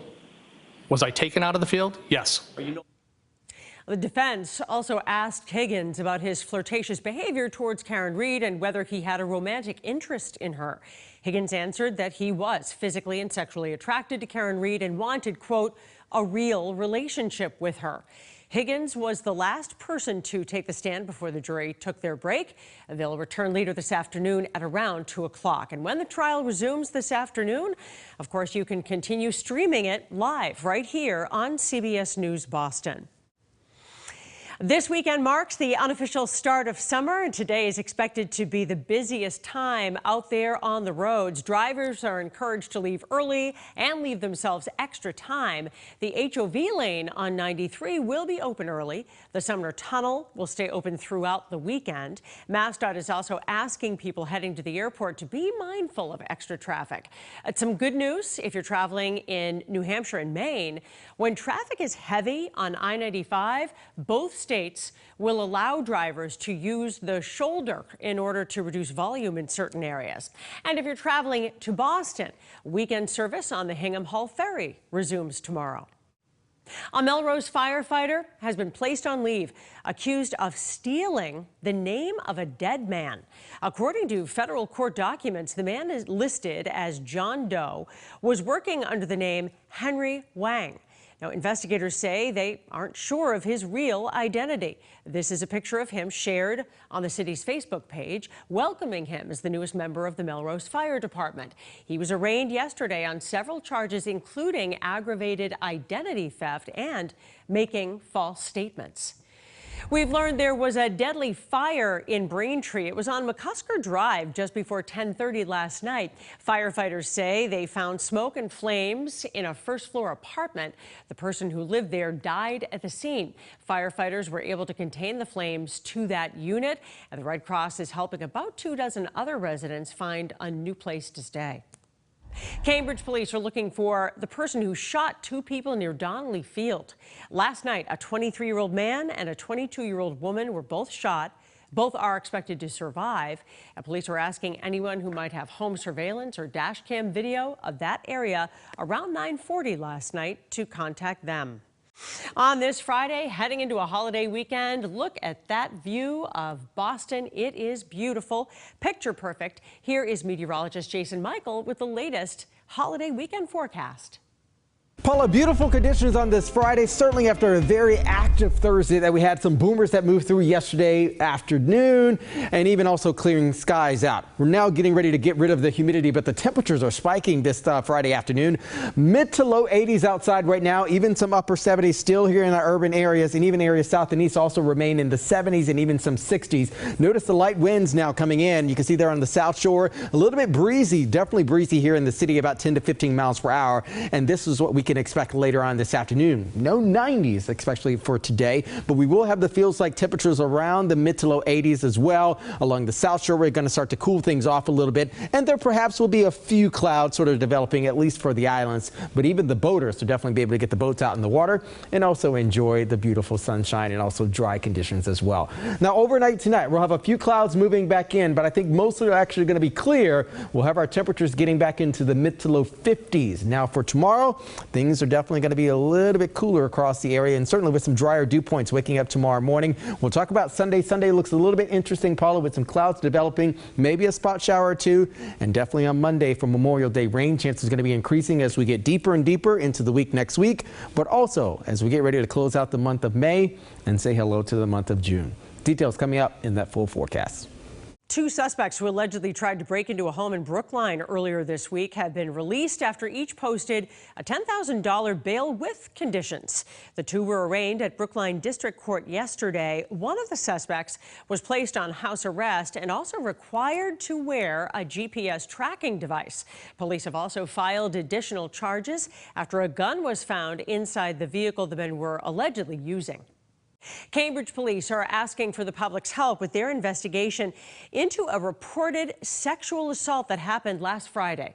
Now, this alleged assault happened at around 9:20 p.m. on May 17th at the Cambridge Park Drive area. The victim told police she was attacked by a masked man with a knife in a restroom. Police are asking anyone who may have been in that area around that time or might have dash camera recordings to reach out to them. The MSPCA needs help locating the owner of this severely injured stray cat. He was found by Boston Animal Control in Dorchester earlier this month with signs of major trauma, which police believe was caused after the cat was hit by a car. Officials say he's lucky to be alive after receiving extensive medical care. If you have any information on the owner, the MSPCA wants you to call them.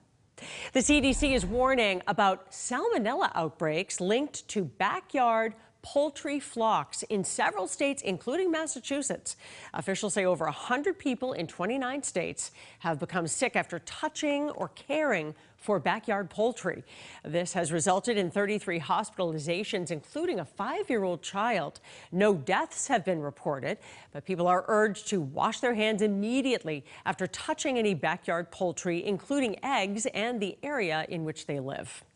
We're celebrating Asian and Pacific American heritage all month long, and we're taking a look at a couple of people focusing on changing traditions. WBZ's Tiffany Chan talks with two Boston influencers who say convincing their parents that they were on a good career path wasn't easy.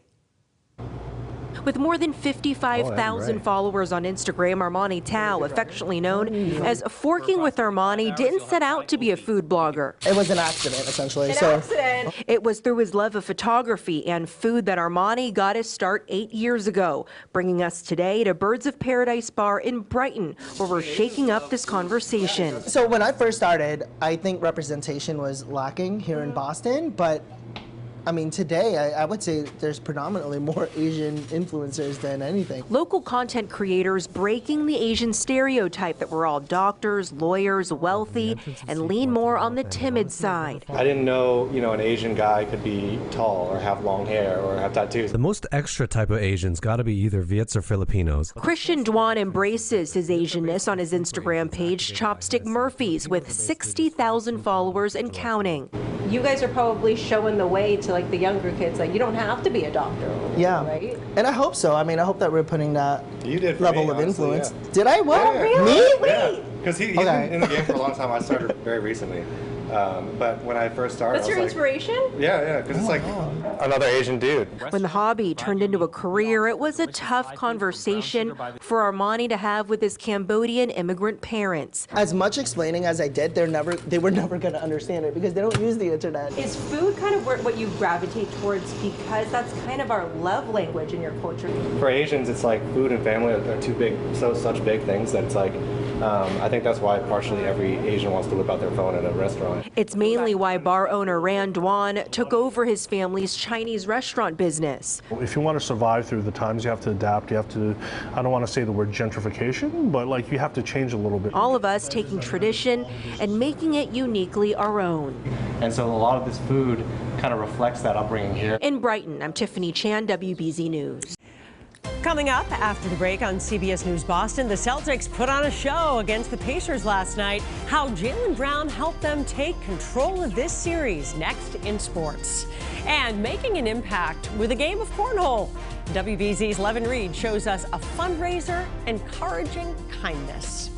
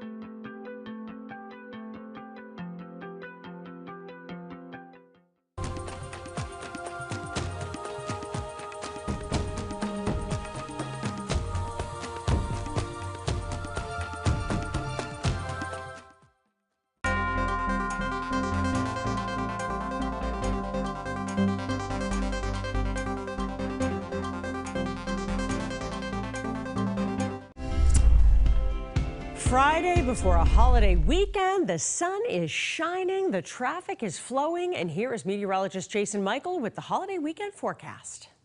Drier and more pleasant weather, Paula. That is the name of the game, especially heading into the weekend. There's our cold front still causing some issues down towards the Carolinas. Now, our observed low temperatures yesterday will actually be a little bit cooler than this afternoon's high temperatures. 60s, as you can see there. Even the muckiness and even the humidity that we had yesterday allowed for a lot of the temperatures to feel like the mid to upper 80s, especially with a lot of that humidity. I do want to pause now and show you this beautiful shot that we had come in to our newsroom earlier from Hyannis. Our good friend Bob sent that in there from Hyannis, a beautiful sunrise. But now the sun is standing tall and it is shining brightly. Temperatures around 80 degrees here in the city, and we'd expect even more 80s to populate later on this afternoon. Still expecting a little bit of a cooler breeze along the south shore of the Cape and the islands. But again, by and large, we're going to have clear skies expected today. So current winds, again, coming out of the south, pushing into the south coast there, but we have a due west wind also cruising in. So we're likely going to have a west-southwest wind. That's also going to be a warming wind, but also an elevated wind,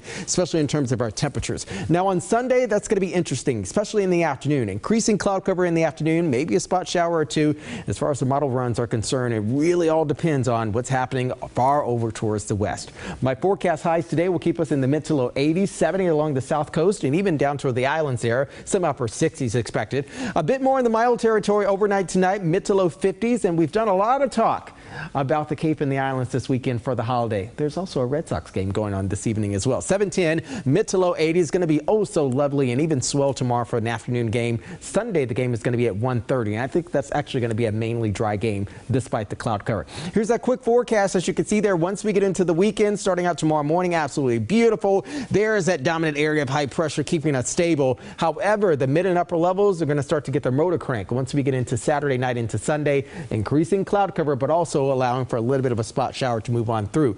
By Sunday afternoon, we start to move back in the positive territory in terms of an unsettled weather air mass, and that will spark off a couple populated sprinkles across the region. Into Monday we go. Same goes with the same system. However, that rain shield is going to be developing Monday evening into Tuesday, and we begin Tuesday morning with definitely a wet start to the commute.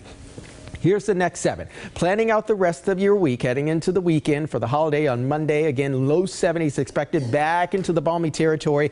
With the cooler temperatures come the increasing rain chances. So we're definitely going to need the umbrella this week and the sunglasses this weekend. Paula? Thanks, Jason. Well, the Celtics did something they have not done all postseason. They won a game 2 last night, and Jaylen Brown was a big reason why, scoring 40 points. This is the same Jaylen Brown that didn't even make an All-NBA team. How do you like that? The Celtics lead the series 2-0, and now they're heading to Indy. Bill Belichick was taking in the game. The Pacers took the lead late in the first quarter, but they wouldn't score again for 6.5 minutes as the Celts went on a 20-0 run, and half of that 20 belonged to Jaylen Brown. The Pacers lost Tyrese Halliburton in the second half, and he did not return. So that opened the door for the C's. Jason Tatum came on late to finish with 24, and Derek White had 23 points and 6 assists. Celtics win it 126-110 to take a 2-0 lead as the series shifts to Indy for Game 3 on Saturday. You see him every day at shoot-around or in practice. He's out there with 6, 7 coaches working on every possession, every spacing imaginable so that he sees his reads. And he just cares about the right stuff. But, you know, obviously I think stuff like that does motivate him. Great player, great leader, but wants to win and takes things into his own hands. So having a guy like that on my side, I love it. I'll ride for him, and whatever I can do to obviously get that win is needed. But the way JB's been playing, man, is outstanding.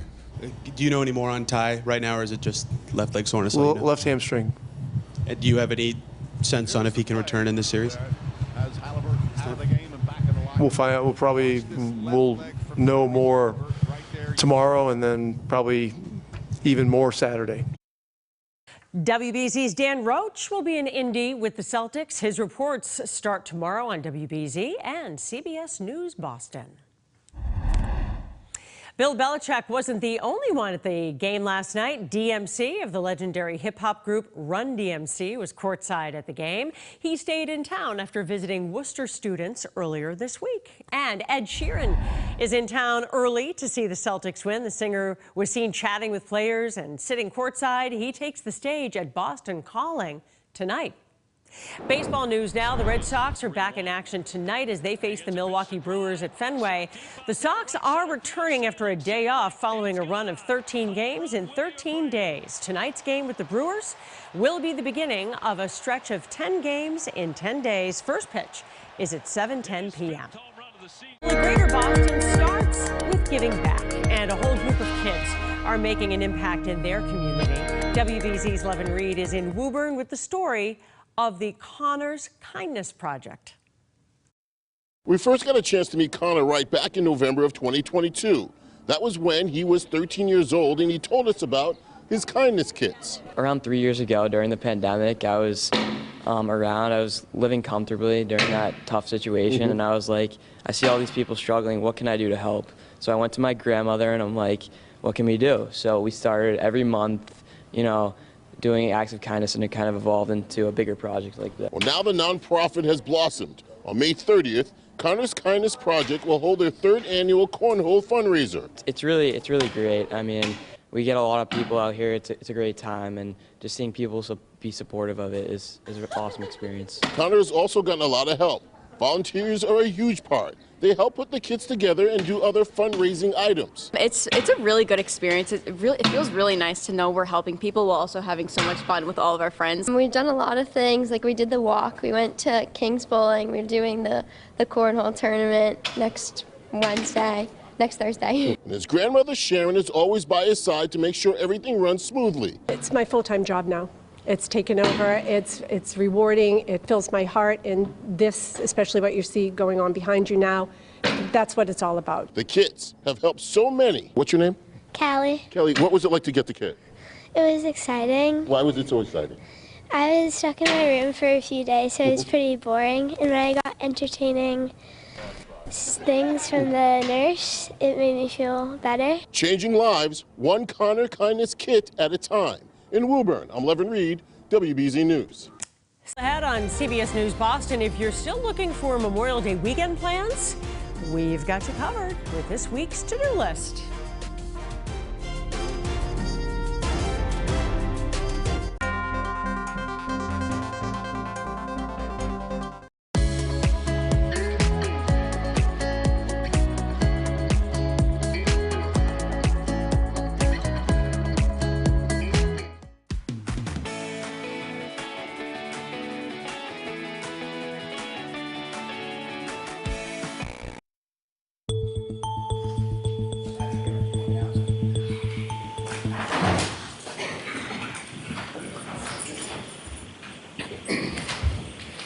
Safe step, and just a reminder, you are still on road.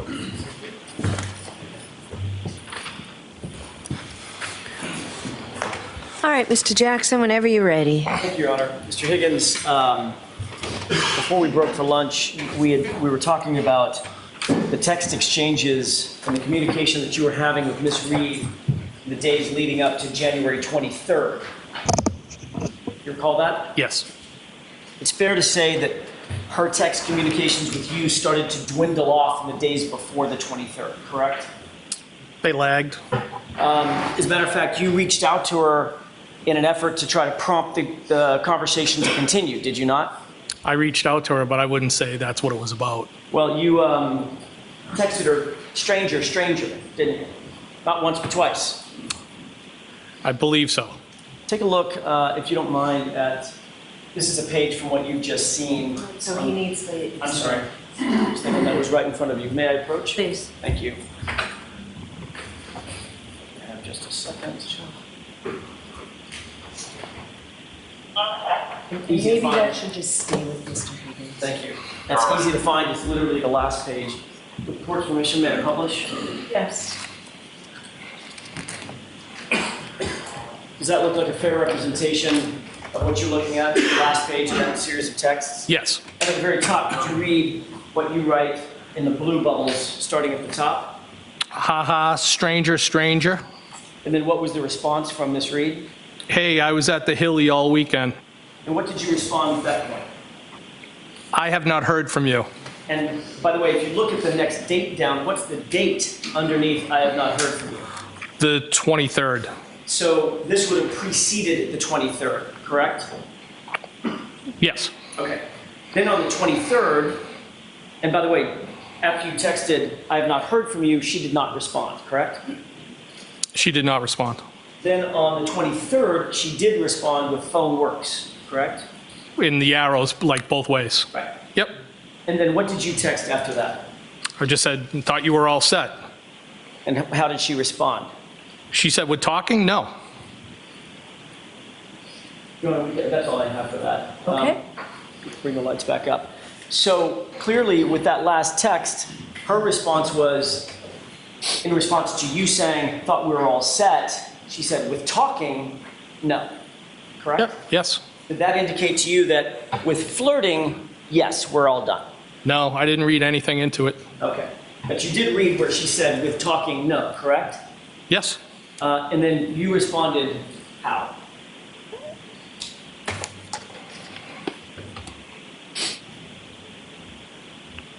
I said, are you sure? And did she respond? No. As a matter of fact, the next time you saw or communicated with her, she was walking into the Waterfall bar on the 29th, late night hours of the 28th, going into the early morning of the 29th, with her boyfriend, John O'Keefe, correct? Yes. Now, you had discussed your flirtations, if I can use that word, that you had with Miss Reed with your friends, at least some of them, correct? I don't recall that, no. Do you recall that you openly shared the details of your interest in Miss Reed with your work supervisor at the DOJ? Well, that was after I shared what happened, that she kissed me. Yes, I did share that with her. And that was with... that was the first time. That was with a person by the name of Kate Dowd, is that right? That's correct. And that was before January 29th? Yes. And that's because your interest in Karen Reed, whether you call it romantic or sexual or whatever, your interest was something that was at least occupying your mind at that point, correct? No. It was occupying your mind enough to share it with your boss. No, what I shared with my boss was the fact that she kissed me. That was it. Did you discuss your flirtatious relationship with Karen Reed with Brian Albert at any point? No. Never? No. So you were on a 4-hour drive in a snowstorm back from New York with Mr.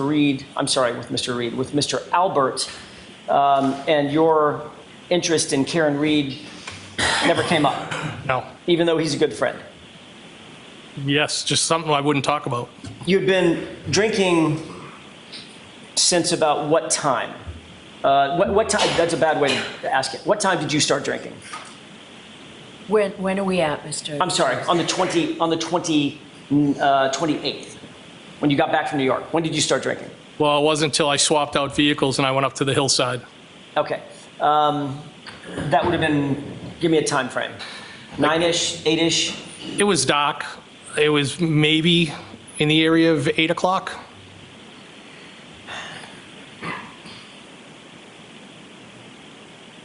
And what time do you think you got to Waterfall? I couldn't say. I don't. It was after the hillside.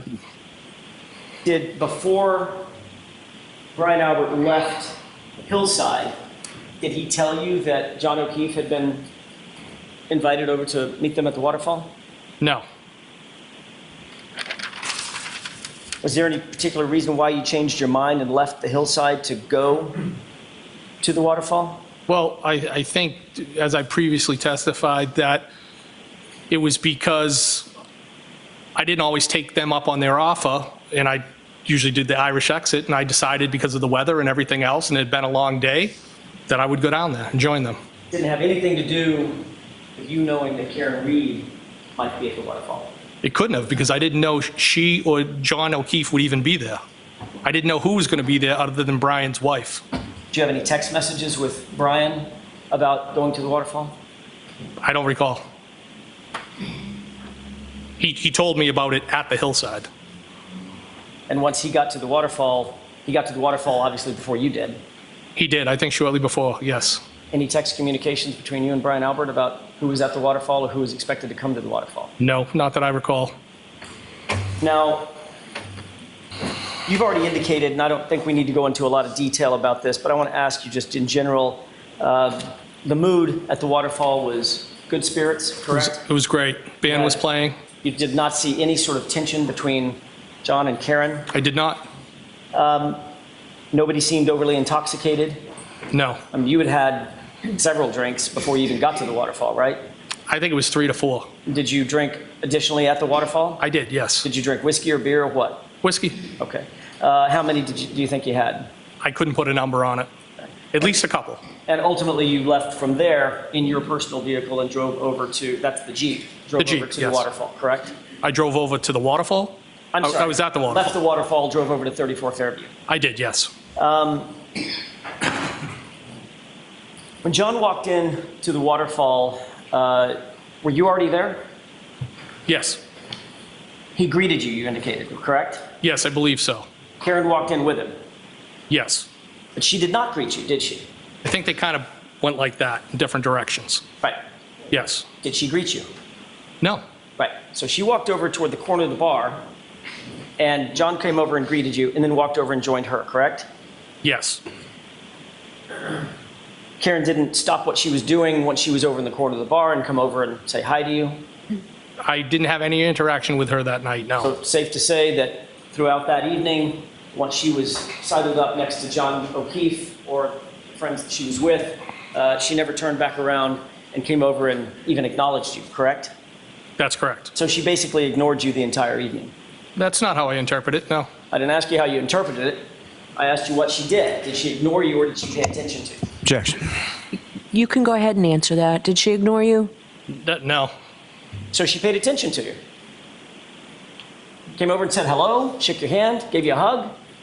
Well, just because somebody didn't come over doesn't mean they ignored you. Did she do those three things? Hug? What was the other thing? Say hello, shake your hand, give you a hug? No, she did not. No, she didn't do any of those things, did she? No. It was like you didn't even exist. I think that's dramatic. No, I don't look at it that way. Did she ignore you or not? No, she did not ignore me. So what did she do to not ignore you? She was What direction with you? Can I answer now? Sure. In my opinion, she was working the room, talking to people, saying hello, catching up. Right. The one person she didn't come over to talk to and say hello to and catch up with is you. Well, I don't know that I was the only person, but I was one of the people that she didn't say hello to, yes. Treated you sort of like a stranger. I don't feel that way, no. She actually positioned herself away from you at the other end of the table on the opposite side in the corner. Isn't that right? I don't know where she was all night, no. I don't know. Did that upset you that she ignored you or didn't pay attention to you? I did not feel ignored and didn't upset me at all. But it bothered you enough to send her a text, didn't it? No, it was a flirtatious text. It was just, that was it. It bothered you enough to send her a text that said, with 6 M's behind it. Okay. And, well, correct? Well, it wasn't like that. It was, well, that's it. Just, well, like a well in the ground. I think you know what I mean. Yeah, I think you do too, sir. You meant, well, when are you going to pay attention to me? No, that's not correct. Well, why are you ignoring me? It's not correct. Well, am I chopped liver? Objection. All right, that's sustained. Mr. Jackson, let's move on.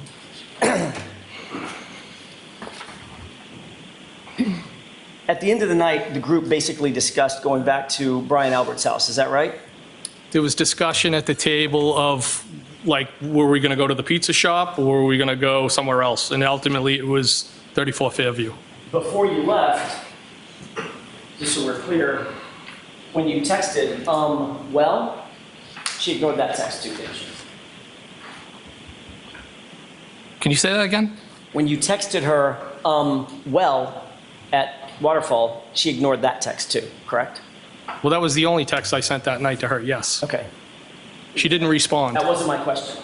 My question is she ignored the text, correct? Well, I don't know if I don't know what her mindset was. If she purposely ignored the text or she didn't see it, I don't know. I didn't read into it. Did she ignore the text, Mr. Higgins? I don't know. Did she respond to the text? She did not respond. Got it.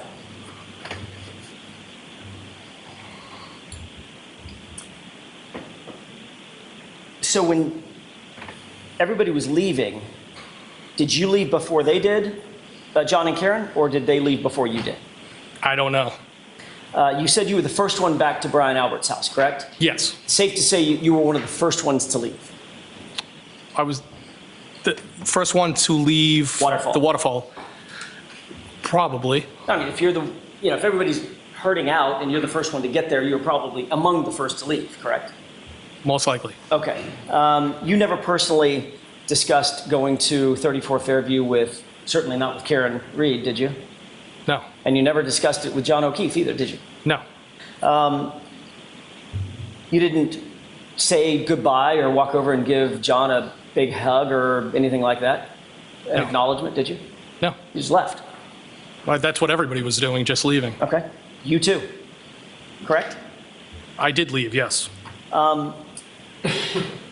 And all you knew that, at that point, all you knew was that you were going over to 34 Fairview. You did not know who else was invited over to 34 Fairview. My impression was that it was an open invitation, and I planned on heading over there. But you did not know who else was coming. I had no idea who was coming. And you didn't say goodbye to John, correct? I don't think I said goodbye to anybody. And you didn't talk to him about coming over to 34 Fairview. No. Yet at 2:20 in the morning, you texted John O'Keefe, you coming here, correct? At 2:20? Sorry, 12:20. I did. And that had 3 question marks behind it, correct? Yes. Did you text Karen about coming over to 34 Fairview? No. So at 12:20 a.m., after you left the Waterfall and made your way over to 34 Fairview, you were more interested in getting John to come to 34 Fairview than you were to getting Karen to come to 34 Fairview. No, that's not how I would describe that. But you didn't text Karen, correct? No, I didn't. But you did text John. Yes.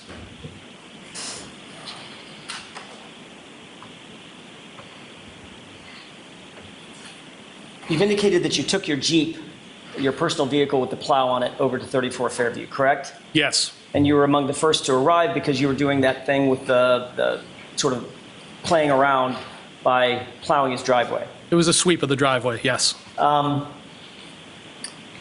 then you indicated that you parked in front of the house, correct? I did. I know you've been over this before, but I'm going to ask you one final time so that it's completely clear. Exactly where was your Jeep in front of that house? By the mailbox. Okay. Can we have, with the court's permission, Exhibit 66? Okay. This is a graphic representation of 34 Fairview, not a photograph. Just to orient you, do you see what's depicted in Exhibit 66? Yes. Do you recognize it? I do. Do you see the mailbox, which is about right there? Yes. Okay. Where was your Jeep in relation to that mailbox? So the back end of the Jeep, the rear, would have been around equal with the mailbox, and I was not blocking the driveway. Okay, so you would have been about there, correct? If the right edge of that highlight is the mailbox being right there, you would have been about right there on the street, correct? Well, that would have been the front of the Jeep. Where your laser pointer is, it would be the front. Okay, so the front of the Jeep was facing the flagpole. Towards Chapman Street, correct. And the rear of the Jeep was basically even with the mailbox strut or stanchion. It was definitely past the driveway, yes. Okay.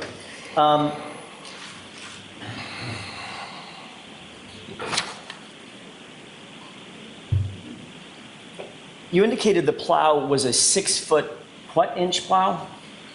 I think it was a 6'8", 6 foot. Meaning the width? Meaning the width, yes. How deep is that plow? How deep?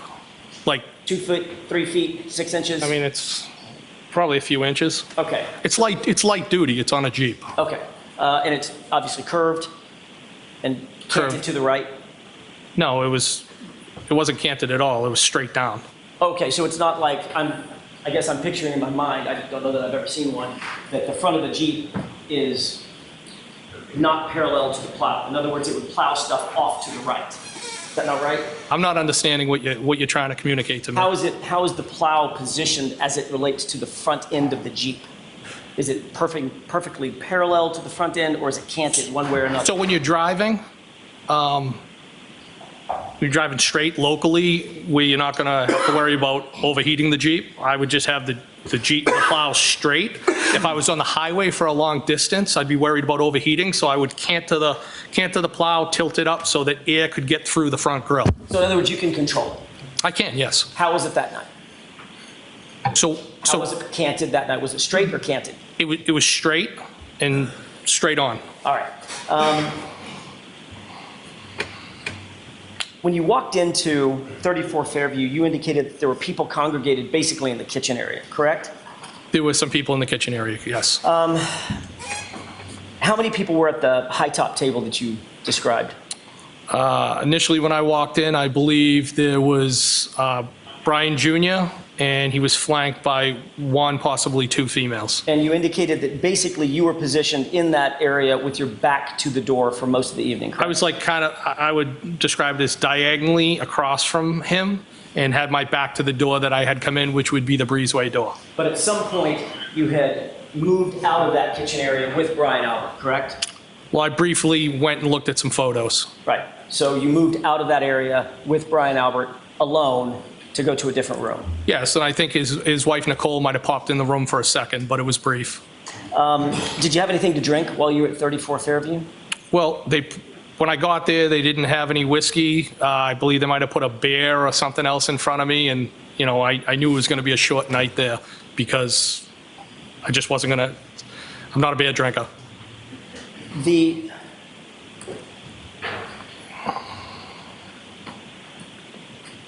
You've indicated in a prior testimony that you've never been upstairs in Brian's house, correct? When you say upstairs, like, were you talking like second floor? Correct. Yes. No. Okay. You testified to that in a prior hearing, is that right? Yes. In May of 2023. Yes. And you said specifically, quote, "I've never been upstairs." Is that yes. Right? All right. You understood when you gave that statement that you were under oath? Yes. You were telling the truth? Yes. Same oath that you took here today, correct? Yes. You indicated that the photos that you saw were on the first floor living room area. Is that right? I believe that's where they were, yes. So the only floor downstairs from the first floor would be what? The basement. And the only floor upstairs from the basement would be what? The first floor. So if someone were to describe going upstairs to look at the photos that you've described on the first floor, where would they have to be to go upstairs to look at those photos? Are you saying on the first floor? Correct. If the photos are on the first floor, yeah, and someone said, we went upstairs to look at those photos, where would they have to be? I guess upstairs. The people would have to be upstairs? Well, the photos would be upstairs. Is that what you're saying? Where are the people? Where would the people have to be to go upstairs to the living room to look at the photos? I'm not understanding the question. If the photos are on the first floor, Mr. Higgins. Yes. The only floor beneath it is the basement. Okay. And someone says, we went upstairs to look at the photos, where would they have to be? Well, who said they went upstairs? All right, so Mr. Jackson, you can save this for argument. Next question, please. If Brian Albert said you went upstairs to look at the photos, where would you have to be? Objection. Sustained. Now, Brian Albert had a weight room someplace in the house, right? Yes. And a gym. I guess he called it a home gym. Where was that? In the basement. Had you ever been down to that basement before? Yes, one time. When was that? That was during the twins' graduation party. Summertime. Summertime before? Summertime before, yes. Summer of 2021? Maybe. So if Brian Albert testified that you've never been in the basement, that would not be accurate? Objection. Sustained. Now, you do recall giving testimony at another proceeding on June 1st, 2023, correct? Yes. And of course, the same thing applied. You were under oath. Is that right? Yes. You knew that it was a crime to lie under oath? Yes. In that proceeding? During the course of that proceeding, you were asked who was in the house and who you saw come into the house, correct? Yes.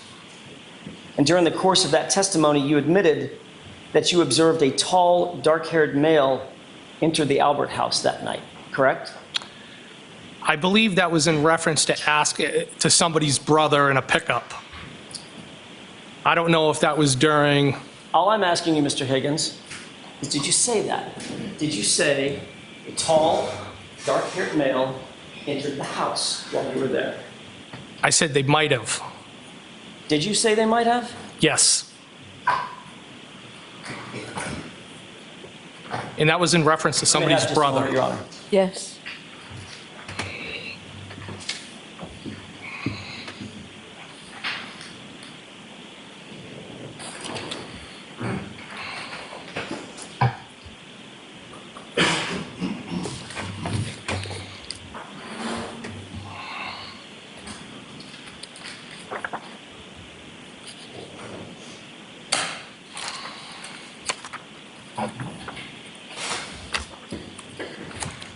Isn't it true that you indicated that a male showed up who may have been Julie Nagel's brother, correct?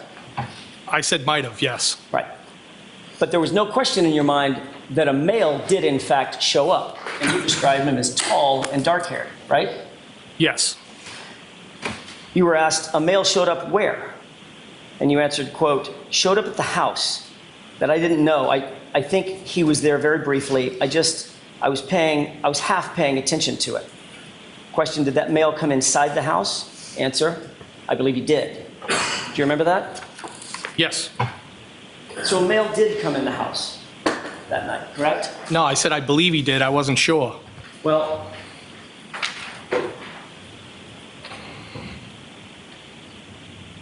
when you testified at the prior hearing,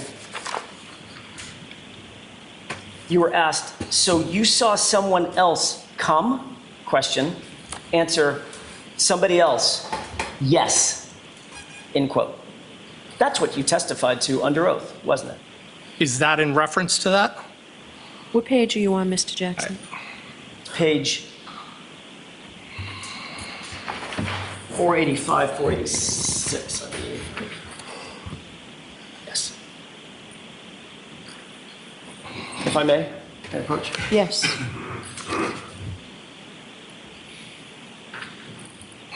Thank you. Look at the top part that's been highlighted.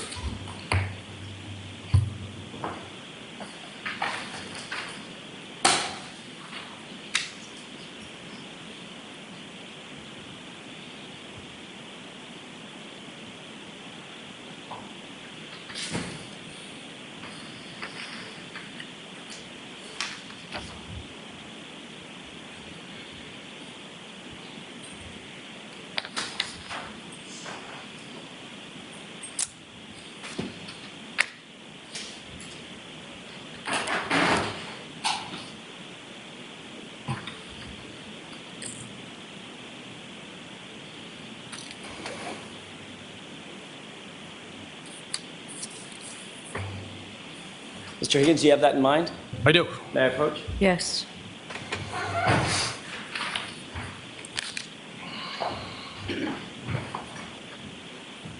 You were asked the question, quote, did that male come inside the house? You answered, I believe he did. Question, so you saw someone else come? Answer, somebody else. Yes. Correct? Yes, but I also said that I wasn't paying attention. I realize that you want to explain your answer. I've asked you a very simple question. Was that your testimony in front of another proceeding? Yes, it was. At another proceeding, which you were under oath? Yes, it was. Okay. You also said that you only remember seeing that person come in briefly. And it looked like he was having a conversation with the two girls, briefly, correct? Yes. You were asked how long was the person in there roughly, and you said it was quick. Less than a couple of minutes. I mean, it was quick, correct? Yes. And then you were asked what he looked like, and you said, I feel like they were a little bit taller. They had dark hair, correct? Yes. So you testified that a tall, dark-haired male came into the house, at least briefly, in your testimony, correct? Yes. Approximately when in the timeline of events did that unidentified male enter the residence? I don't know the time frame. It would have been while I was there. When you gave your statement to the Massachusetts State Police, you didn't tell them about a tall, dark-haired male coming into the residence at 34 Fairview, did you, on February 3rd? I don't recall. You were specifically asked by ADA Lally when you testified before the state court grand jury on April 28th, 2022, who else was present, correct? Yes. And you never mentioned a tall, dark-haired male coming into the house, did you? No. However, on June 1st, 2023, at this other proceeding, you were specifically instructed at the start of your testimony that it was a crime to give materially false statements in that proceeding, correct? Yes. And that's the proceeding in which you admitted that there was a tall, dark-haired male who came in the house. Yes or no? Yes or no? It was that proceeding. Can you answer that, yes or no? No, I can't, Your Honor. Next question, Mr. Jackson. The quotations that the quotes that I just read you and that you just looked at, yes, that was from the June 1, 2023 hearing, wasn't it? I don't know.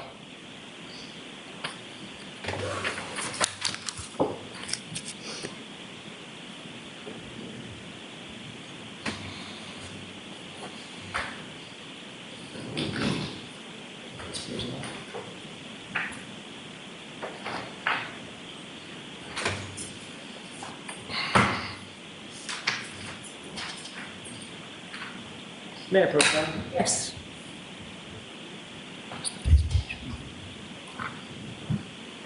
That's what was just read, and that's another page. Just take a look at that page and see if you see a date on it, the first page. I see it, yes. May I approach? Yes. What's the date, sir? June 1st? 2023? Yes. How long did you stay at the Albert residence in total? From the time you got there till the time you left? Maybe like a half hour, less than an hour. And what time did you leave? Say 12:30, you said? I think I said between 12:30 and 1 a.m. And you indicated that you pretty much didn't say goodbye to anybody, right? At the house? Correct.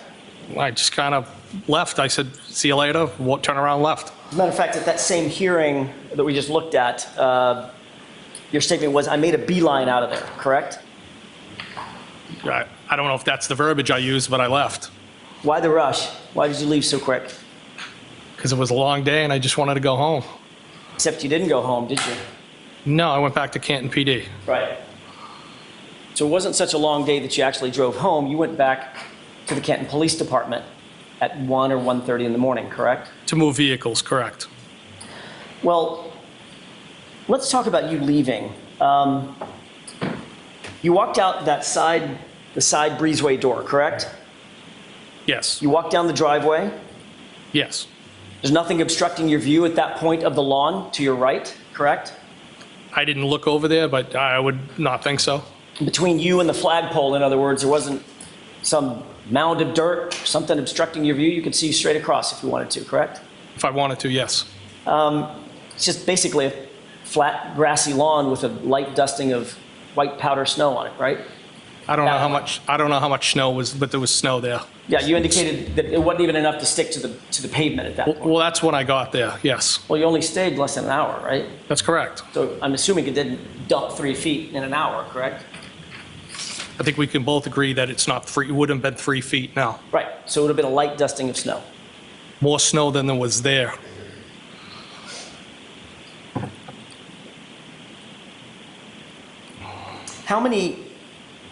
How far would you say it was from the edge of the driveway over to your Jeep? From where the back of my Jeep was parked? Correct. Maybe a foot or two, or it could have been even with the edge of the driveway. Oh, no, I'm sorry. It's probably a bad question on my part. When you left the house, as you started to walk down the driveway toward your Jeep, how long of a walk is that? Across the yard to down the driveway to get to your Jeep? Short. 30 feet? Maybe. Okay. During the course of you walking out the door, heading to your Jeep, you didn't see anything out of the ordinary in the yard, correct? No. You certainly didn't see a body in the yard. Of course not. Now, you get in your car, and it's facing directly toward the flagpole, correct? It's facing directly up the street, the flagpole would be off to the 1 o'clock. Right. So just a few degrees off to the right, the flagpole is, correct? It's off to the right. Just a few degrees. I don't know how many degrees, but it's off to the right. Well, you just said 1 o'clock. You're a former military guy, right? I am. Okay. 1 o'clock means 1 o'clock on a watch. 12 o'clock is due north, or right in front of you. 1 o'clock is just a few degrees to the right, correct? That's what you meant. At the 1 o'clock, yes. Okay. So you didn't see a body when you got in your Jeep? No, I did not. Then you turned the engine on, correct? And the wipers, yes. And the lights?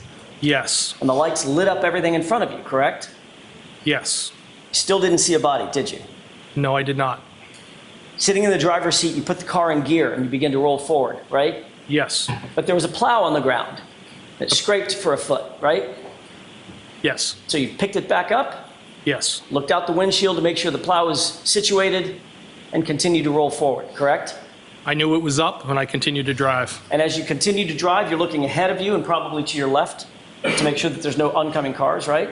Well, I knew there was no oncoming cars. I was just driving forward. Right. So your focus is directly in front of you. On the road, yes. And everything in your peripheral vision is right in front of you as well, correct? Yes. Nothing obstructing your view. I mean, other than snow on the car. Nothing obstructing your view outside toward the lawn. Wasn't another car parked there? No, I didn't. There was no vehicles in front of me, no. It was the roadway was relatively empty. There was no cars. And you didn't see a body then either, did you? I did not. And as you drive past that flagpole with everything lit up and everything in your peripheral vision, you still didn't see a body on that lawn, did you? I did not.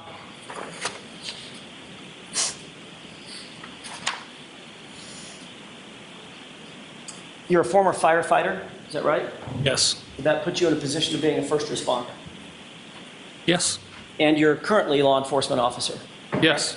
That puts you in the position of being a first responder, correct? I'm also a tactical medic, yes. Which means that you have training to be an observer. You're a trained observer, more than the average person, correct? Yes. You look for things out of the ordinary. You look for things that don't belong. As an investigator and former firefighter, first responder, correct? Yes.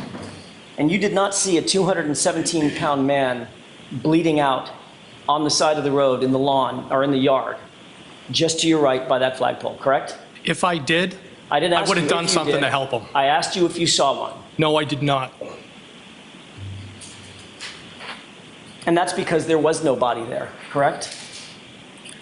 I didn't see anything. Because if there was a body there, you certainly would have seen that. Objection.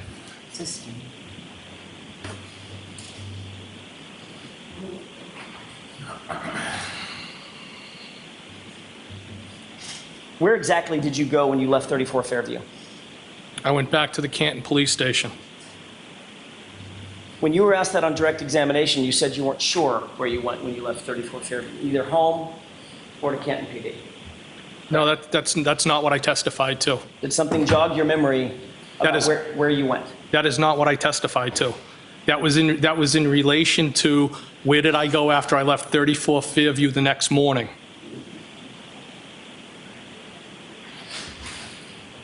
Why did you go to Canton Police Department that night, that morning? What's the question? Why did you go to the Canton Police Department that morning? The morning when I left 34 Fairview, the Friday into Saturday? Correct. To move 2 vehicles. There's been quite an evolution of that story over the years, has there not? I don't understand the question. All right, let's talk about that for a second. You had an initial interview with Massachusetts State Police on February 3rd, 2022. Yes. Correct? And you indicated during the course of that interview, which was just a couple of days, 5 days, after the events in question, that you left Brian Albert's house, went to Canton PD to, quote, fulfill some administrative obligations, end quote, correct? You later said, when you testified in front of the grand jury on April 28th, that you went to Canton PD to do, quote, administrative work, correct? Yes.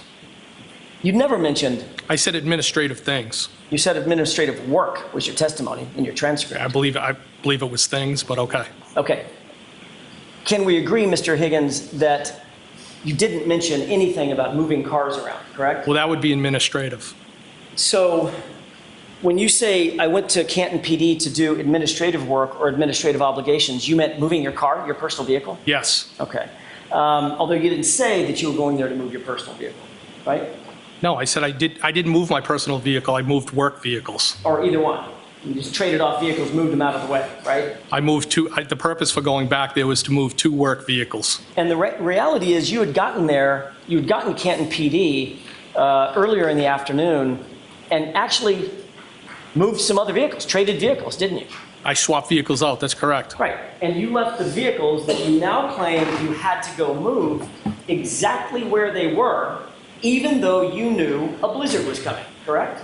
That is correct, yes. So you didn't move the cars a few hours earlier, knowing that you just have to come back and move those cars a few hours later, right? I was more concerned to go eat and have a drink because it had been a long day.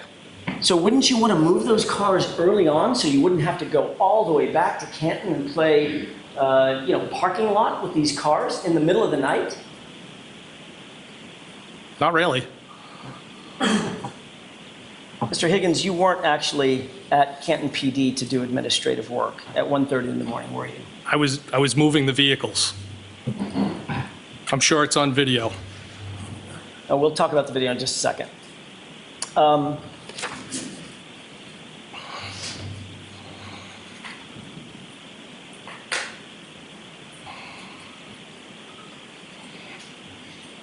You entered the Canton police station through which door? I believe it was the door to the right of the Sally Port as you come in the main entrance. And you made note of who was on duty that night, correct? I didn't make note. I walked by, I saw somebody sitting in the control room, and then just went about my business. So you immediately knew that your friend, Officer Good, was working dispatch, right? So do you need to hear something or? It's really hot over there. I'm sorry. So why don't we take a 5-minute recess? Court, all rise. Let's put everything up.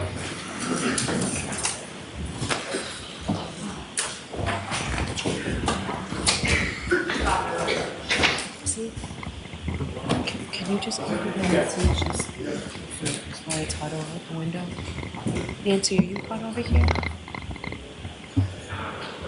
Keep that little fan.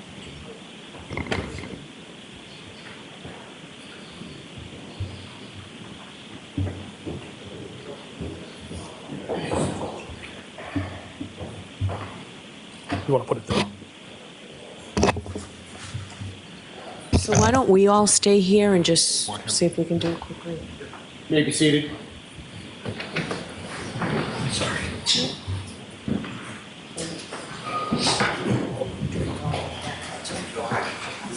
You go do this. What do you want? And if you don't mind, you know, I'll go over there too. Nancy, Paul will do it. Just sit there and make sure.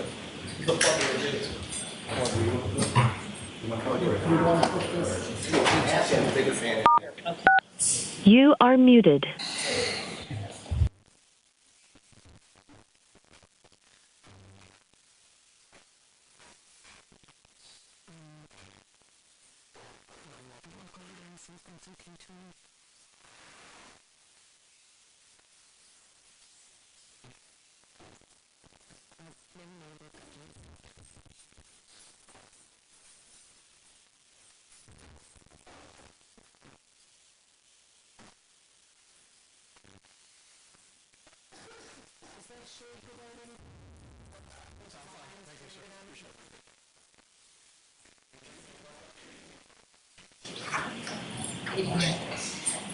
Excuse me.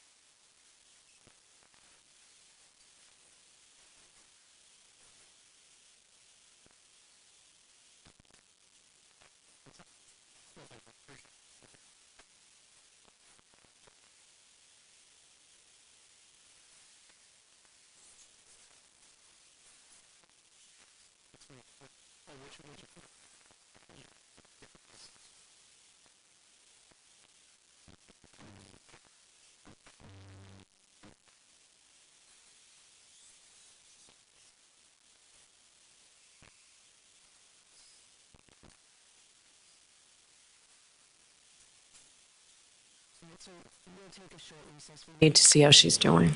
All rise for the court, please.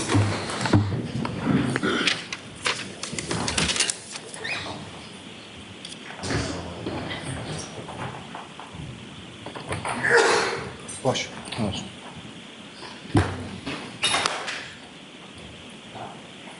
Can I go downstairs and use the bathroom? Absolutely.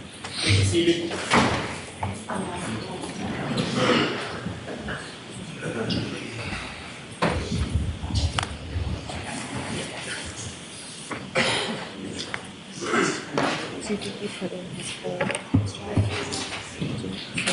this is one for this?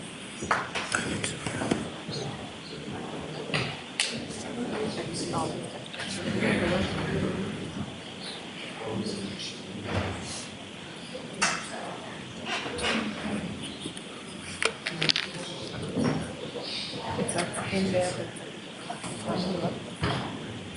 hi, yeah.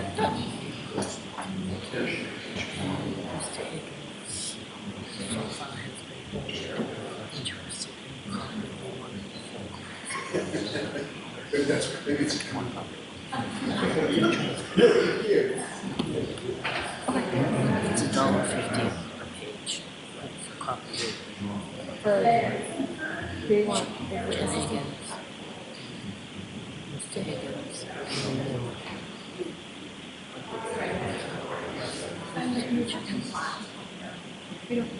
What? I don't have the meter. No.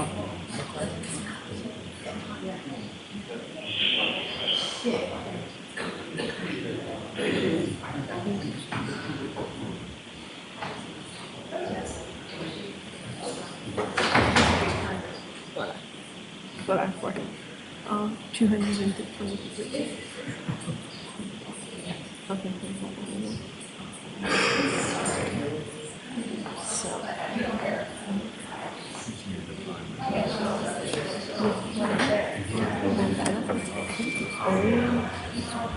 Yeah. Okay. And so this just has to go in. Okay. Whatever. Okay.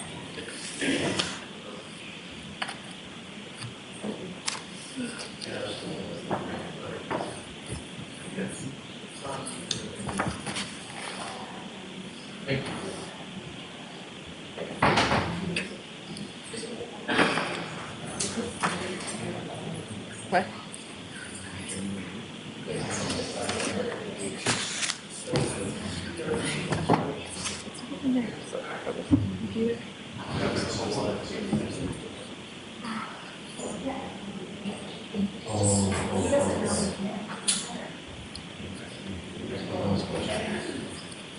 You said he wasn't there.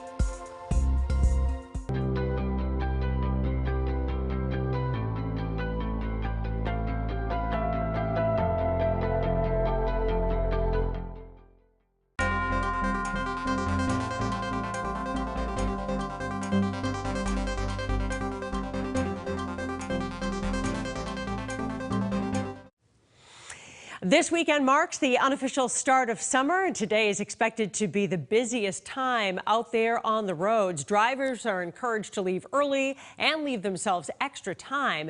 The HOV lane on 93 will be open early. The Sumner Tunnel will stay open throughout the weekend. MassDOT is also asking people heading to the airport to be mindful of extra traffic. Some good news if you're traveling in New Hampshire and Maine. When traffic is heavy on I-95, both states will allow drivers to use the shoulder in order to reduce volume in certain areas. And if you're traveling to Boston, weekend service on the Hingham Hall Ferry resumes tomorrow. A Melrose firefighter has been placed on leave, accused of stealing the name of a dead man. According to federal court documents, the man is listed as John Doe, was working under the name Henry Wang. Now, investigators say they aren't sure of his real identity. This is a picture of him shared on the city's Facebook page, welcoming him as the newest member of the Melrose Fire Department. He was arraigned yesterday on several charges, including aggravated identity theft and making false statements. We've learned there was a deadly fire in Braintree. It was on McCusker Drive just before 10:30 last night. Firefighters say they found smoke and flames in a first-floor apartment. The person who lived there died at the scene. Firefighters were able to contain the flames to that unit, and the Red Cross is helping about 24 other residents find a new place to stay. Cambridge police are looking for the person who shot two people near Donnelly Field. Last night, a 23-year-old man and a 22-year-old woman were both shot. Both are expected to survive. And police are asking anyone who might have home surveillance or dash cam video of that area around 9:40 last night to contact them.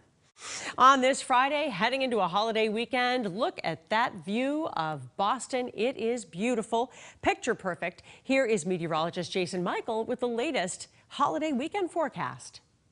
Paula, beautiful conditions on this Friday, certainly after a very active Thursday that we had some boomers that moved through yesterday afternoon and even also clearing skies out. We're now getting ready to get rid of the humidity, but the temperatures are spiking this Friday afternoon.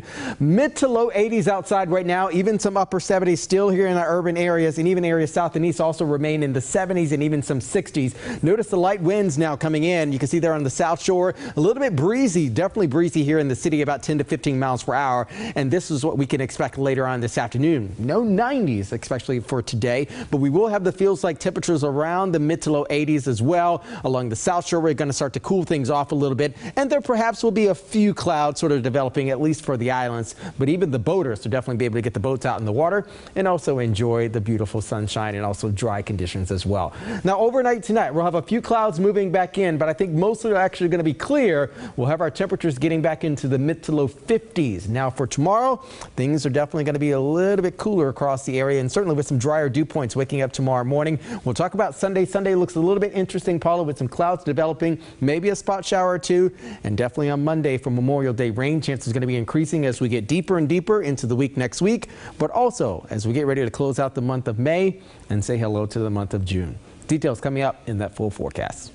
Two suspects who allegedly tried to break into a home in Brookline earlier this week have been released after each posted a $10,000 bail with conditions. The two were arraigned at Brookline District Court yesterday. One of the suspects was placed on house arrest and also required to wear a GPS tracking device. Police have also filed additional charges after a gun was found inside the vehicle the men were allegedly using. Cambridge police are asking for the public's help with their investigation into a reported sexual assault that happened last Friday. Now, this alleged assault happened at around 9:20 p.m. on May 17th at the Cambridge Park Drive area. The victim told police she was attacked by a masked man with a knife in a restroom. Police are asking anyone who may have been in that area around that time or might have dash camera recordings to reach out to them. The MSPCA needs help locating the owner of this severely injured stray cat. He was found by Boston Animal Control in Dorchester earlier this month with signs of major trauma, which police believe was caused after the cat was hit by a car. Officials say he's lucky to be alive after receiving extensive medical care. If you have any information on the owner, the MSPCA wants you to call them. The CDC is warning about salmonella outbreaks linked to backyard poultry flocks in several states, including Massachusetts. Officials say over 100 people in 29 states have become sick after touching or caring for backyard poultry. This has resulted in 33 hospitalizations, including a 5-year-old child. No deaths have been reported, but people are urged to wash their hands immediately after touching any backyard poultry, including eggs and the area in which they live. We're celebrating Asian and Pacific American heritage all month long, and we're taking a look at a couple of people focusing on changing traditions. WBZ's Tiffany Chan talks with 2 Boston influencers who say convincing their parents that they were on a good career path wasn't easy. With more than 55,000 followers on Instagram, Armani Tao, affectionately known as Forking with Armani, didn't set out to be a food blogger. It was an accident, essentially. It was through his love of photography and food that Armani got his start 8 years ago, bringing us today to Birds of Paradise Bar in Brighton, where we're shaking up this conversation. So when I first started, I think representation was lacking here in Boston, but I mean, today, I would say there's predominantly more Asian influencers than anything. Local content creators breaking the Asian stereotype that we're all doctors, lawyers, wealthy, and lean more on the timid side. I didn't know, an Asian guy could be tall or have long hair or have tattoos. The most extra type of Asians gotta be either Viets or Filipinos. Christian Duan embraces his Asianness on his Instagram page, Chopstick Murphys, with 60,000 followers and counting. You guys are probably showing the way to like the younger kids. Like, you don't have to be a doctor. Yeah, right? And I hope so. I mean, I hope that we're putting that level of influence. Yeah. Did I? What? Yeah. Me? Because he's been in the game for a long time. I started very recently.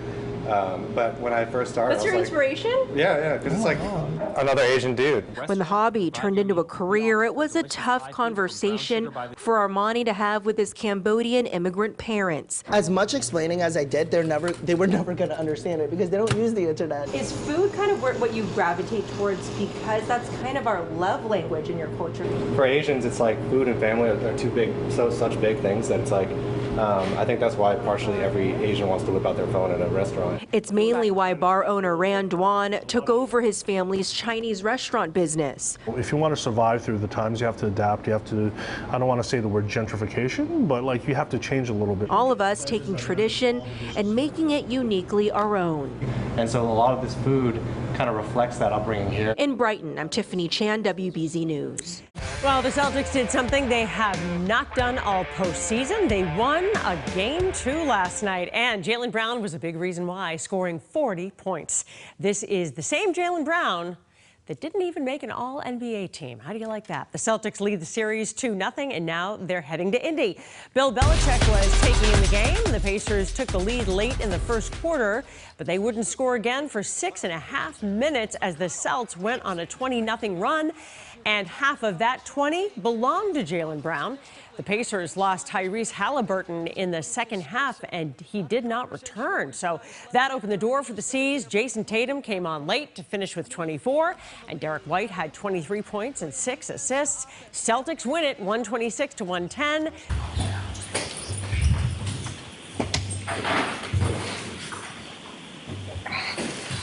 All right, Mr. Jackson. Thank you. Mr. Higgins, if you went back to Canton PD at 1 o'clock, 1:30 in the morning, you would certainly be in a position to monitor anything that was happening at Canton PD at the time that at least you were there, correct? No. I mean, you would be inside the building, correct?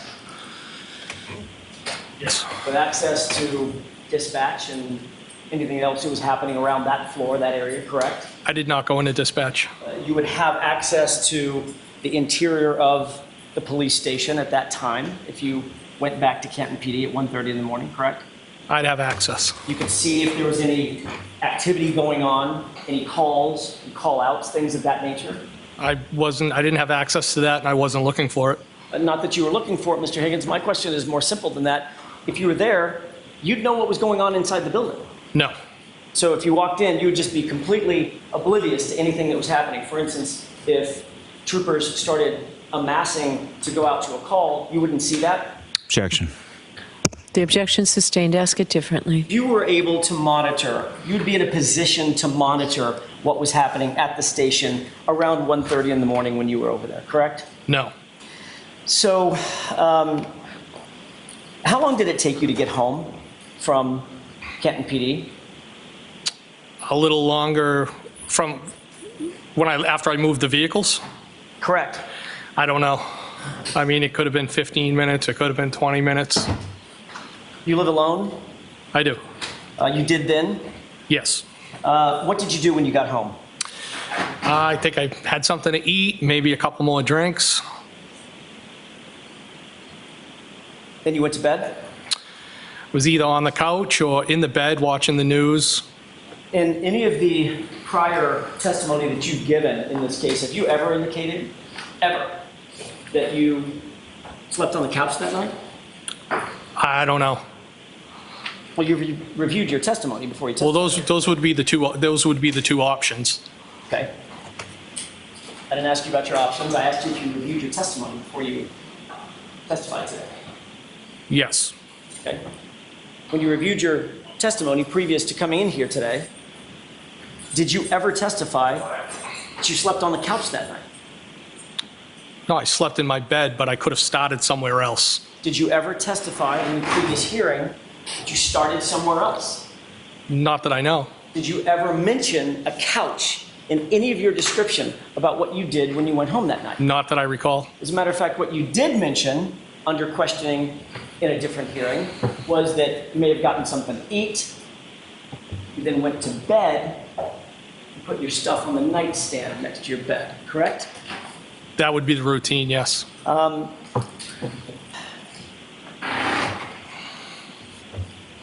You did not make or receive any calls after returning home that night? No.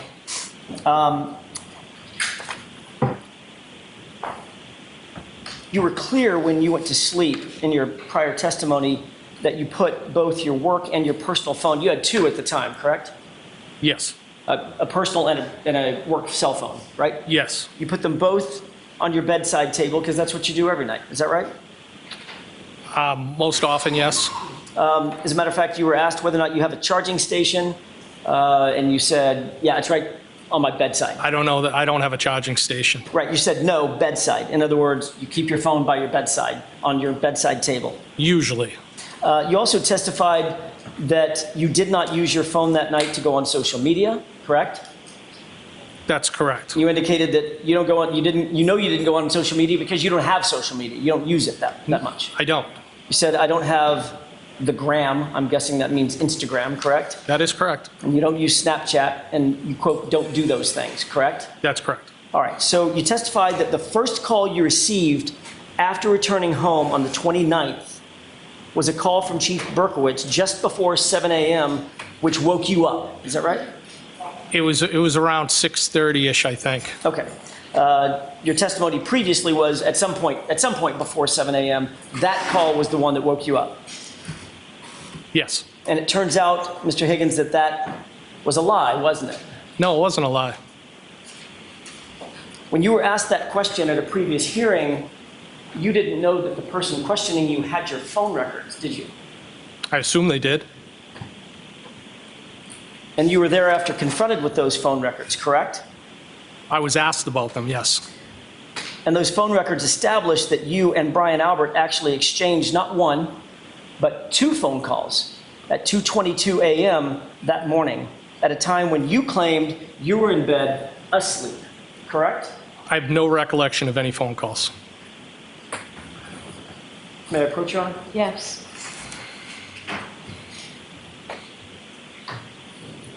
Please.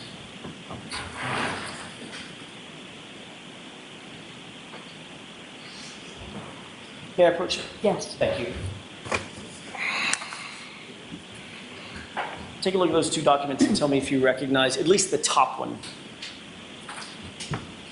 Do they have a page number for me to follow or no? I was just asking Ms. Little. I don't think we've introduced them, and no, they don't have a page number, but I'm going to ask that they be marked for identification at least at this point.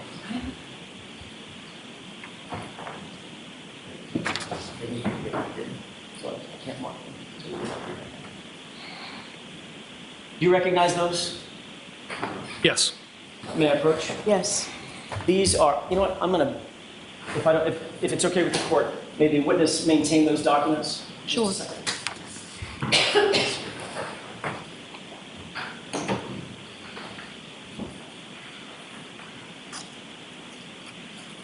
I'd like to have those two documents marked only for identification with the court's permission.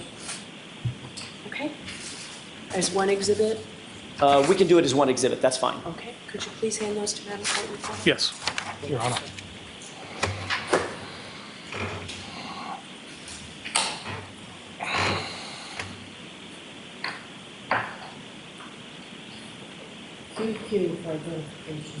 Sorry, what was it? Thank you. Thank you. May I inquire? Yes. Mr. Higgins, you see the document on the lower right.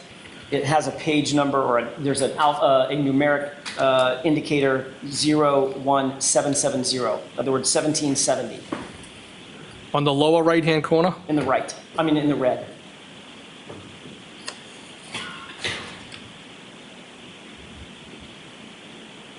It says 01771. Look at the next page. I think they're just out of order.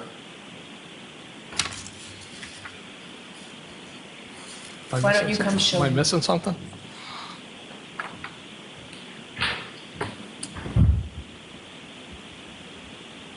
Oh, this has been marked over.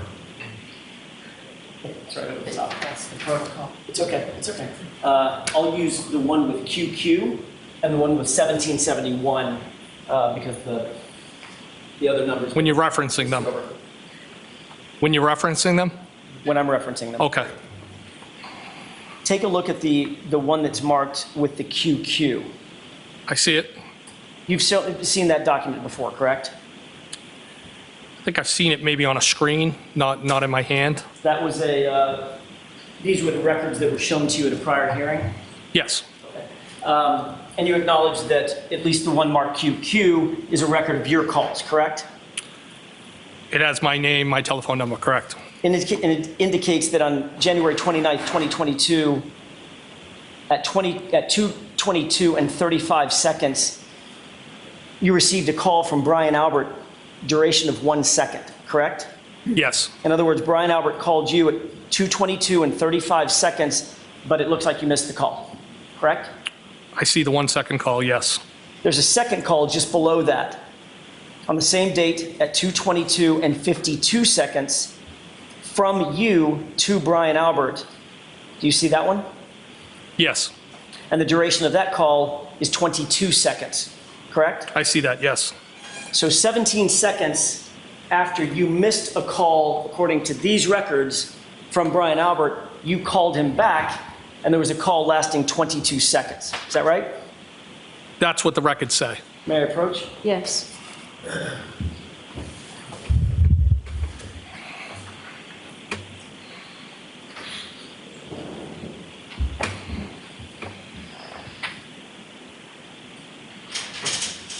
So the fact is, you were speaking to Brian Albert in the middle of the night, approximately 3 hours before Mr. O'Keefe's body was found in his yard, correct? No, that's not correct. And that was 5 minutes before 2:27 a.m. when there was a Google search for how long to die in the cold, correct? Objection. Sustained. And then, of course, you lied about that under oath in that prior proceeding by saying, I don't remember this phone call. Objection. Sustained.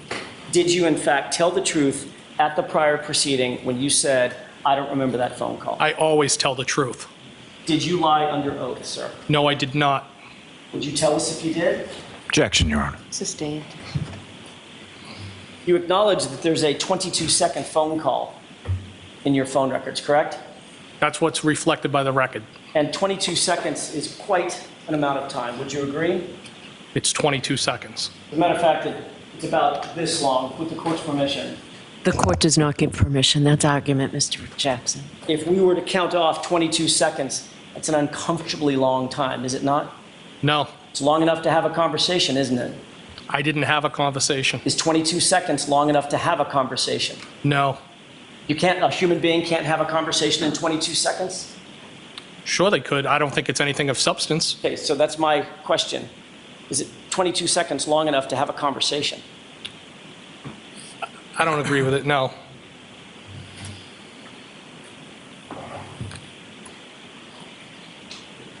Now, when you were asked about this and you were shown these records, that prior hearing, you had an explanation for what that 22-second call may have been and what the prior call may have been, correct? Yes. What was your explanation? Well, I used a phrase that people commonly used as a butt dial.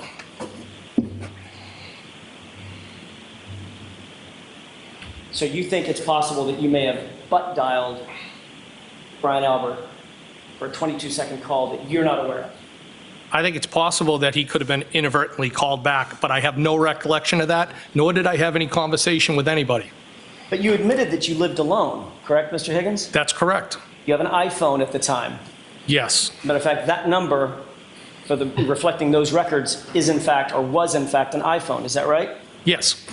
You already indicated under oath that you don't sleep with your iPhone. You keep it on your bedside table. Is that right? Most often, yes. There's nobody else in your room. Is that right?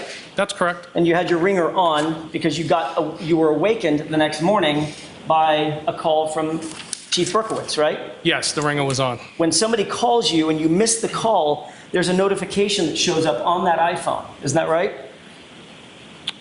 I don't know how mine's set up at the time. I don't know. If you open up your phone app and you go to recents, it shows all the missed calls, correct? I think you can get to them, yes. And you know that the iPhone does not automatically call people back. That is not a thing, right? You miss a call from someone, it's not just going to automatically re-ring them. Yes, I think we both know that, yes. So to call somebody back, you have to go on your iPhone, open it up from a locked position, navigate to a phone application, then navigate to a contact, and then make a call, correct? Objection. Sustained. You can break it down. Sure. In order to call somebody back, if you've missed a call, you first have to unlock your iPhone. You would have to, yes. You can do that either through Face ID or through a 4 or 6-digit passcode, right? Yes. Don't tell me the code, but did you have a 4 or a 6-digit passcode locking your iPhone at the time? I don't know if it was a digit code or Face ID. Well, if you have a Face ID, you have to have a digit code as well, right? I guess so. Okay. Did you open your phone with your Face ID or a multi-digit code? I have no recollection of answering the phone or calling anybody back. You also have to navigate, once the phone is unlocked, you have to navigate to the phone app, correct? I don't know necessarily if you unlocked it with your face, if it would be right there. I've never thought about it. Once you unlock that phone app, you have to manipulate the phone on the screen with your finger in order to make a call, correct? You would have to hit at least one button, I guess. At least one, right? Yes. So that's 3 or 4 interactions with the phone that have to be physically undertaken to just make one call, right? But I didn't make any calls. So how'd you butt dial? I didn't make any calls. I have no recollection of any calls, nor did I speak with anybody.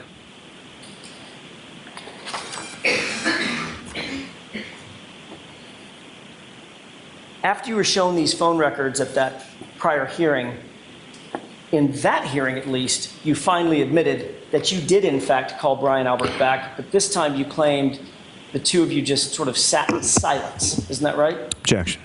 So I'm going to sustain it in that form. You can ask it appropriately, Mr. Jackson. Did you ever previously testify that you did in fact make the call, but you did not have a conversation during the course of the call? What I think I testified was something must have happened, but I didn't have any phone call. Do you remember being asked, quote, did you call him back, end quote, and you answered, yes. And then there was a question. There was a series of questions there. That's only a fragment of what I said. I'm not done yet, Mr. Higgins. Can you answer my question? Yes. To the question, did you call him back? Your answer was yes, correct? I think it was kind of, I must have. Then you were asked, well, the answer was yes, and then there was a colloquy back and forth where you spoke over each other's words, right? It was dialogue back and forth about this whole thing, yes. May I approach? Yes.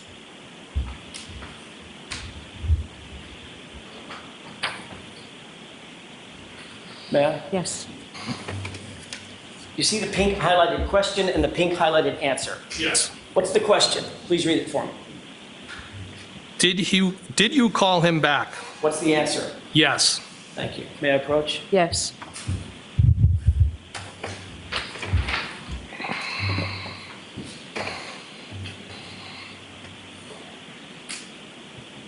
You then said a little bit further in that same conversation, I did not have a conversation, correct? I did not have a conversation with anybody. And the question following that was, you just listened to the phone, what someone was telling you? Answer, it's possible that the phone picked up on the other end and nobody said anything, and then I terminated the call, end quote. That's what you said at the other hearing under oath, correct? Yes or no? Can I see it? Sure.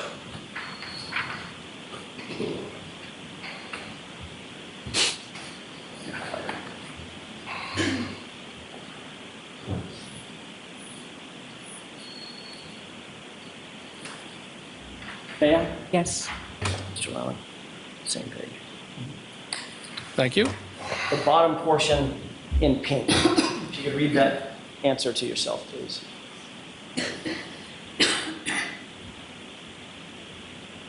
You have that in mind, sir? No, can I have a minute, please?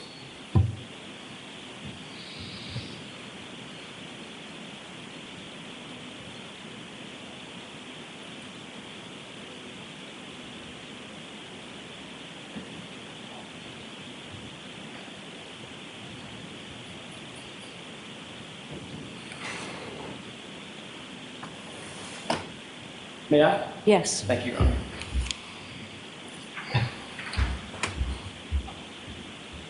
Does that refresh your recollection about how you answered that question? Yes. And your answer was, it's possible that the phone picked up on the other end and nobody said anything, and then I terminated the call. That's the only thing. Meaning it's possible it could have happened. It's possible it could have happened that you had a 22-second call with Brian Albert, I correct? did not have a 22-second call with Brian Albert. There was no conversation. You've had some time to think about this 2:22 a.m. call, correct? Since that last testimony. Some time to think about it? Yeah. I haven't really thought about it, no. So for over a year, you haven't even considered the fact that you were caught with a phone record lying about not having a conversation with Brian Albert at 2:22 in the morning. Objection.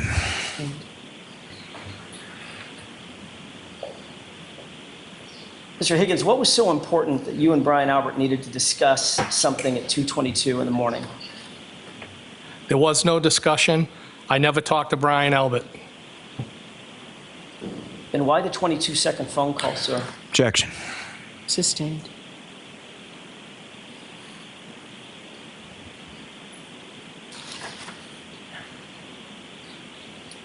I want to talk about what you did after you woke up on January 29th, 2022.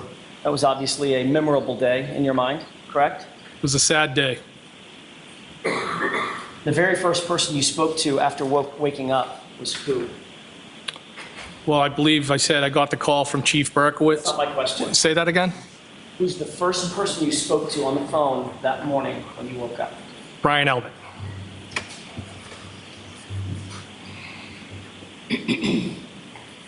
Whose idea was it for you to drive to Brian Albert's house that morning? It was my idea. Was it important to you to speak with Brian Albert in person rather than over text or phone call? No, it was important to support the people that were there. So, of course, you drove over to his house, had an opportunity to speak to him in person without any law enforcement presence, correct? I was there with everybody, not just Brian Albert. And Brian Albert was in the house and you were in the house, right? That's correct. So you had access to him and others without any law enforcement there. Is that right? That's correct.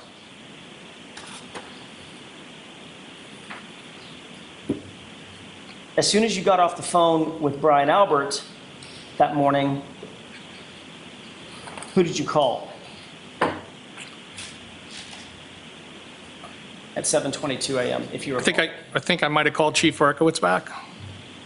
So as soon as you got off the phone with Brian Albert, first thing in the morning, the next call you made was to Chief Berkowitz. Is that right? Yes, because he had called me first. Yes, I called him back. Did you request from Chief Berkowitz any information that he may have had concerning the investigation surrounding John O'Keefe being found at 34 Fairview that morning? No. Were you trying to see how much law enforcement knew right away?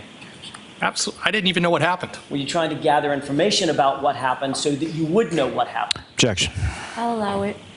No. What you were trying to do? No, Your Honor. What did Chief Berkowitz tell you about his knowledge of John O'Keefe's body being found just after 6 a.m.? Objection. Sustained. Did you tell Chief Berkowitz that you had been with John O'Keefe and you were at the crime scene the night before? Objection. Sustained. You can ask that differently.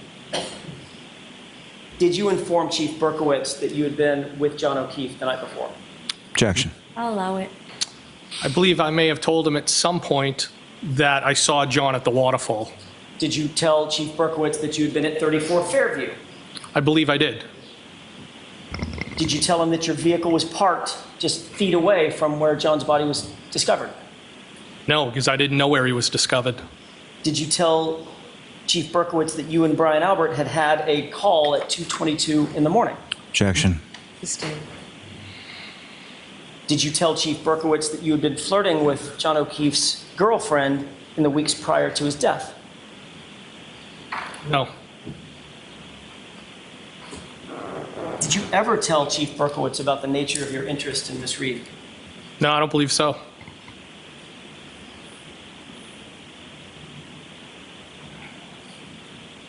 Did you tell Chief Berkowitz that you had seen Mr. O'Keefe and Miss Reed the night before and that Miss Reed had ignored you? Objection. Sustained. You can break that down, Mr. Jackson. Thank you, Your Honor. If I may have just a moment.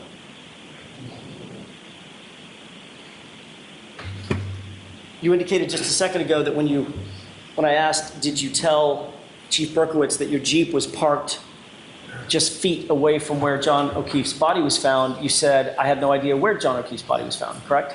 That's correct. You had just spoken with Brian Albert, right? He said in front of the house. All he said was John O'Keefe was found in front of the house. He didn't say right outside on my front lawn. I believe he said he was found out in front of his house unresponsive. Okay. If he was out in front of his house, then you would know, because your Jeep was also parked out in front of his house, that your Jeep would just be feet away from him, correct? Objection. Sustained. Did you tell Chief Berkowitz that you had texted John O'Keefe to have him come over to 34 Fairview just hours before he was discovered dead in the yard? No. Did you think any of that was important when talking to the Chief of Police of the Canton Police Department? I'll let him have it. No, I didn't. There was no reason to tell him. You've been an investigator for some 15 years, and you were a firefighter for years before that, correct? Yes. You're very familiar with some of the tools that are used in conducting modern investigations, correct? Yes. You'd agree that searching electronic devices and phones is an incredibly important investigative tool that modern investigators use, correct? Objection. In that form, I'll sustain it. Are you aware that searching electronic devices is an important part of investigations? Objection. Are you aware of that, sir? Do you agree with that? I've utilized phone data during the course of my investigations at times, yes. Okay, so another way to put that is obviously phone data and electronic data is an important part of investigations. Right? Objection. Sustained.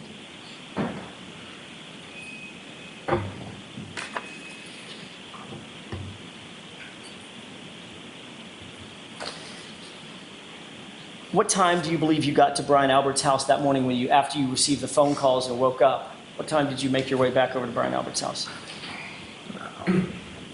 Maybe around 7:15 in that area.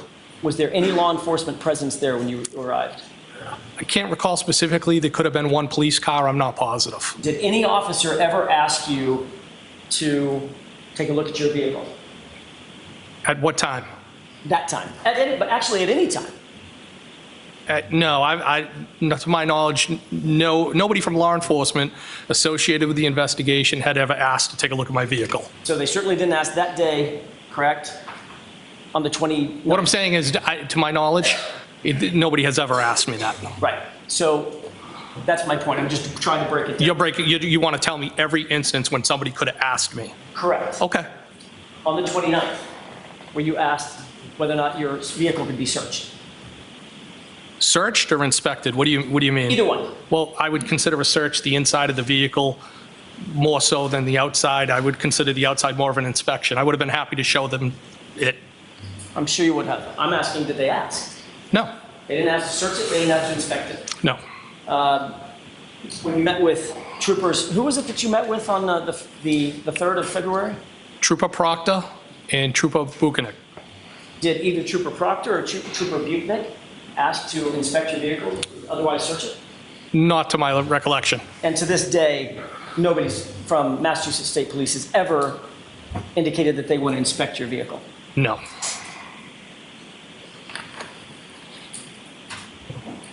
When you entered the house that morning, Brian Albert was there, Nicole Albert, Jen McCabe, Matt McCabe, Brian Albert Jr., and Julie Albert were all there. I'm sorry, had Julie Albert gotten there yet? She came after me. Okay, so at some point, all the people that I just tipped off, they were all inside the house. Brian Albert Jr., Nicole, Brian, Matt, and Jen. You all discussed the incident together, correct? I wouldn't describe it that way, no. Did each of you discuss your own perspectives about what had happened the night before in the early morning hours? Objection. I'll allow it. People were in shock at the table trying to figure out what happened. The math didn't make sense. John and the defendant never showed up. People were in shock. Trying to figure out what to say, right? No. And you were all talking within earshot of each other, right? We were all there in the kitchen talking together. At this meeting, and these were friends and family, correct? Excuse me? These were friends and family amongst themselves, and you being a friend. These were friends and family inside that house discussing this incident, correct? Yes. So at this meeting, you actually instructed Jennifer McCabe to call Canton PD and ask someone to come back. Objection. Sustained as to that form, you can ask it differently. At some point, did an officer come back to re-interview Jen McCabe? Yes. Jen McCabe had told you that she had information about something that Ms. Reed had said, correct? Objection. I'll allow it. Did she tell you that morning?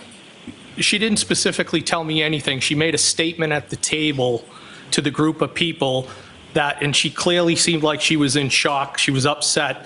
And she made a statement, something to the effect that Karen had opined that she had hit John. What she actually said was, I hope I didn't hit him, correct? Objection. It's not what I heard, no. That'll stand. Who did you ever tell this to?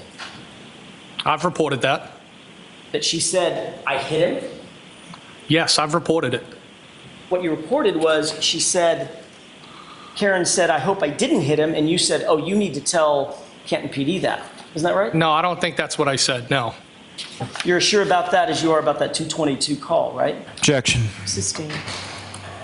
Mr. Higgins, what time did you leave Brian Albert's house?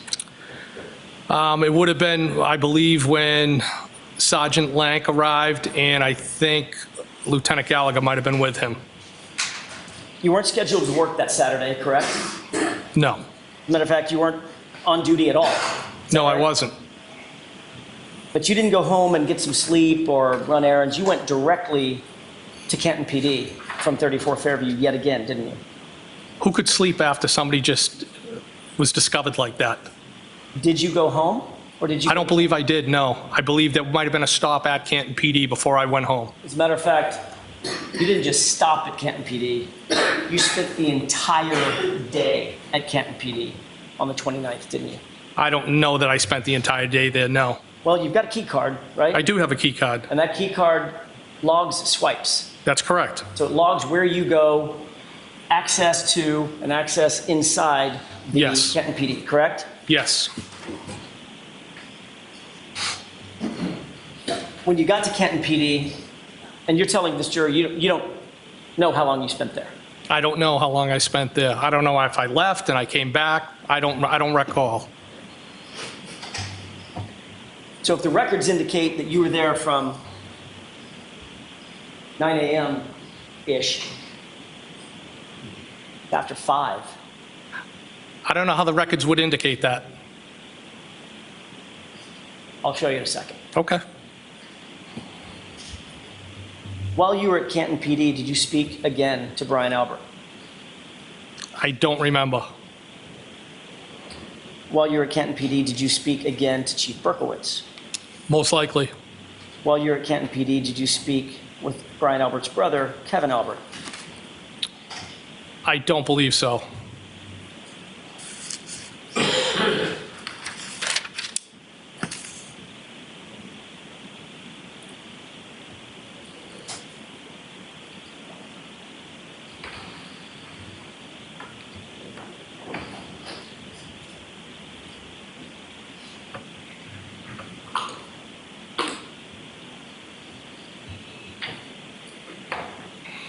Your Honor, may I approach briefly? Yes. Key swipes. Yeah, there's a particular area, but I just want to see if you recognize it. May I approach? Yes. Thank you. It's a 167-page document. Just take a glance through. Obviously, don't read the whole thing. Just glance through it and tell me if you recognize what that is.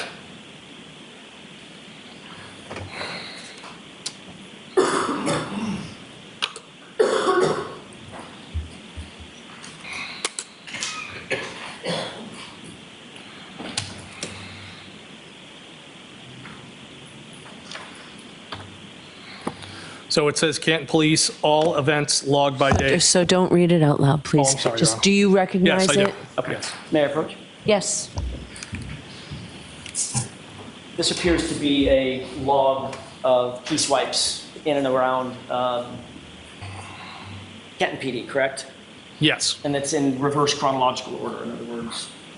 I didn't note that, but okay. Okay.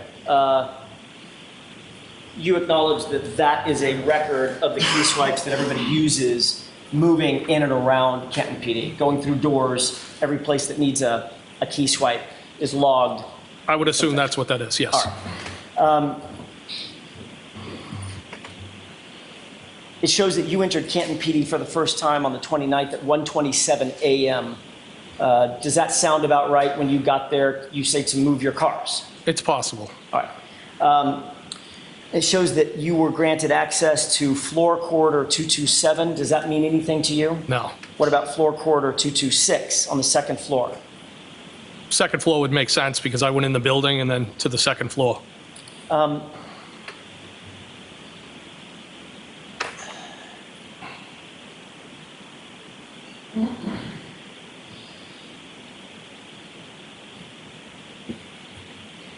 Let me have just a moment, Your Honor. Sure.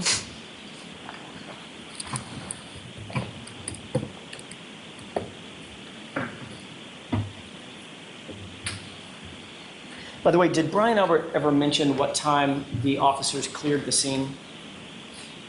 No. Telling me the substance of the conversation. Did he tell you when he talked to you at 7:20 or? Not that I recall, no. But you remember by the time you got there, the scene had basically been cleared. There wasn't a bunch of emergency vehicles, crime scene tape, nothing like that. I didn't see fire trucks. I might have saw a cruiser. I can't be sure. I don't recall. But you're not sure about that either? Sorry? I'm not sure about even seeing a cruiser, correct? Not 100%, no. You certainly were not contacted by a law enforcement officer who took your name and ID or anything like that? No, no, no. Parked and walked in the house? Yes.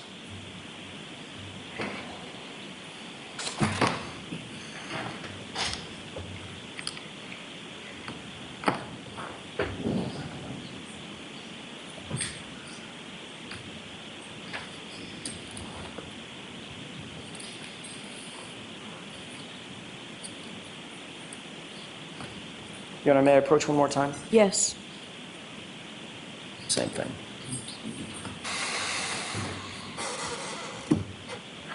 like to have that document marked as next in order.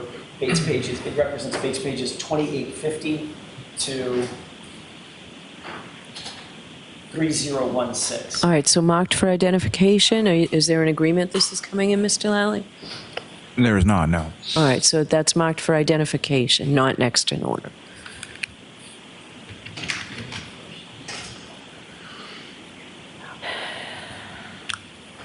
Thank you. Sorry about that. Thank you. Mr. Higgins, if you will, I'm sorry, are we ready? Thank you. May I proceed? Yes. Mr. Higgins, if you'll look at Bates page 3015, which actually is in order, that's not reverse chronological, it's the second to the last page.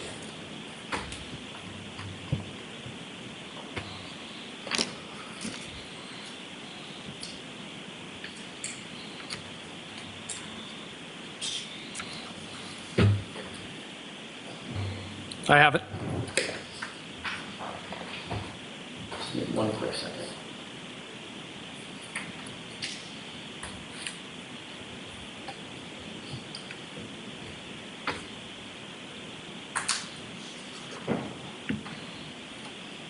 Can you take a look at the 8th entry from the bottom?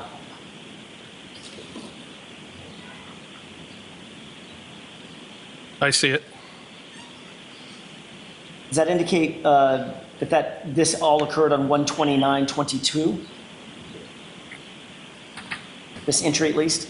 Well, I mean, I only, on that 8th entry, I see that that's associated with my name. I don't know what the other ones are associated with. Right. It would be other individuals in Canton PD. I mean, this is the entire log for 129, right? Okay, but what all I'm saying is that just my name is next to that. I don't see any other names, so. Right. Okay. So on 1/29/2022, I'm just trying to orient you. At 127 and 52 seconds. I see it. Access granted, Brian Higgins, rear entry to secure corridor, rear entry to secure corridor, correct? Yes. All right, so that appears to be what the log entry or the key swipe entry looks like when it's logged, correct? Yes.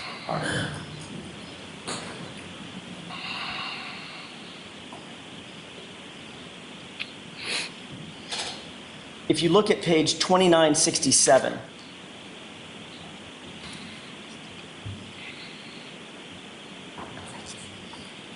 I'm sorry, I said it backwards, 2976.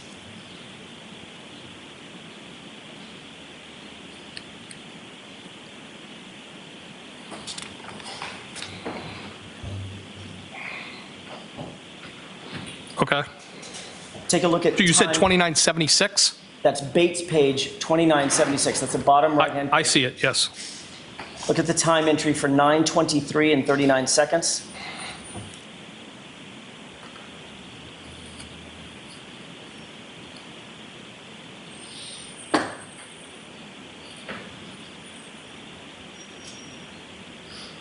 $923 and what? 39. And that's on 2976? Should be.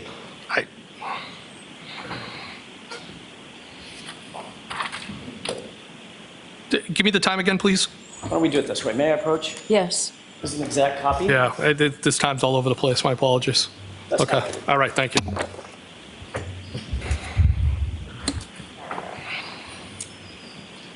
At 9:23:39, I'm sorry, have you got that in mind? I do. I see it. It's highlighted. At 9:23:39, that shows that you were granted access to the Sally Port to front exit, front entry to Sally Port, correct? Yes. There's only one Sally Port at Canton PD, correct? Yes, and there's a door on each side of the Sally Port. Yes. 2 bay doors, right? 2 bay doors on each side, yes. And then there's a pass-through. Personal pass-through door as well. Yes. May I approach, Your Honor? Yes.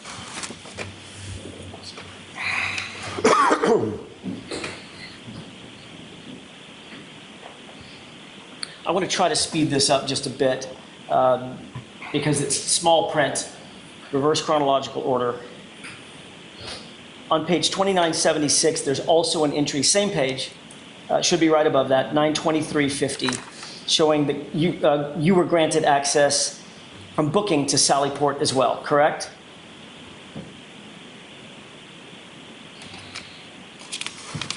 Okay, 2976, and what was the time? Page. Yes. It's about maybe 6 entries above.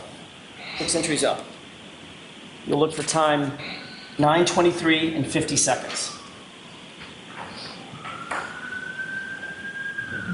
I see. Yes. All right. And that shows that you were granted access to the Sally Port and then from Sally Port to booking, correct?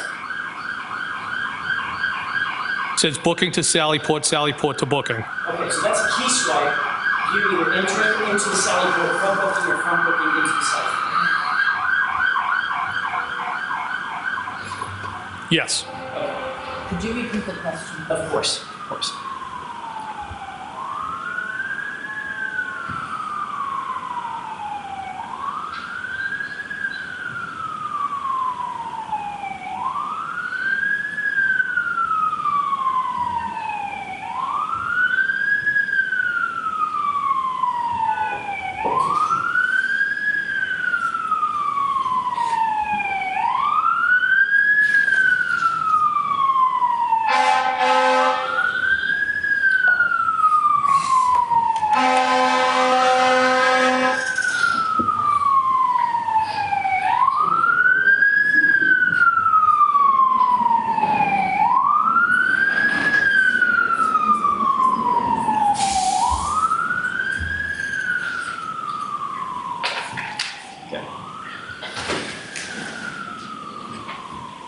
May I inquire, Your Honor? Yes. That indicate, I have no idea what the last question was. I'll see if I can make a new one up. At 9:23 and 50 seconds in the morning, you were granted access booking to Sally Port and Sally Port to booking, meaning swiped the key card in the door going from booking to Sally Port.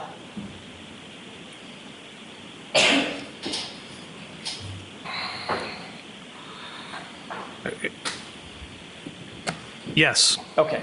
I don't want to belabor this because we could get bogged down into it all day long.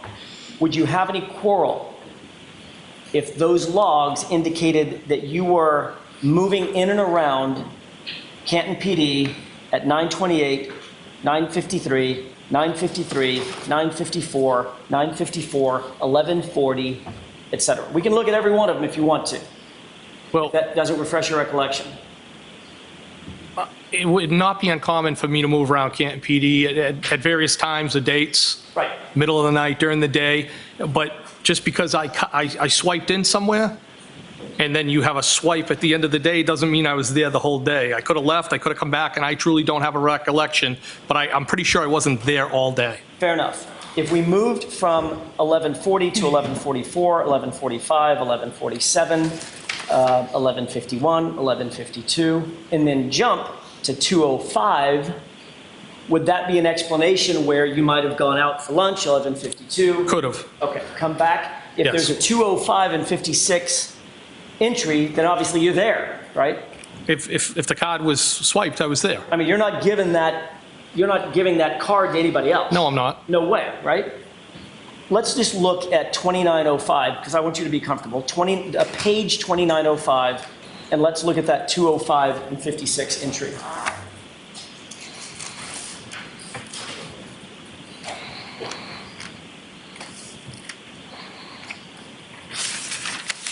I'm at 2905. Where would you like me to look? About right there. Basically middle of the page. May I approach? This might be a little easier. Highlighted it for you.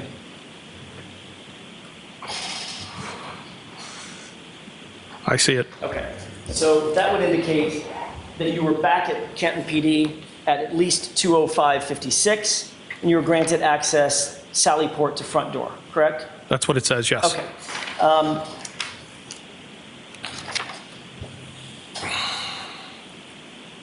At 3:10 p.m., you called Brian Albert's brother, Kevin Albert, correct?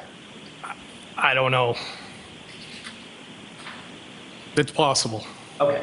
I don't remember every phone call I made that day. Understood. Do you remember talking to Kevin Albert? I don't. So you don't remember what you discussed with him? No. Do you remember that it was a 12-minute phone call?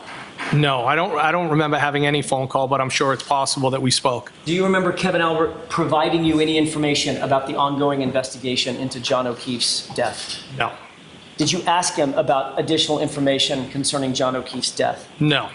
Were you providing details back to Brian Albert that you were receiving while at Canton PD? Absolutely not, no. Do you recall that 2 minutes after you cleared the call with Kevin Albert, you then called Brian Albert? It's possible. So I think the question was, do you remember? Do you remember that? Your Honor, there was a lot of phone calls made that day. It was an upsetting day. I spoke to multiple people at multiple times. I don't have a recollection. I'm sorry. Oh.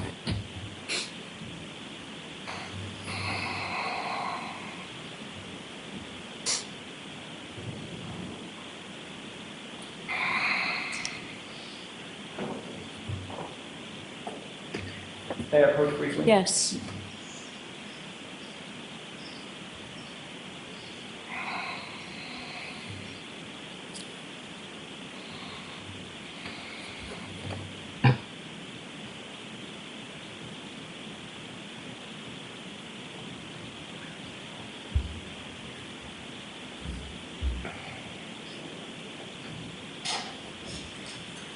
Thank you.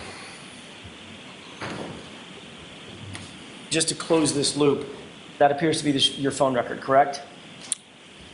Yes. And it appears that you made a call at 3:10 for 12 minutes with Kevin Albert, correct? Yes. 3:10 plus 12 is 3:22, correct? Yes. You would clear the call about 3:22, is that right? Yes. And then it shows a 3:24 phone call to Brian Albert then calls you at 3:24, correct? Yes. And you two speak for 6 minutes, is that right? 6 minutes, 5 seconds, yes. May I approach? Yes. Does that refresh your recollection that you made those calls? Based on the record, yes. Was that just a coincidence that you were talking to Brian Albert and Kevin Albert within minutes of one another? Yeah, I mean, there was a lot going on that day. People were upset, and I don't remember the phone calls. I don't deny making the phone calls. I just don't remember them. Do you remember providing information that you were learning from Kevin Albert to Brian Albert? Absolutely not.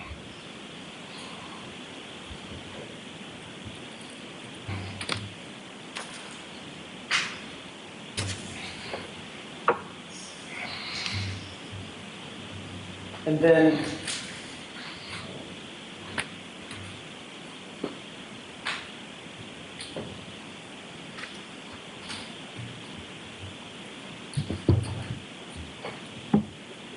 may I, Your Honor?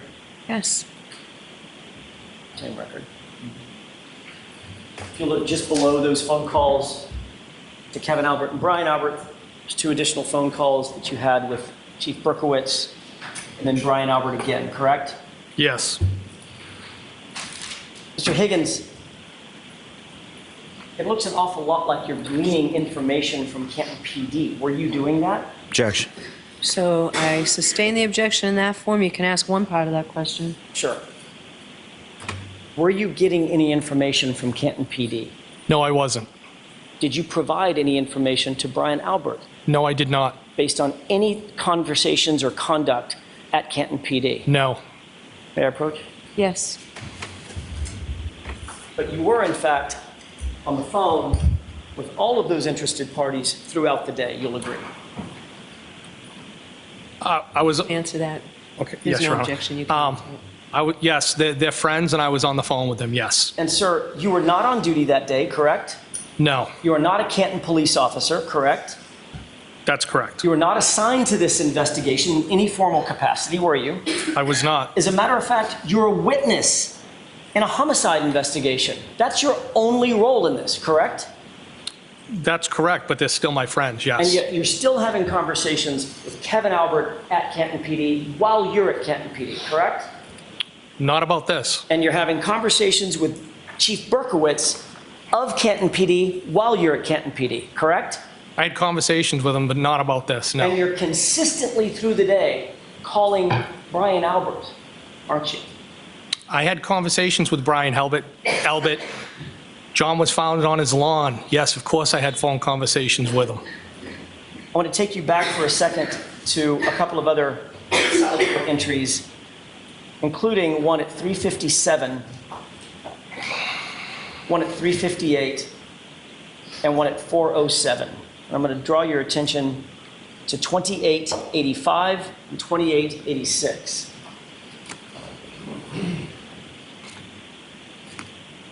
Once you have the pages, I'll give you the times once again.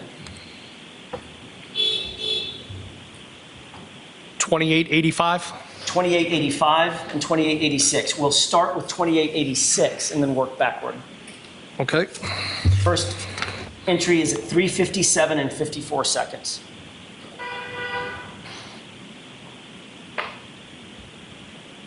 .357 and 54 seconds, I see it. Brian Higgins booking to Sallyport, correct? It says Brian Higgins, communication to pedestrian Sallyport, communication to pedestrian Sallyport. Look at the one just above it. That's 3:58.24. Look at 3:57.54. Or the one, it probably is going to be just below it because it's reversed. You said 3:57.54, correct? Correct. That's what I just read.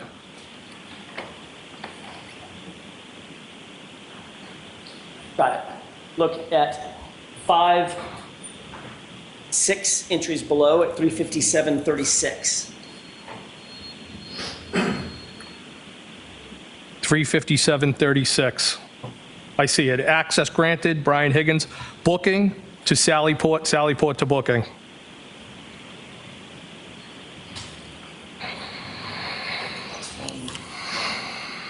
And there's one more on page 2885. Look for 4:07.47.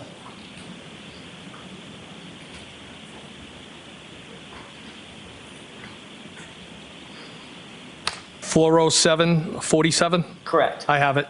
Access granted, Brian Higgins, booking to Sallyport, booking to Sallyport. And there's no record in that document of you exiting, correct? That's just booking to Sallyport. Yes.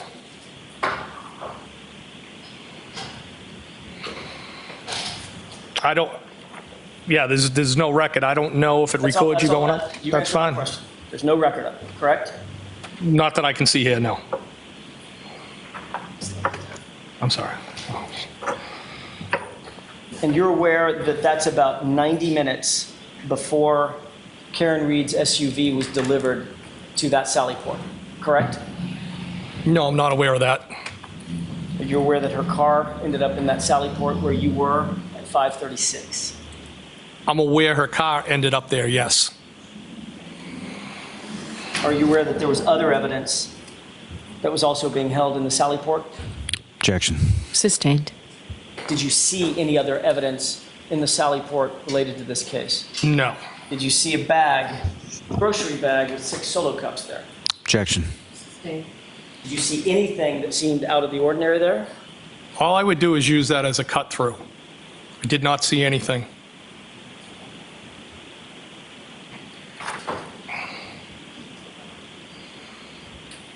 Are you aware that at 5, well, let me ask you this. You and Chief Berkowitz were moving in and through, at least in some parts of the day, in and through Canton PD together, correct? At some points we might have been together. I'm not, I mean, we weren't together all day. Matter of fact, he was also in the Sallyport around the same time you were, correct? I don't recall that, no.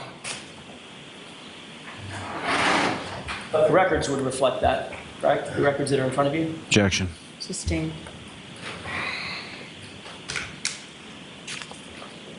You were in the Sallyport the last time you're logged into the Sallyport. It's 4:07. Do you remember seeing Chief Berkowitz at the Sallyport at 4:14?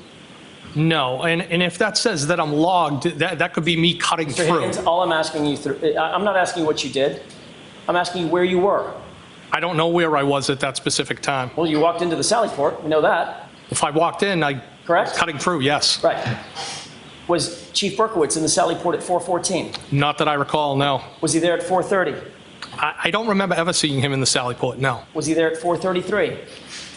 I don't remember ever seeing Chief Berkowitz in the Sallyport. At 4:50? Objection. Sustained. Let's move through this, please. Finally, was he there at 5:36 and 37 seconds at the same time Karen Reed's vehicle was delivered? I don't remember.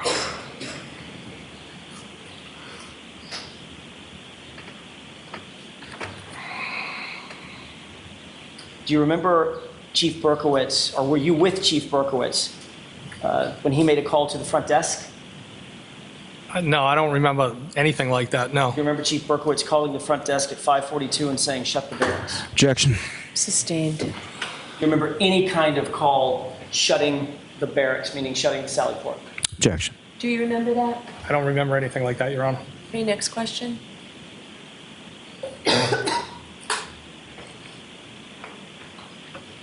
You didn't leave Canton PD until close to 6 p.m., isn't that right? I don't know what time I left. Could it have been 5:50, 6 o'clock? I don't recall what time I left.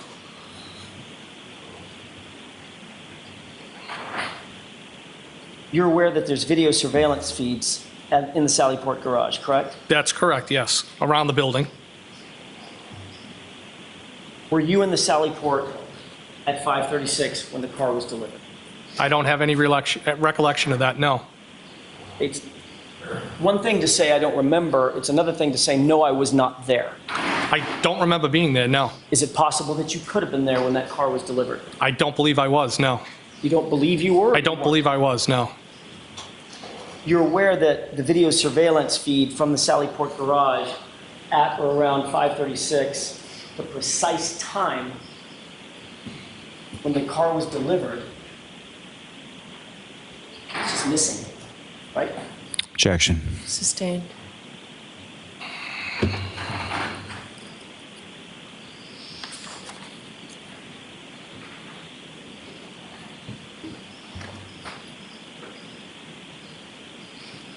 Did you receive a flurry of phone calls from Brian Albert and Chief Berkowitz indicating that some taillight pieces or a taillight piece had been recovered at 34 Fairview later that evening? Objection. Sustained. Did you receive a call at all, without telling me what the conversation consisted of, around 6:12 p.m. from Brian Albert? I don't know what day you're referring to. The 29th. No, I don't remember any phone calls like that. Do you remember 3 minutes later getting another call from Chief Berkowitz at 6:16 p.m. that lasted about 5 minutes and 15 seconds? No.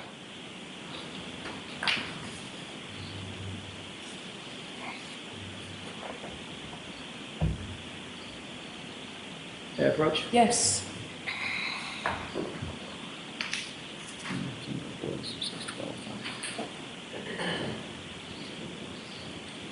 You look at the entries for 6:12, 6:16. See if that refreshes your recollection.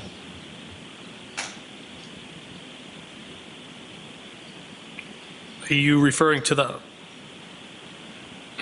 6:12 and 6:16.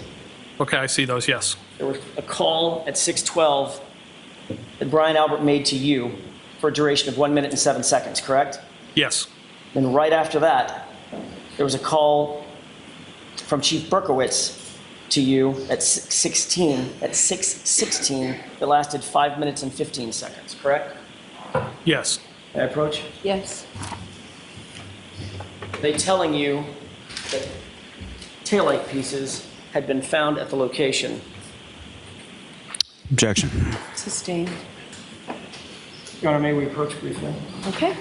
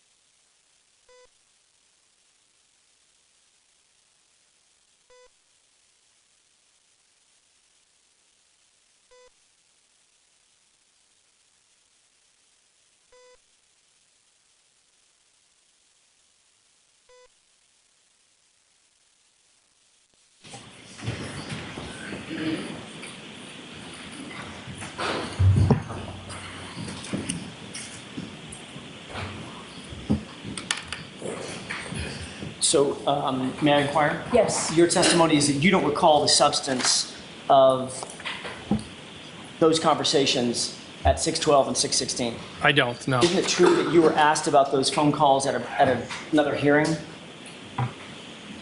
I might have been, I don't recall. And did you testify at the other hearing that, in fact, what was discussed was the substance of the taillights being found at the location? No, that's not what that was in reference to.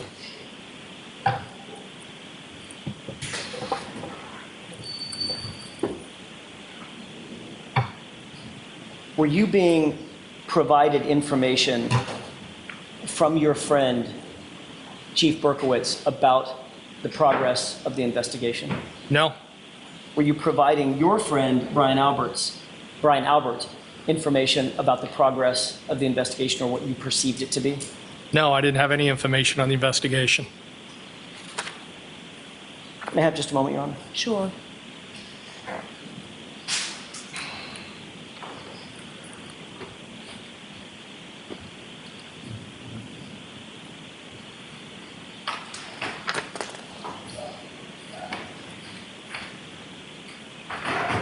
You were not interviewed about this case in any formal capacity until 5 days later, correct?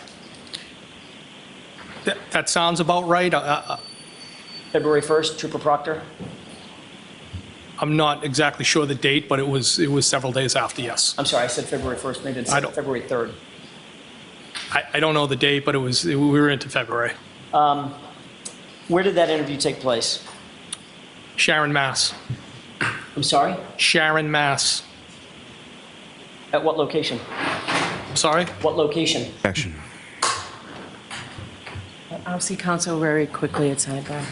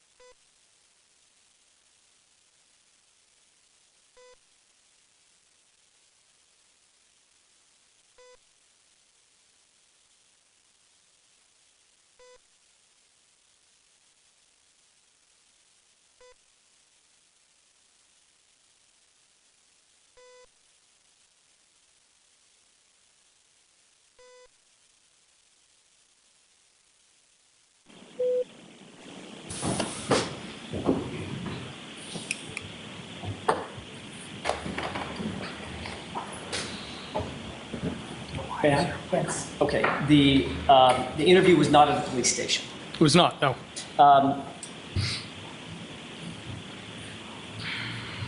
By the time you interviewed with Trooper Proctor, you had already had numerous conversations with Brian Albert. Is that safe to say? Well, the interview was with both Trooper Proctor, Sergeant Buchanan, and of course I've talked to Brian Albert because of what took place. Higgins, that was a yes or no question. Yeah, of course I've talked to him, yes. Okay, and the answer is yes, right? Can we agree? The answer is yes. Thank you. By the time you spoke with Trooper Proctor and Trooper Buchanan, you had already had numerous conversations with Chief Berkowitz, correct? Yes. You had already had numerous conversations with Kevin Albert. Yes. You had already had this meeting with the Alberts and the McCabe's over at 34 Fairview. Is that right? I went to the house. and discussed this case, as you earlier described in your testimony? I discussed what we were trying to figure out what happened. You discussed this case, Mr. Higgins. Well, at that point, it wasn't a case. Okay, I'm not parsing words about what a case is versus a matter versus an issue. You understood my question, didn't you? Yes. Is there a reason you don't want to answer that question? I don't have a problem. Objection, Your Honor. No, is there a reason, or why don't you go ahead and explain? Well, I feel he's trying to make it sound like something it wasn't. I'm not trying to make it sound like anything, sir. I'm asking a question. Had you discussed this case or the issues surrounding this case with those folks? I did discuss things when I went back to the house, yes. And that was before you met with Trooper Proctor and Trooper Buchnick, correct? Yes, that's correct. You had already spent an enormous amount of time at Canton PD. We've just gone through those records. Is that right? I have been at Canton PD, yes. And you had been able to talk to, you had access at least to all the officers, correct?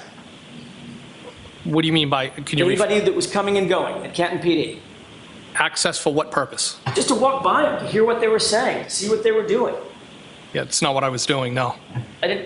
I'm not accusing you of doing anything. I'm saying you had access to the individuals within the Canton PD, correct? To interact if needed, yes. And very obviously, you had access to the Sally Port. I had access, yes, and that's a cut-through I used all the time. And anything that was in it, correct? I wouldn't need anything in it. It was only after all that that Michael Proctor thought that you were worthy of a conversation. Objection. I'll rephrase it. It was only after all of that that you were interviewed by Michael Proctor and Trooper Buchnick, correct? I wasn't interviewed to the following days, that's correct.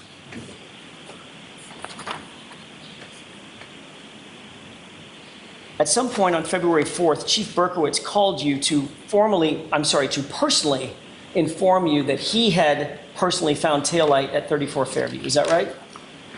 He did tell me that, yes. And to be clear, that's the same Ken Berkowitz that you were with in the Sally Port. I don't recall being in the Sally Port with him, no. Right. What did you do with that information when you learned from Chief Berkowitz that he personally saw a taillight piece as he drove by? I didn't do anything with the information. Did you call Brian Albert? No, Brian Albert called me. You were asked this specific question in the other proceeding in June of 2023, correct? I don't know if it was the specific question. I was asked a series of questions on how the phone calls came in. That's what I was asked. And your answer was, it's 100% probable that I told him about that, meaning I told Brian Albert about my conversation with Ken Berkowitz, correct? It's possible.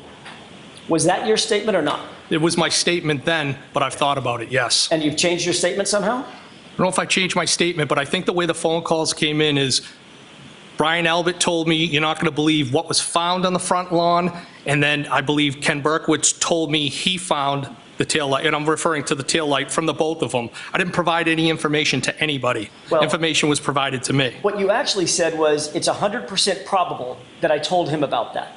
Yes, 100%. I'm not hiding that fact, but you're asking me if I recollect specifically. I know I called him after Objection, that Your Honor. call. All right, so too many facts. Go slowly. Sure. You said, yes, 100%, correct? In that testimony, I did, yes. And then in that testimony, you went on to say, I'm not hiding that fact, but you're asking me if I recollect specifically, correct? Well, I don't have it in front of me. That's what you're telling me. You went on to say, I know I called him after that phone call, correct? I don't know. And you went on to say, if that's when Chief Berkowitz told me listen, I didn't do anything wrong in this, end quote. That was your statement. Objection. Prior hearing, correct? So I'm going to strike the end part. Your Honor, may I? Yes. You said you don't recall that entire testimony, right? Not that portion, but I know I was asked about how the phone calls came in and what was said. Do you think it would refresh your recollection to see a transcript of your answer? Is this it right here? That's it. I'm going to read it.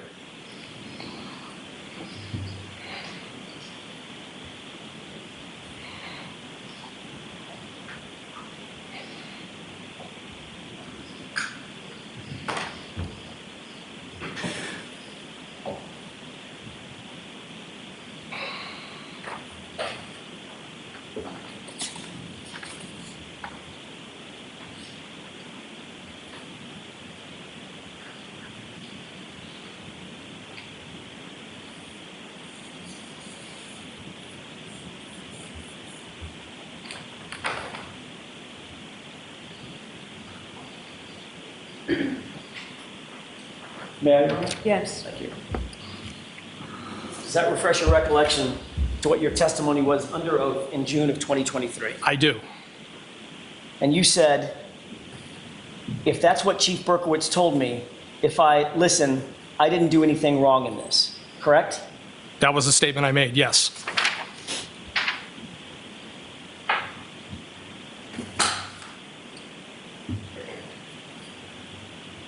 Why did you say, listen, I didn't do anything wrong in this?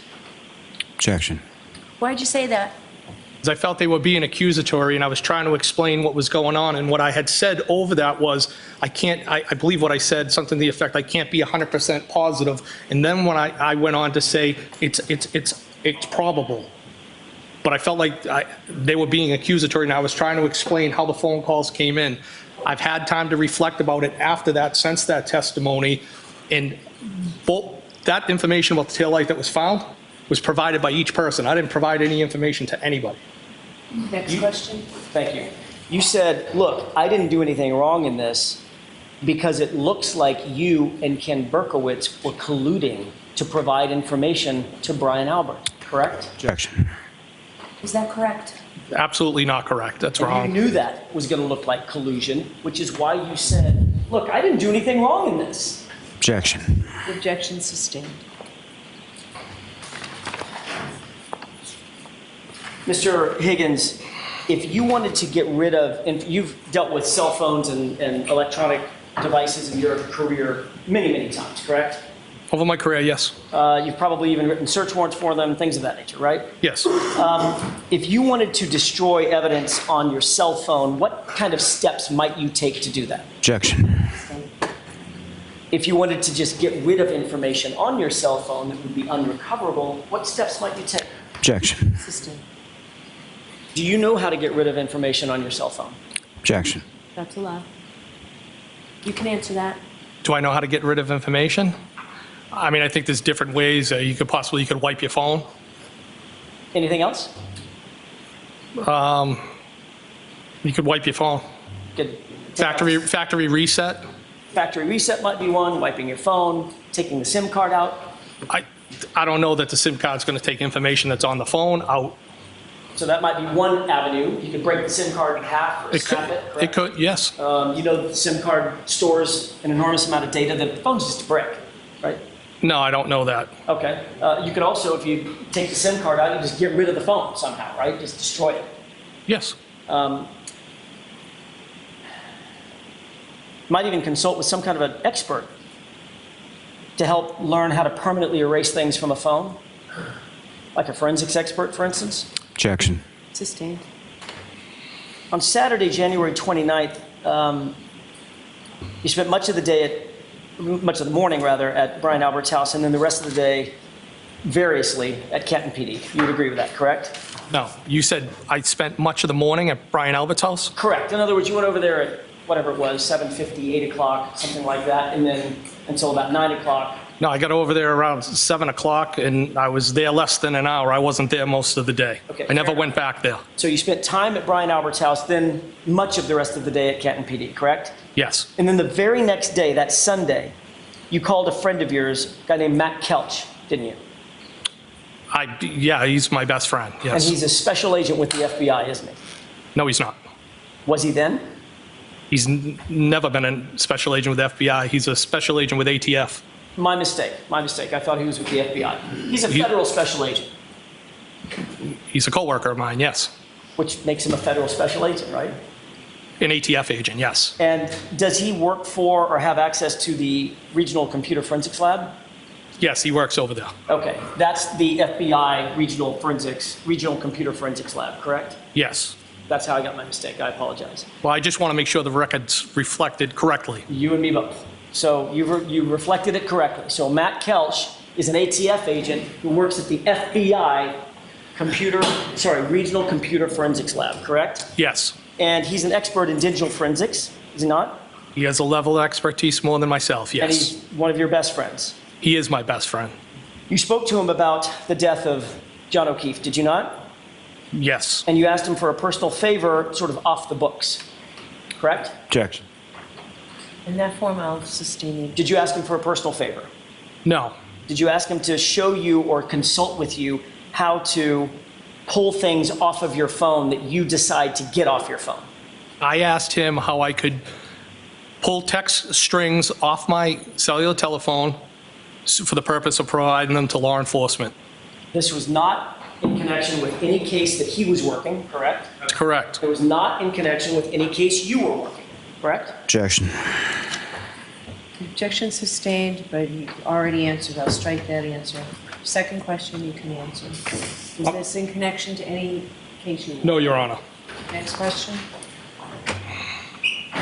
But you asked your friend to utilize his resources to teach you how to extract certain information off your phone? Is that what you did? I asked him if it was possible to get this off, if there was a method to get this off my phone so I could provide it to law enforcement. And that information was selected by you, correct? Two particular text threads, yes. Right. In other words, there was nobody else that was picking and choosing what to get off your phone. That was just you. It was me, yes. And the reason you did that, Mr. Higgins, is that you wanted to control and limit the amount of information that was pulled off your phone, right? Objection. Is that why you did it? No, I did it because I wanted to provide it to law enforcement, Your Honor. Okay, next question. But you could have just provided your phone to law enforcement and let them image the entire thing, correct? I guess that was an option, yes. And you knew that was an option at the time. And you're a trained ATF agent. What's the question? You knew it was an option to just hand your phone over. Just pick it up and give it to them. And there was also an option to provide it to them as well. Right. But you chose the one that you got to select the information, not the one where they would get everything, correct? Objection. Sustained us to that form. Did you actually go to the FBI computer forensics lab? Yes. Let me correct that. I didn't go to the lab itself. I went to a kiosk, what they refer to as a kiosk on the first floor over at FBI. Okay. And all local PDs, law enforcement, have access to that. And that's obviously... It's an unrestricted area. You can be in there, as I understand it, unaccompanied if you're local law enforcement. It's on the first floor. That is a federal facility, however. Yes, it is. Did you utilize any computer or any data extraction machinery, if you will? A computer or something to extract this data? Well, it was a machine. I don't know what it's called. Okay, fair enough. I'll use the word machine. I don't know what it's called either. So you hooked that phone up to a machine, correct? Yes. And that machine belonged to the FBI. It didn't belong to you, is that right? That's correct. So that was a federal resource, not for anything having to do with any official case that you were working. Isn't that right? Objection. So I need to see you. I know this is time consuming, but I need to see you.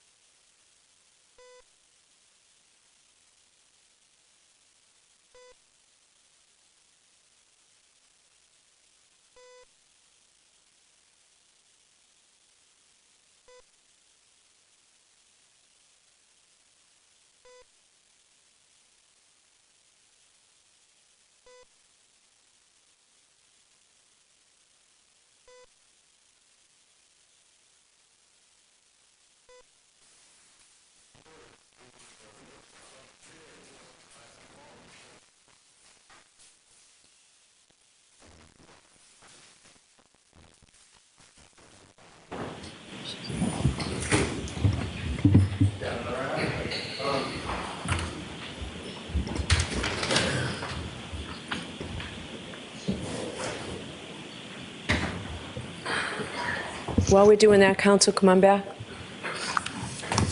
Yes. Thank you.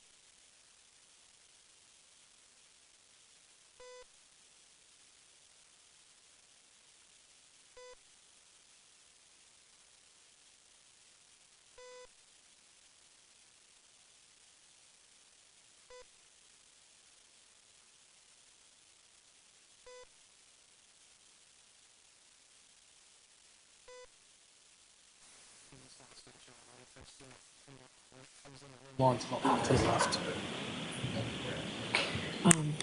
May I ask the advocate to? Thank you. I was trying to figure out how we'd do I don't that. know. Is that in reference to the key swipes? Yeah, I don't know.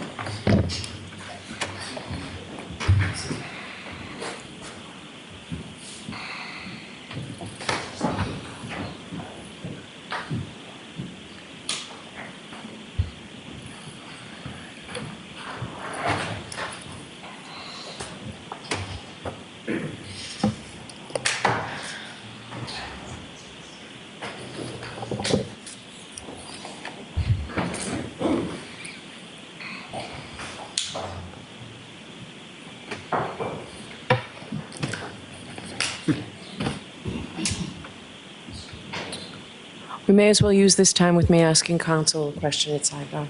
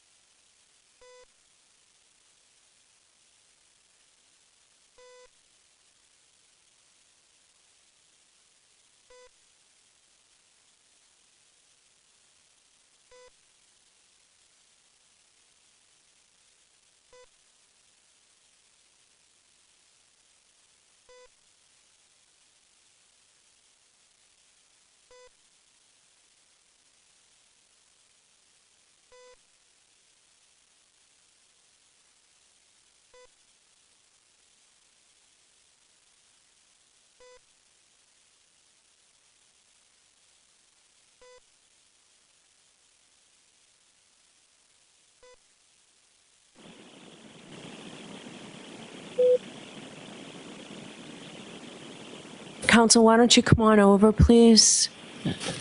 Mr. Conley? If you just go and just stand next to your client, Mr. Jackson's going to make an offer of proof of a question he's about to ask your client, or a couple of questions he's about to ask your client. Doesn't make any sense to me that somebody has counsel and the counsel is not aware of a potential issue. So you'll hear the offer of proof. I'll let you speak to Mr. Higgins before this actually happens before the jury. Could I just have him identify? Yes, I was just going to ask you to identify yourself. Sure, my name is William Connolly, spelled C-O-N-N-O-L-L-Y.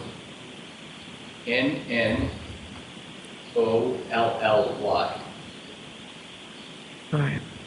May I, Your Honor? Yes. The witness has indicated that he utilized federal resources for personal gain. The specifics of that testimony have been as follows. He indicated that he contacted Matt Kelch, a federal agent. He indicated that he utilized a federal facility that was, he called it an unsecure facility, but it's a federal facility notwithstanding, and that the two of them, he and Agent Kelch, utilized federal resources in the form of some kind of a machine, as the witness indicated, for his own personal gain, so that he could, as a witness, in no official capacity, working any official case, and in Matt Kelch's capacity as an individual rather than an agent, they both worked together to download certain information from the witness's phone in anticipation of turning that highly selected, highly curated information over to law enforcement so that he could later ultimately destroy his phone, which this witness, in fact, did. Okay, so it's not entirely, I disagree with you. I don't think it's reached that level. His testimony was that he went to a kiosk on the first floor where all local police departments can go. It's unrestricted, it's on the first floor. And we just got to the part about a machine in the kiosk when you mentioned an FBI resource. So what is your question? What What questions do you intend to ask this witness now? Whether he is aware that under 5 CFR 2635.702, it is a federal offense to use his public to use any public office for his own private gain or for the gain of persons or organizations with which you are associated personally. In other words, an FBI agent or an ATF agent cannot use federal resources for personal gain. The fact that he contacted an ATF agent, the fact that he utilized a facility that is owned by the federal government, run by the federal government, paid for by taxpayer dollars, and the fact that he used a machine that is owned by the federal government to download certain information for his own personal gain, that personal gain being, these are the curated texts that I'm going to turn over to law enforcement, that's a federal offense. All right, so those questions are going to be asked. I don't know, there's been an objection to them. I'm not sure I'm going to let them in, but I wanted to give you the opportunity to speak privately with your client in the bathroom there. Can you do it in short order, or do you need more time? I can do it in about 10 seconds. Okay. Sure. All right. If you feel the need. So why don't you go back and talk to him? I'll stop bringing the jury, or getting the jury lined up to come back. Thank you, Your Honor.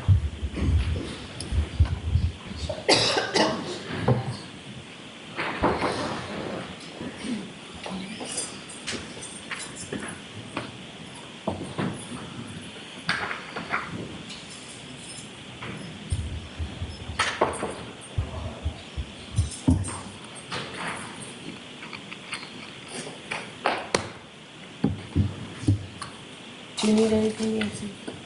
No, I'm just going to grab the spelling while I have time.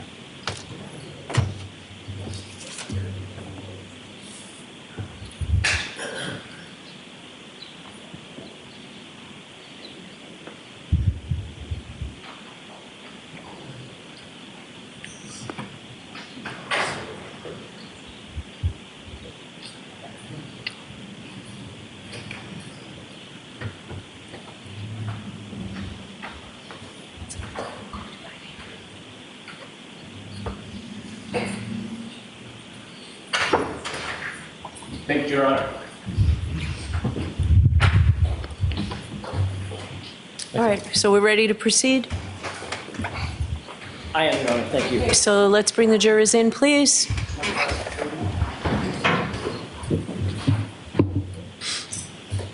I love all your optimism, but it's going to take him about 2 minutes to get here, so. You sit down. Yeah. You ready, line up?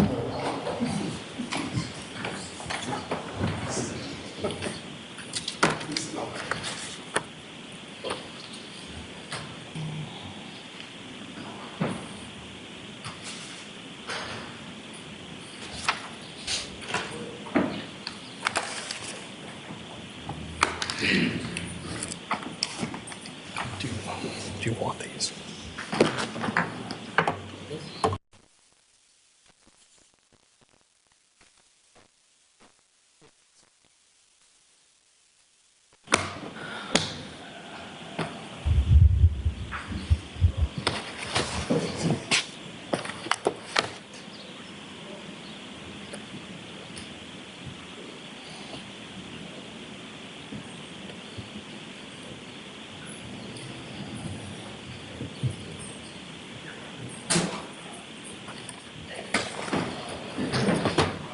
Please rise for the jury.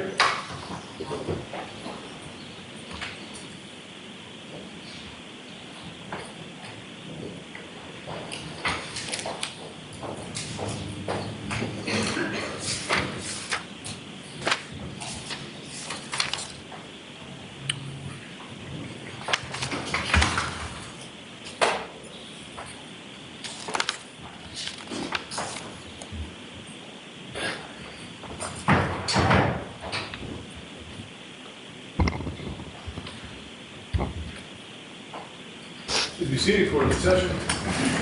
All right. We have a very few minutes left, Mr. Jackson. Understood. Mr. Higgins, you indicated that the phone was hooked up to some sort of machine at the FBI kiosk, correct? Yes. You're aware, sir, that under 5 CFR 2635.702, You may not use your public office for your own personal or private gain or for the gain of persons or organizations with which you are associated personally under pain of a federal offense, correct? Objection. No, Your Honor. Okay. Are you aware that under 5 CFR 2634.704, it's a felony to quote, Objection, Your Honor, as to quote, reading. an employee, Go ahead and finish the question. for an employee, I'm sorry, an employee has a duty to preserve and conserve government property and shall not use such property or allow its use for other than authorized purposes. Were you aware of that federal regulation? That objection sustained. Sir, notwithstanding those regulations, you utilized the services of Matt Kelch as a friend and a colleague, but utilizing federal resources to pull information off your phone, correct? Objection. Sustained as to that form. In fact, you were successful in getting information off your phone, which is the text that you turn over to the Commonwealth, correct? Objection. In that form, you're almost there, Mr. Jackson. That form was improper. The information that was ultimately pulled off your phone was the information that you selected and you and Matt Kelch worked together to get off your phone, correct? Objection. Is that correct? No, Your Honor, if I could explain. Sure. He walked me through on how I could pull the text string with John O'Keefe and the defendant. He walked me through the process, how to use the machine. And then you did that.